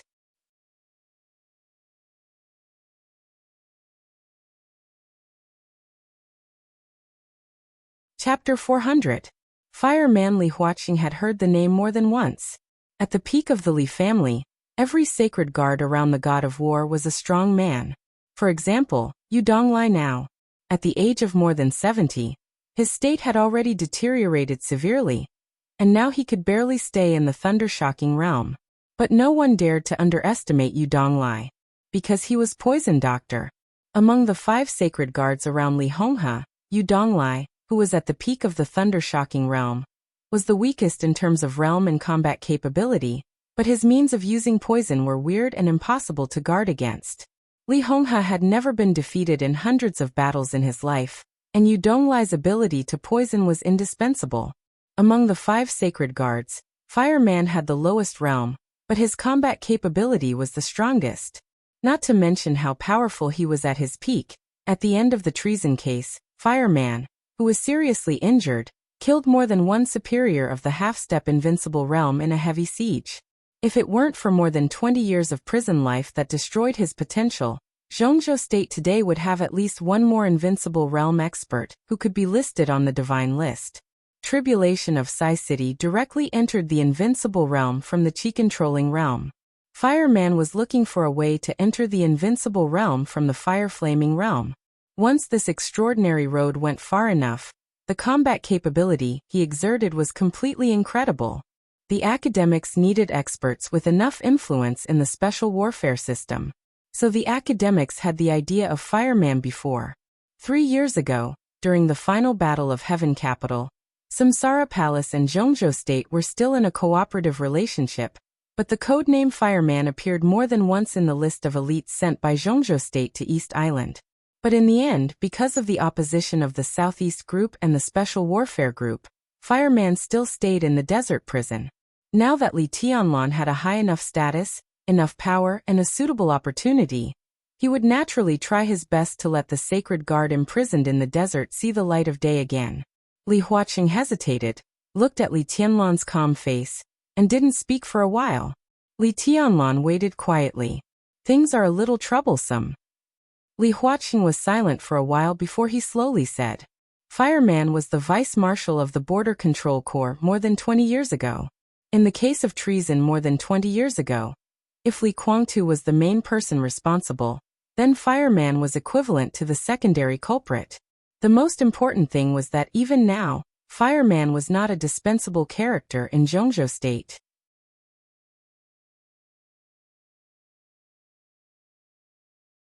With his combat capability, after cultivation, he was absolutely expected to be on an equal footing with the top superiors of the half-step invincible realm, which was equivalent to the tribulation 3 years ago. It would be more than troublesome to release such a character under the pressure of the Southeast Group and the Special Warfare Group. There was also a considerable risk. I know. Li Tianlan's tone was calm, but there was an imperceptible sharpness in it. Please do your best, President. Li Huaqing was stunned and looked into Li Tianlan's eyes. Li Tianlan looked at Li Huaqing calmly. His eyes were firm. He knew what Li Huaqing was thinking. Li Huaqing also knew that Li Tianlan knew what he was thinking. If the giant group joined forces with the academics, it would not be difficult to get Fireman out. The key was that Li Huaqing did not want the academics to take too many risks. Fireman's identity was extremely special. Once he regained his freedom, to some extent, the distance between the academics and the giant group would be narrowed again. The chaos in Eastern Europe was extremely delicate. Because of Li Tianlan, the entire giant group was on the edge of the cliff. At this time, the academics approached the giant group, and the risk was completely visible. If Li Huaqing supported Fireman, its significance was even more important than his support for Dongqing Wudi at the high-level meeting. After all, when voting, his vote was more like a symbolic meaning and did not play any role. However, with the full support of Fireman, the full support of the giant group, and Li Tianlan, the commander of the Snowdance Corps, this resolution was likely to be passed. The practical significance of this could be said to be very great. So Li Tianlan said that he asked the president to do his best. His words were very polite, but also very strong. Wait for my news. After a long time, Li Huaqing whispered, but even if Fireman comes out his position, just be the captain of my bodyguards. Li Tianlan said, he won't mind. Li Huaqing nodded with a smile. The captain of the bodyguards was really not a specific job. But Li Tianlan's identity was there. The heir of the Li family. Fireman first assisted Li Honghe, then Li Guangtu, and now Li Tianlan. For the people of the Li family, this was absolutely a glory. What was there to mind? I'll arrange this. Li Huaqing seemed to think of something and made up his mind completely. Li Tianlan nodded. He looked at the time, got up, shook hands with Li Huaqing, and turned to leave. Li Huaqing personally sent him out and looked at his back as he walked towards the Audi thoughtfully. The military uniform was still the same one. It fit well. Now, it seemed that even the temperament was incomparably compatible. This young man, who was only 22 years old this year, seemed to be adapting to his role faster and faster. Li Huaqing was a little surprised by his terrifying adaptability.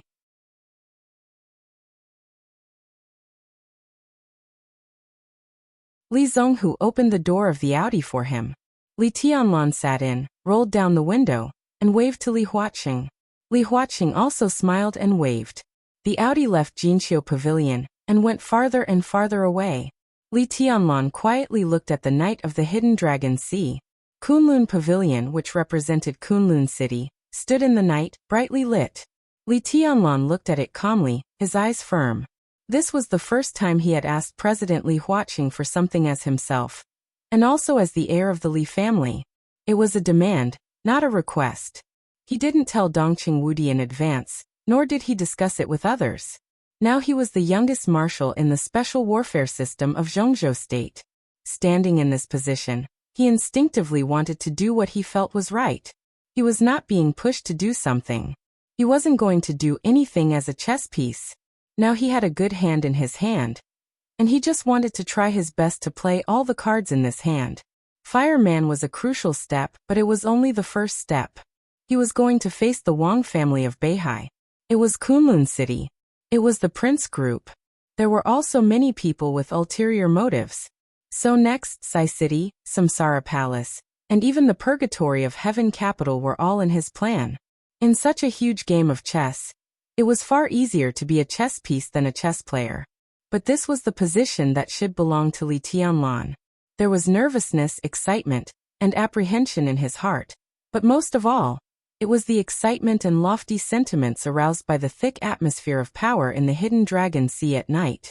His cell phone suddenly rang. Li Tianlan took out his cell phone, looked at the number, and answered it directly. Tonight was destined to be a sleepless night. After seeing Li Tianlan off, President Li Huaqing returned to Jinqiu Pavilion and made a pot of tea himself. He had told his secretary Han Yi to cancel all the reports tonight. When Secretary Wang of Wuyue province came, he could come in directly. The smell of tea wafted in the reception area of the office. Li Huaqing quietly played with the teapot at hand. His face was hidden in the rising mist, appearing blurry and deep. Today's two meetings were unexpected. It was an accident that Li Tianlan took the initiative to find him. It was also an accident that Wang Qinglei, the top leader of Wuyue, came to find him. As the president of Zhongzhou State, Li Huaqing communicated frequently with the leaders of various provinces. But this time he did not intend to communicate with Wang Qinglei. Wang Qinglei took the initiative to find him and said that he wanted to report. Li Huaqing did not know what the other party wanted to say. Time passed slowly. There was a knock on the door outside the room. Li Huaqing took a deep breath and said in a deep voice, "Come in." The door was pushed open. Wang Qinglei, a member of the Zhongzhou State Decision-Making Committee and the top leader of Wuyue Province, walked in slowly and shook hands with Li Huaqing with a smile. "Comrade Qinglei, sit down." Li Huaqing smiled and pointed to the sofa, his voice steady and calm. Wang Qinglei sat down with a smile, whispering, "President, I heard that Li Tianlan came just now?" This was obviously not a report, but more like a chat. Li Huaqing was not surprised. He nodded and said with a smile, "He gave me a difficult problem." "Oh." Wang Qinglei's smile remained unchanged. "Fireman," Li Huaqing said. "Do you know this person? The one in the desert?" The sharpness in Wang Qinglei's eyes flashed away. He nodded and said, "I've heard of him. Tianlan wants me to get Fireman out. I support it. The case of more than 20 years ago is confusing. Specifically, Fireman's crime is not unforgivable. Tianlan now wants him to be a personal soldier by his side. In principle, I agree." Li Huaqing looked at Wang Qinglei with burning eyes and said, "Comrade Qinglei, what do you think?" Wang Qinglei was one of the leaders of the Southeast Group. When Li Tianlan was appointed as the commander of the Snowdance Corps, he voted in favor. But this did not mean that he and Wang Tianzong would really be of one mind. If the Wang family of Beihai were really united, there would be no such conversation now. "We made our position clear when we decided to restart the Snowdance Corps." Wang Qinglei pondered for a while and said with a chuckle, "The list of the Snowdance Corps was prepared by the commander. This is not empty talk. Since His Highness wants a personal soldier, if we don't agree, won't it seem that we are deliberately embarrassing him? At that time, Minister Dongqing will hit the table again." Li Huaqing laughed and nodded. "I think so too. Qinglei, on this matter, we have the same opinion." From Comrade Qinglei to Qinglei, it was just a change of address, but the atmosphere in the office had a subtle change. Wang Qinglei picked up the teacup, took a sip of tea and said softly, "President, I came here this time mainly to report to you the situation of the overlapping posts of the supervisory and organizational departments in Wuyue. Both the supervisory and organizational departments are the top priorities. I hope to do a pilot in Wuyue. The specific documents will be submitted to you in a few days, and I hope to get your support." Li Huaqing said calmly, "I've heard of this. Qinglei, it's a big deal." "It's just an attempt." Wang Qinglei chuckled. "The cause of our party is getting better and better in useful attempts." Li Huaqing thought for a while, nodded and said thoughtfully, "But if this pilot is passed, I'm afraid it will be difficult to see results in a short time. It will take time." "Indeed." Wang Qinglei nodded and said meaningfully, "Wuyue needs time. I need time. President, don't you need time?" Li Huaqing's expression changed slightly, and he glanced at Wang Qinglei intentionally or unintentionally. Of course, he needed time, and he needed time more than anyone else. His term of office still had more than 3 years. In these 3 years, he must arrange a future for the academics. At present, it could be said that it was extremely difficult for him to achieve his goal. Time was of the essence for Li Huaqing. Qinglei's words seemed to mean something. Li Huaqing rubbed his hair with his palm and said calmly, "I'm telling the truth." Wang Qinglei smiled, looked at Li Huaqing and said softly, "Mr. President, we all need time. You give me the time I need, and I can naturally give you the time you need." He looked at Li Huaqing calmly, smiled, and asked a question that was almost fatally tempting to Li Huaqing. "Mr. President, do you want to be re-elected again?" Genius 1 Second Remember website. Mobile version M.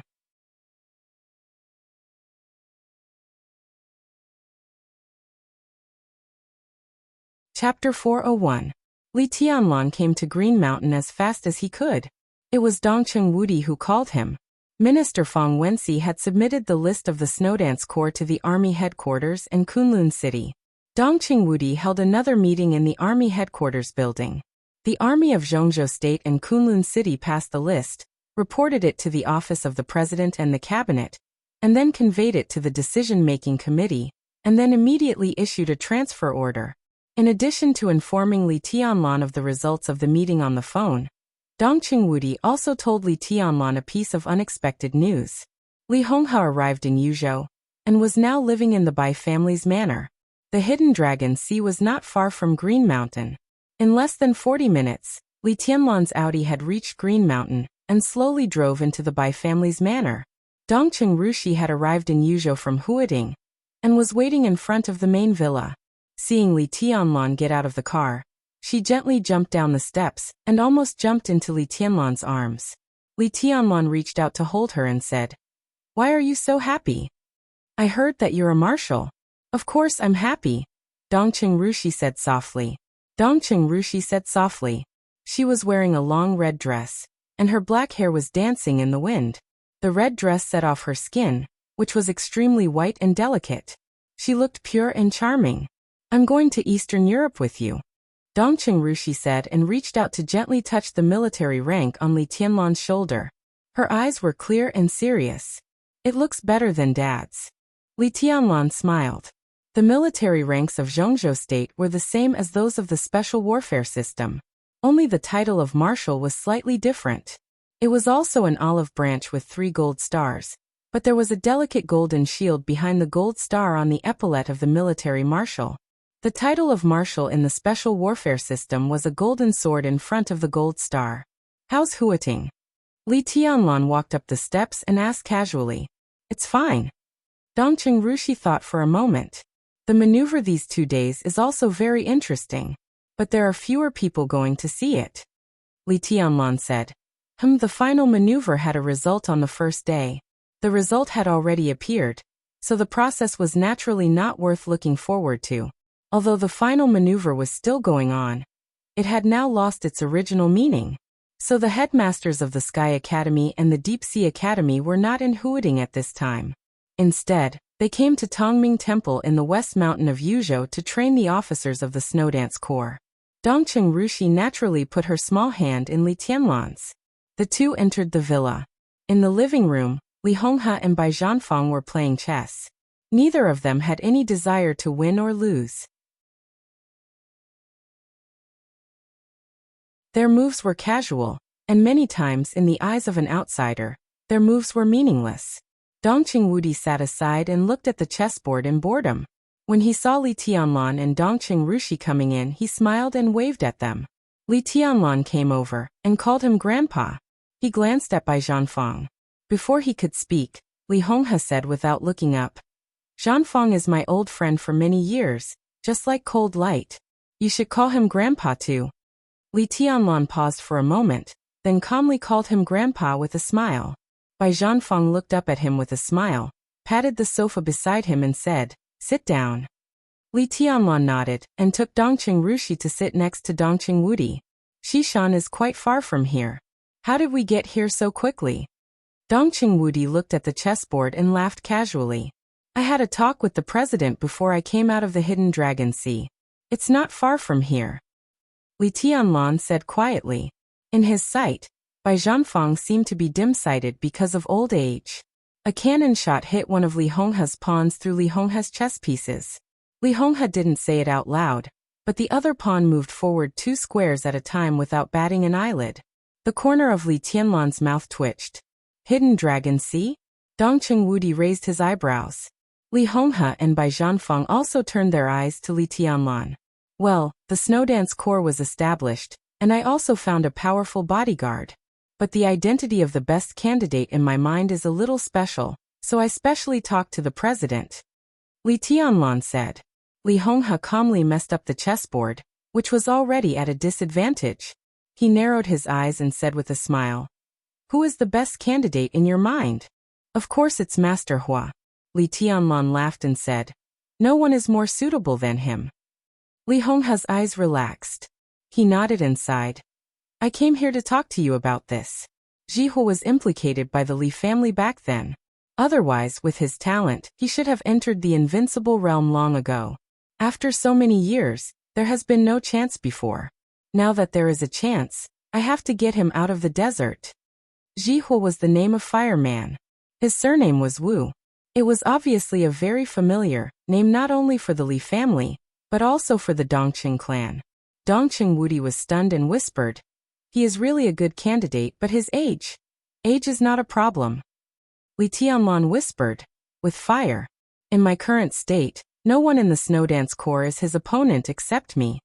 Fireman's realm was in the fire-flaming realm.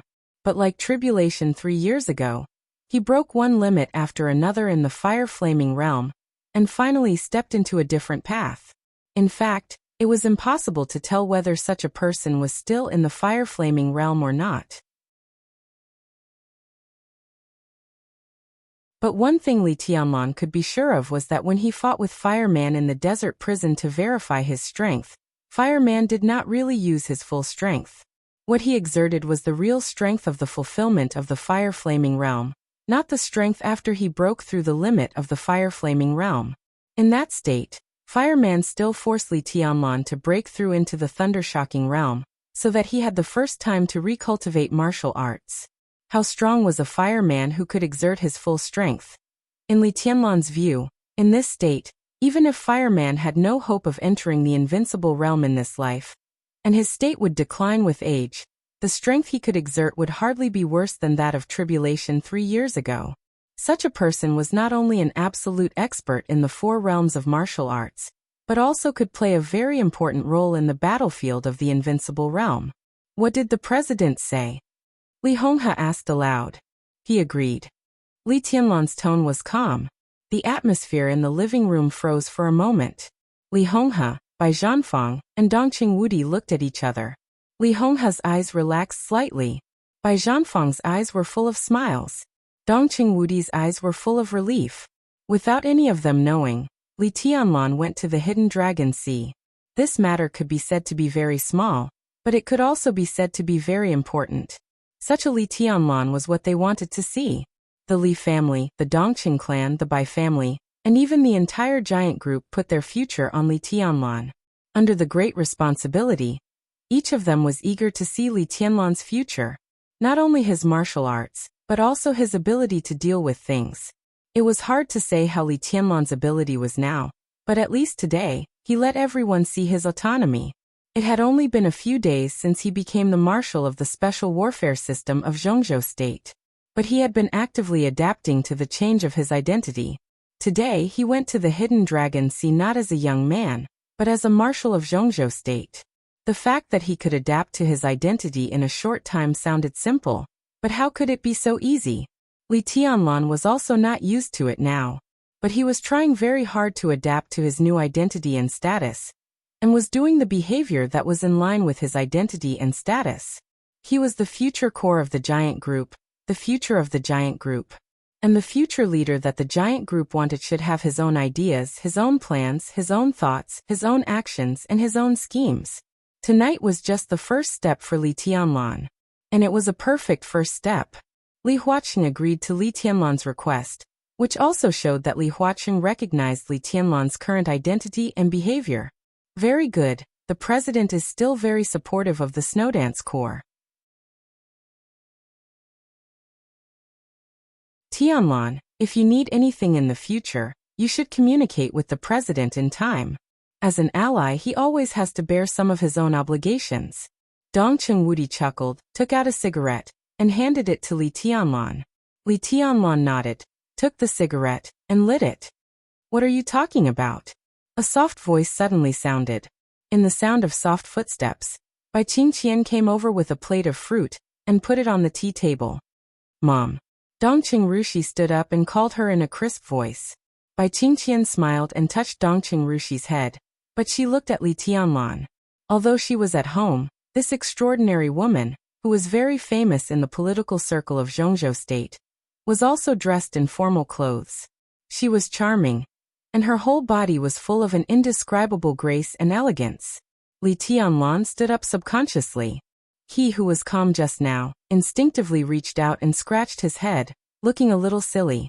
Dongqing Rushi laughed out loud. But except for her, everyone, including Li Honghe, had a complicated look in their eyes. Eat more fruit and smoke less. It's bad for your health. Bai Qingqian looked at Li Tianlan, and her voice was soft and gentle. Li Tianlan said yes, but he didn't know what to say. This was the second time he saw Bai Qingqian. But just like the first time he saw her, it was hard for Li Tianlan to describe his feelings. His perception, which was almost close to the peak of the invincible realm, was completely confused under her eyes. This feeling was not panic, but an instinctive but somewhat inexplicable feeling of wanting to be close to her. This feeling might come from her eyes, or it might be something else. Li Tianlan couldn't tell. He just felt that this feeling was very strange, so it made him very uncomfortable. This military uniform suits you very well, Bai Qingqian said softly. She was very close to Dongqing Rushi, and Dongqing Rushi was very close to Li Tianlan, so he couldn't help but feel natural. Bai Qingqian raised her hand and touched Li Tianlan's head. She said softly, "How do you feel now that you're a marshal? Are you tired?" Li Tianlan's body was completely stiff. Bai Qingqian's hand was very gentle, but Li Tianlan's body was as stiff as a stone. "I'm fine." His voice seemed to be a little frozen, so it sounded a little strange. Bai Qingqian's eyes shook violently. She took a step forward subconsciously, and then she seemed to realize something, so she put down her palm. "Don't be too stressed." She smiled and seemed to want to say something, but when the words were on the tip of her tongue, she said, "You guys talk first." It seemed that there were thousands of words that she didn't know where to start. Finally, they were all hidden in her eyes. Bai Qingqian gently turned and went upstairs. Li Tianlan sat down again. Bai Qingqian stood in front of the railing on the second floor and stared at the hall. Li Tianlan, who had already sat down, raised his head subconsciously. The two of them looked at each other for a moment, and Bai Qingqian had already turned and entered the room. She wore a formal suit at home because she was about to leave and return to Guangdong. On the first day Li Tianlan came to Yuzhou, she had already put down a lot of official business in Guangdong and returned to Yuzhou. She wanted to see Li Tianlan, but she didn't want to disturb him. Until today, until now. She waited for Li Tianlan's arrival, but she just took a look at him. Just to take a look at him. Compared to the thousands of kilometers she would have to travel back, this look was too short. The living room returned to silence again. Dongqing Rushi cut a piece of orange for Li Tianlan. Li Tianlan took it and ate it. The orange was very sweet. Dongqing Rushi reached out to take the apple again. "Let's go to the study," Bai Zhanfang suddenly said, breaking the weird silence in the living room. "Mm." Dongqing Wudi patted Li Tianlan on the shoulder, stood up and looked at Li Honghe. Li Honghe had been staying in Yuzhou in recent days. Now that the list of the Snowdance Corps was officially determined, Bai Zhanfang and Dongqing Wudi certainly had to discuss the action in Eastern Europe with Li Honghe.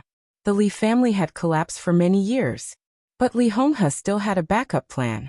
In this situation, it was time for Li Honghe to show some of his backup plans. Even if he had said that he would not be the protagonist in the chaos in Eastern Europe, even if he was not the protagonist, he would play a very important role.